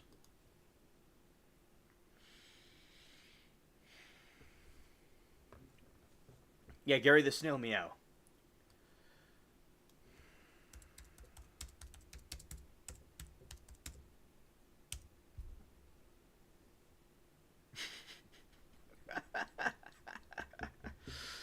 Abby said, "Damn, I remember that episode. Imagine having a little shrine and laughing at your best friend forever, and oh, that's a shot." Yeah, exactly. And Liberty said, "We had Christmas parties where I worked where people got fired later for behavior I didn't attend. Worked. Oh my goodness. Okay. Shout out to Gary the Snail. And also, he says, meow, meow, meow, meow, meow, meow. And that was him at, like, when he was at the talent show, he just said, meow, meow, meow, meow, meow.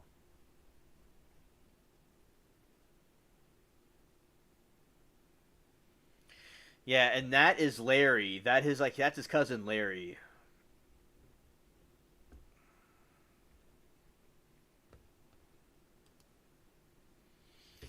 Gary's a gangster.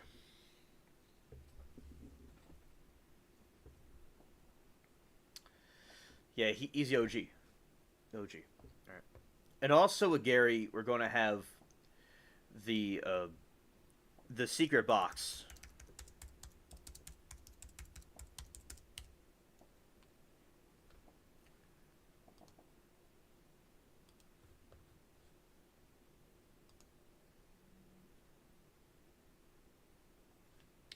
So, like, explaining the secret box episode.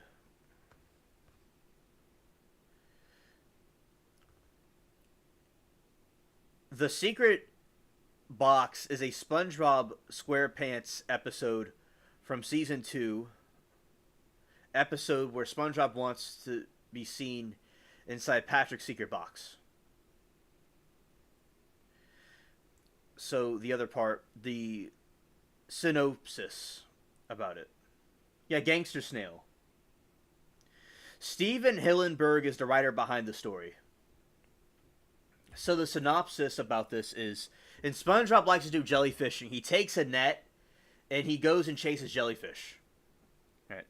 SpongeBob runs toward Patrick's house, ready to go jellyfishing. Patrick Star says he will go with him, most but put away his secret box. But must put away his secret box. First, SpongeBob tries to peek inside the box, but refuses to let him see the box. SpongeBob entices Patrick to share his own secrets, but the only conveniences Patrick to keep his box more closely grounded. SpongeBob tries to distract him with many of his own secret possessions, but Patrick only pays attention to his secret box. Yeah, Squidward is the most miserable person on the planet. It's like, I hate existing. I hate SpongeBob. Hot, hot, hot. I can't play a team with clarinet to save my life. So that's basically Squidward. As Patrick explains the length he must go to keep the box safe, he fails to notice SpongeBob sneak off with it, giddily preparing to look. Patrick stops him just in time and struggles with SpongeBob over the box. The sight of SpongeBob's arms popping off while still desperately clinging the box disgusts Patrick, making him question the validity of the membership of the Best Friends Forever Club. But then he's hiding something from his best friend, so that's also kind of weird. He threatened to the end of their friendship, and SpongeBob continues trying to look in the secret box. And SpongeBob begs Patrick for his forgiveness and promises to respect Patrick's right to secrecy and to remain friends. Gary is the G, the gangsterous snail. He is the thug. Yeah, he is the OG. He is the thug. He is the greatest of all.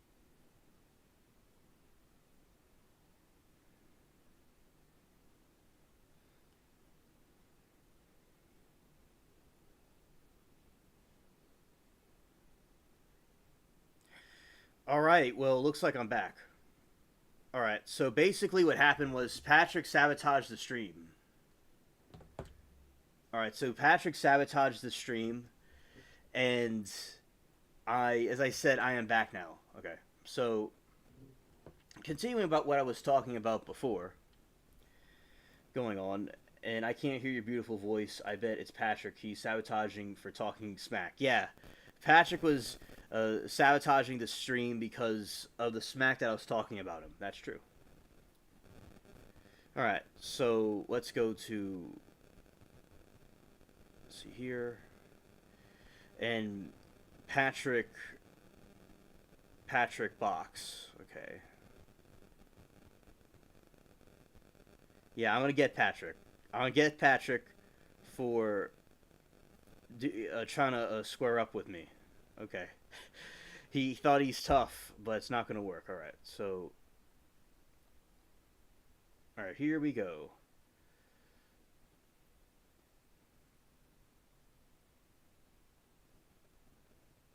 Okay. And reloading it.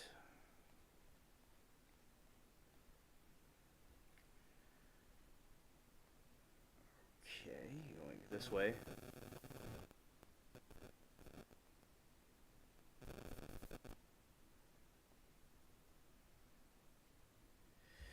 All right, okay, so as Patrick explains the length that he must go to keep his box safe, he fails to notice that SpongeBob sneaking off to giddily preparing, that Patrick stops him in time and struggles with SpongeBob over the box. The sight of SpongeBob's arms popping off while still desperately clinging to the box disgusts Patrick, making him question the validity of their membership to the Best Friends Forever Club. He threatens to end the friendship if SpongeBob continues trying his secret, so SpongeBob begs Patrick for his forgiveness and promises to respect Patrick's right to secrecy, and they remain friends.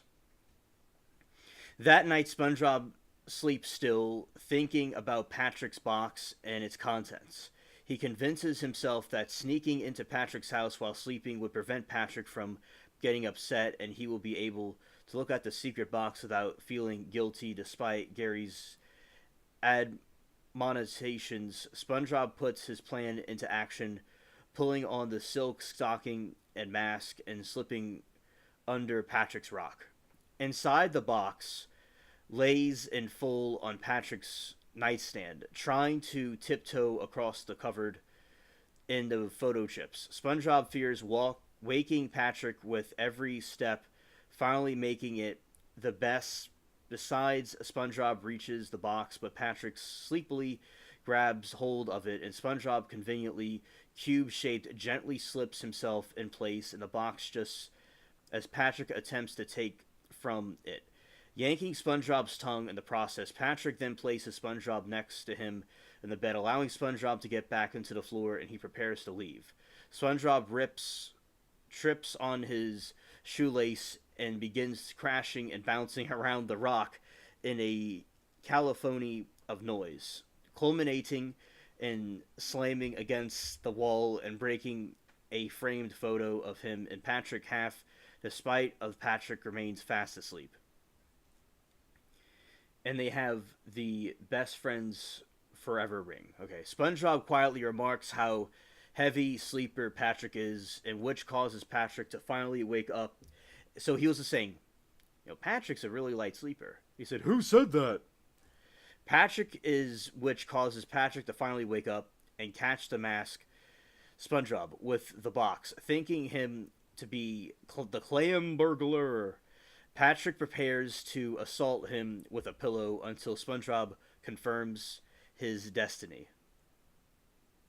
His identity, not destiny. And Abby says, OMF, that picture with the mask with him on Patrick on the bed. Do you remember this Suds episode when they were trying to cure and Patrick was dressed like a dungeon master? Yeah. Yes, Abby, I remember that. I remember when he had the Suds, and I remember they had that fish doctor who said, "Well, it looks like he got the Suds." And Patrick's a medieval, yeah, I remember that very well, yeah. And confirms his identity with his Best Friend Forever ring. In shock and distraught, Patrick declares their friendship to be over. Immediately afterwards, Patrick changes his mind and finally allows SpongeBob to look inside the box. SpongeBob eagerly opens the box to find a piece of dookie. Just joking, a piece of string. Thanking Patrick for letting him look, SpongeBob heads home, laughing on how he should not have been surprised alone. Once more, Patrick ponders alone to the true secret nature of the box.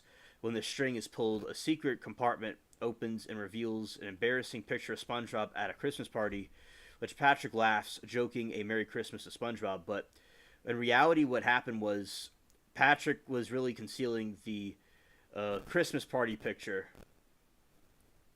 The producers are low-key wild. I agree. That's true.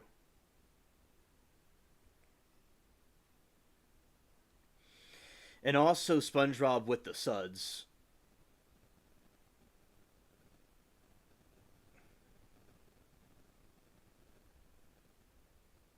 Yeah.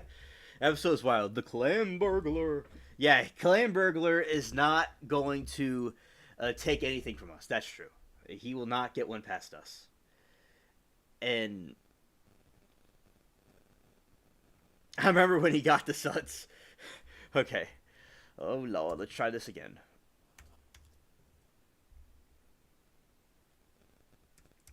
SpongeBob suds. All right, look at bro. He's like in a. Patrick got kinky a little bit with SpongeBob right here. Let's see, and the other display is going to show the right there. There you go. He has him like a medieval dungeon, and Patrick is just his eyes are like it's like the moment of his life, and all the emotions are going through his head, and then all of a sudden you have that. So yeah, very very fascinating.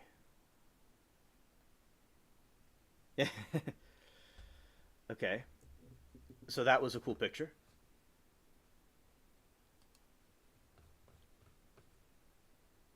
We're going back here.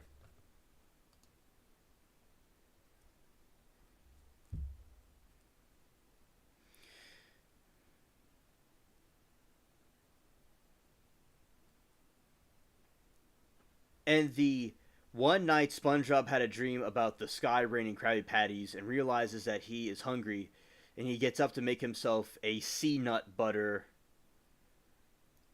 jellyfish sandwich, but falls asleep after taking the first bite and leaves the refrigerator open.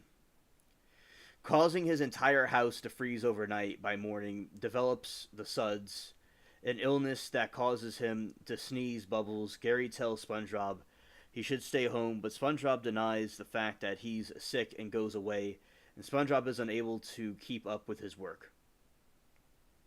Mr. Krabs learns that the suds he ordered his fry cook to get home and to get rest. And Abby says, notice in some videos how they pay in clams and some actual money. And stop, Frank, Freaky. Look at SpongeBob's face. He's having a good time. Yeah, exactly. He's enjoying it. And putting the picture back up. Let's see. Because I'm going to put it back up. Basically, yeah, he's having a very good time in that picture. And he's just enjoying himself completely. And it's like the picture's so absolutely hilarious. Let's see. Going here.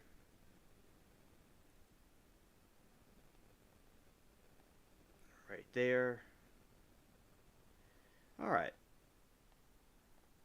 Putting it back. It looks like some parts of his eyes were falling out. That's funny.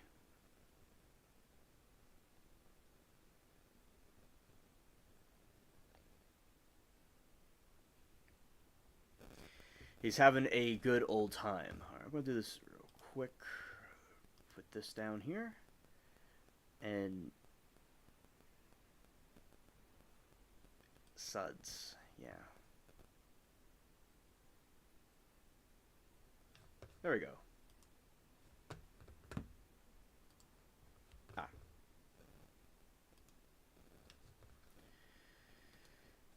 So, continuing on. And back home, SpongeBob decides he needs help. And so, going up. And back home, SpongeBob decides that he needs help and calls up Sandy to take him to the doctor shortly after his visit. Patrick, who gives him a third-hand account of the doctor's office, describes it as a horrendous place of torture devices and outdated magazines. Magazines. Terrified, SpongeBob asks Patrick to be his doctor instead. Patrick starts plugging up all of SpongeBob's holes to prevent bubbles from coming out of them and causes SpongeBob to inflate every time he sneezes. After several more treatments, Sandy arrives in the house and Patrick tries to hide SpongeBob from her to no avail. Sandy says that the SpongeBob needs to see a real doctor, but Patrick assures her that his patient is fine, leading to a squealable and commotion, and SpongeBob is sent bouncing away and comes to a stop in front of the Krusty Krab. He sneezes violently and blasting the corks out of his holes, releasing massive amounts of bubbles, destroying the restaurant, and much to Mr. Krabs' annoyance. Sandy then takes SpongeBob to the real doctor and prescribes him the sponge treatment, which is performed by a human hand named Hans, which is my name. My name is Hansel, so by me, so named Hans. The treatment involves being used to clean various objects and people, which SpongeBob enjoys after. He's having a time of his life. He's getting sponged out, he's getting torture chambered, he's enjoying himself. Enjoys greatly. Afterward, SpongeBob cured and receives a giant waiting lollipop of his own, and Patrick pretends to also have the suds by blowing a bubble with SpongeBob's bubble jar. And she says, "Damn, SpongeBob bound and plugged, and he's enjoying it. Respect." Yeah. yeah. Respect for Sponge. He's really exploring. He's exploring, and he's discovering different things about himself. So, yeah, shout out to Sponge. He's a G for doing that. The doctor didn't buy it, as he sarcastically tells Dr. Patrick that they have a special treatment awaiting for him. And Hans returns, uses Patrick to clean a cactus in a toilet, as well as deserved karma for convincing SpongeBob that the doctor's office is a horrible place and worsening his health by impersonating a doctor. Patrick ends up episode by crying out, "Wait, doesn't that seem right?"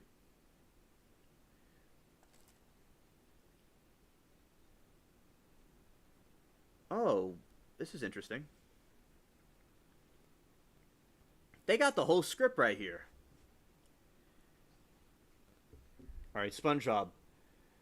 It's raining Krabby Patties. Eats chewing pillow, huh? Spitting out, poo. A quick midnight snack in the back. Gary, snore. SpongeBob. Ah, see. Tight, my little angel.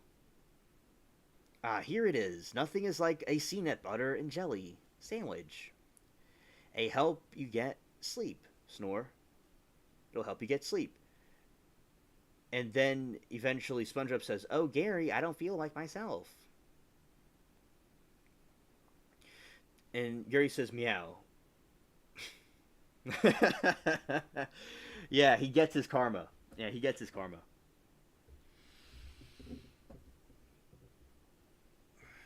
Absolutely.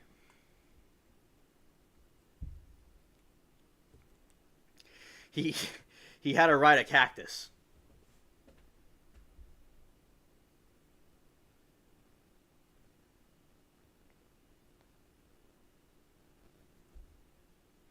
And also like so basically he was trying to like steer SpongeBob in the wrong direction.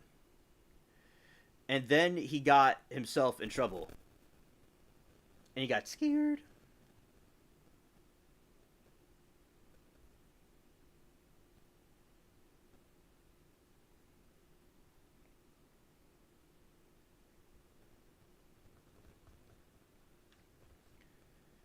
Yeah, exactly. And yeah, SpongeBob looks very relaxed in the dungeon.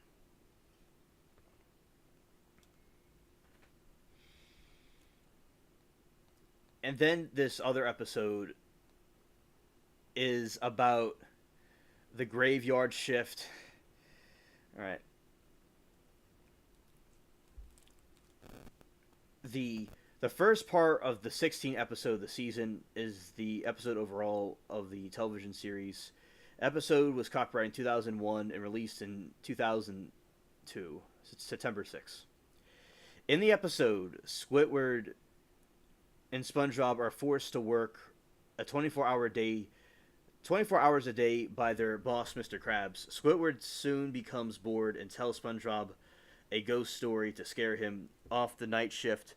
Remember the SpongeBob episode where Gary wouldn't get into the tub? And he was trying to give Gary a bath? That was hilarious. When SpongeBob begins to panic, Squidward tells him that the story is fictional. However, later in the night, the events of the story begin to occur. The episode features a footage from Max Schreck's Count Orlok from the 1922 silent film, Nosferatu, that's how I got into it. Episode writer Linder proposed the idea as a gag at the end of the episode, which the series creator Steven Hillenburg accepted. Before the idea of Count Orlok, Linder thought of a floorboard Harry, an idea that was deleted. Episode received critical acclaim upon release. So there was originally going to be Floorboard Harry. So there's a character called Floorboard that was supposed to be there instead of Orlok. But I'm glad they used Orlok. That's how I figured out about the movie. On Tuesday night, Squidward eagerly prepares to leave work at the Krusty Krab as it closes. When he refuses to take a minute and order from a customer, Mr. Krabs overhears the conversation and inspired to create a night shift effective immediately. Restaurant remains open, leaving SpongeBob and Squidward to a 24-hour a day work. Exacerbated with his boss' demands and annoyed with SpongeBob, Squidward tries to scare him into being afraid of the night shift. He tells the story of the Hashling Slasher. Scared. A former Krusty Krab fry cook who used a spatula as a prosthetic hand after accidentally slicing off his real hand and was deleted by passing bus. He was killed by a passing bus. A story claims that the slasher was fired and at his funeral after his accidental death. At his ghost returns to the Krusty Krab every Tuesday night to get revenge on being fired. Squidward says that the slasher's arrival will be indicated by the 3 warnings. The lights will flicker on and off.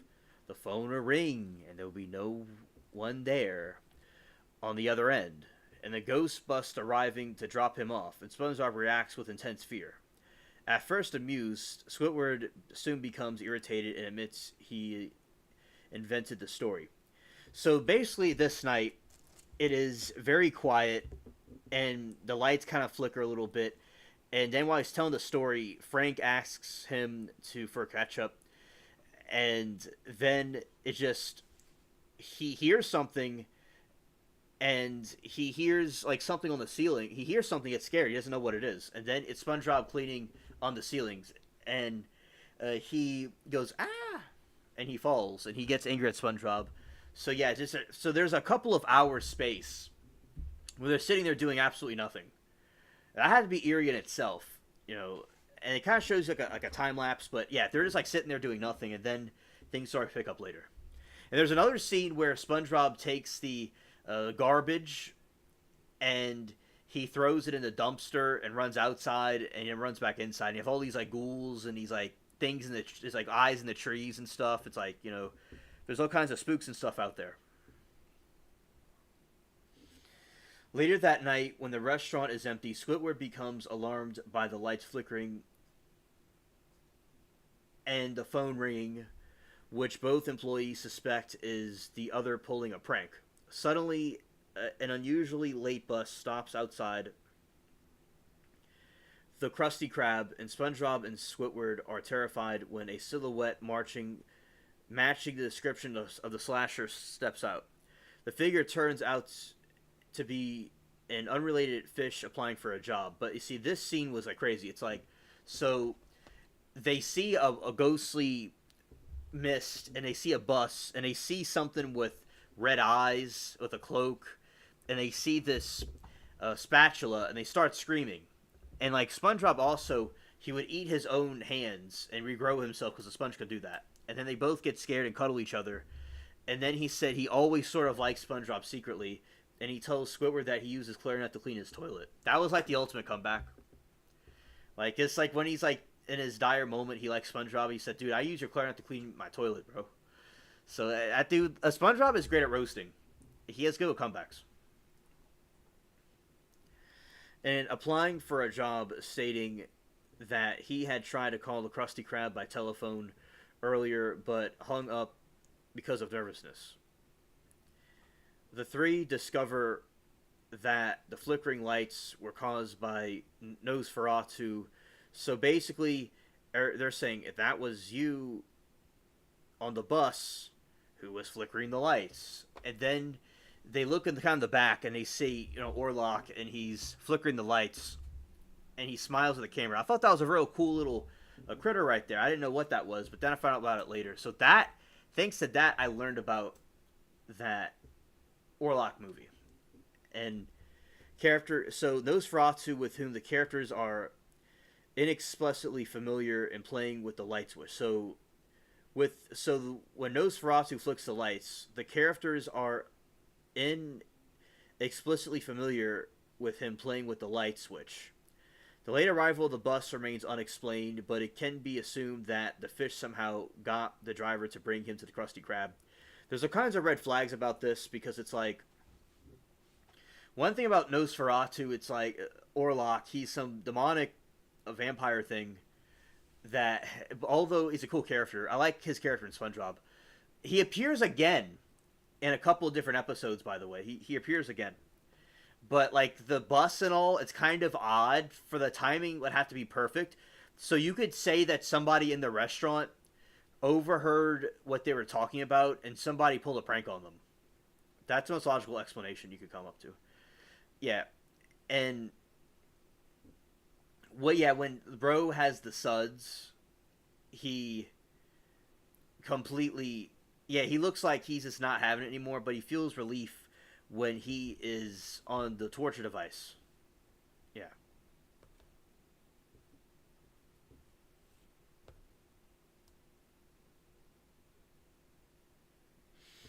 And Abby says that Homeboy never got hired. At that point, you might as well come back as the slasher. Exactly. Exactly. And then you could have a plot twist to say that was the slinging slasher. The hash slinging slasher. That was actually him. And he didn't actually, like, do anything to them. But yeah, exactly. Homeboy never got hired. And at that point, you might as well come back as the slasher. Yeah, exactly. He'll come back to go haunt them. And Mr. Krabs and his greed, yeah. And there is another one where they had a fish, and they had a head. They had like a hat, and Mr. Krabs wanted it, and other people were asking for $1 million for it, so he wanted to get it. And then it's like the zombie, it's like a skeleton, and he's a grave robber, and all of them try to fight him to the end in the graveyard. So that was quite hilarious. And also, one of them that I like is one where Mr. Krabs when SpongeBob is trying to clean Gary, he's trying to give Gary a bath, but he doesn't get the bath.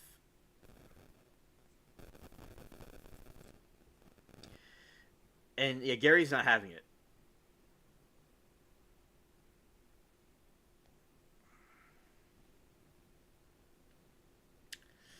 And the air date for that one was 2001. So the synopsis is that SpongeBob checks the clock and realizes that it's time for Gary's bath, but the snail does not want, and SpongeBob is wary of the bath and is in for tries to various methods and learn from his family to get Gary into the tub. First, he throws a ball into the bathroom and tells Gary to fetch it and the boomerang pet ball, so it comes back to him. Next, he straps a bomb to himself and says Gary that he'll explode in 3 seconds if he doesn't get into the bath, but Gary does not move, and SpongeBob tries to hypnotize Gary and with subliminal messages, but the imagery, the freaky girl he accidentally brings home does not help. He then calls a fresh restaurant but cannot understand the receiver's accent. Oh, Lord. And talk very fast. SpongeBob then plays leapfrog with Gary and tosses him towards the bathroom, but he misses and breaks Gary's shell. Then he tries to bribe Gary with a dollar bill, but Mr. Krabs appears and snatches it. A dance routine and a fake treasure hunt leading to the bathtub. Now, speaking of treasure hunts, there's another episode where Mr. Krabs and SpongeBob, they're all playing a pirate board game, and it doesn't go right, and it gets all like disturbing. That was really funny. So, leading to the bath, so he also fails. So, his attempt to physically force Gary into the tub.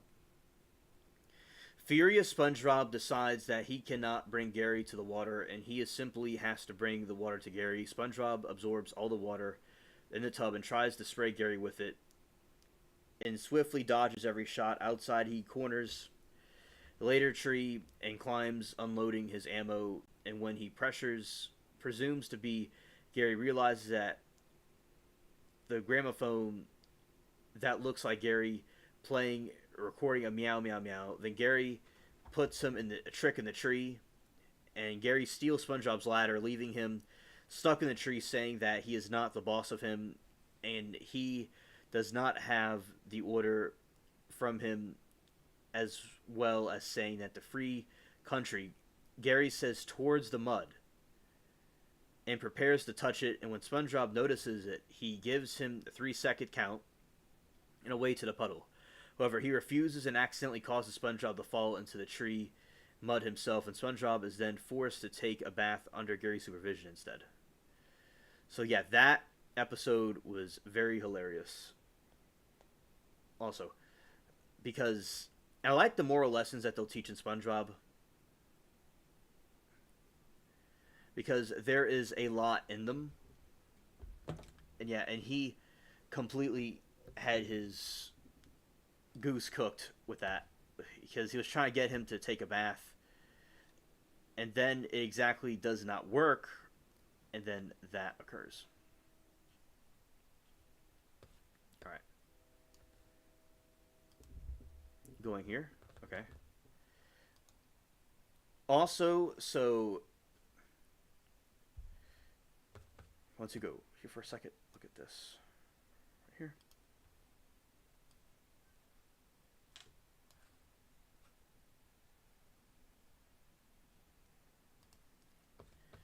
All right, and Abby says, "Gonna say goodnight because I have ketamine in me, but thank you for your amazing stream. Good night, Alien. You rock." Well, thank you, Gabby. I mean, not Gabby, but Abby.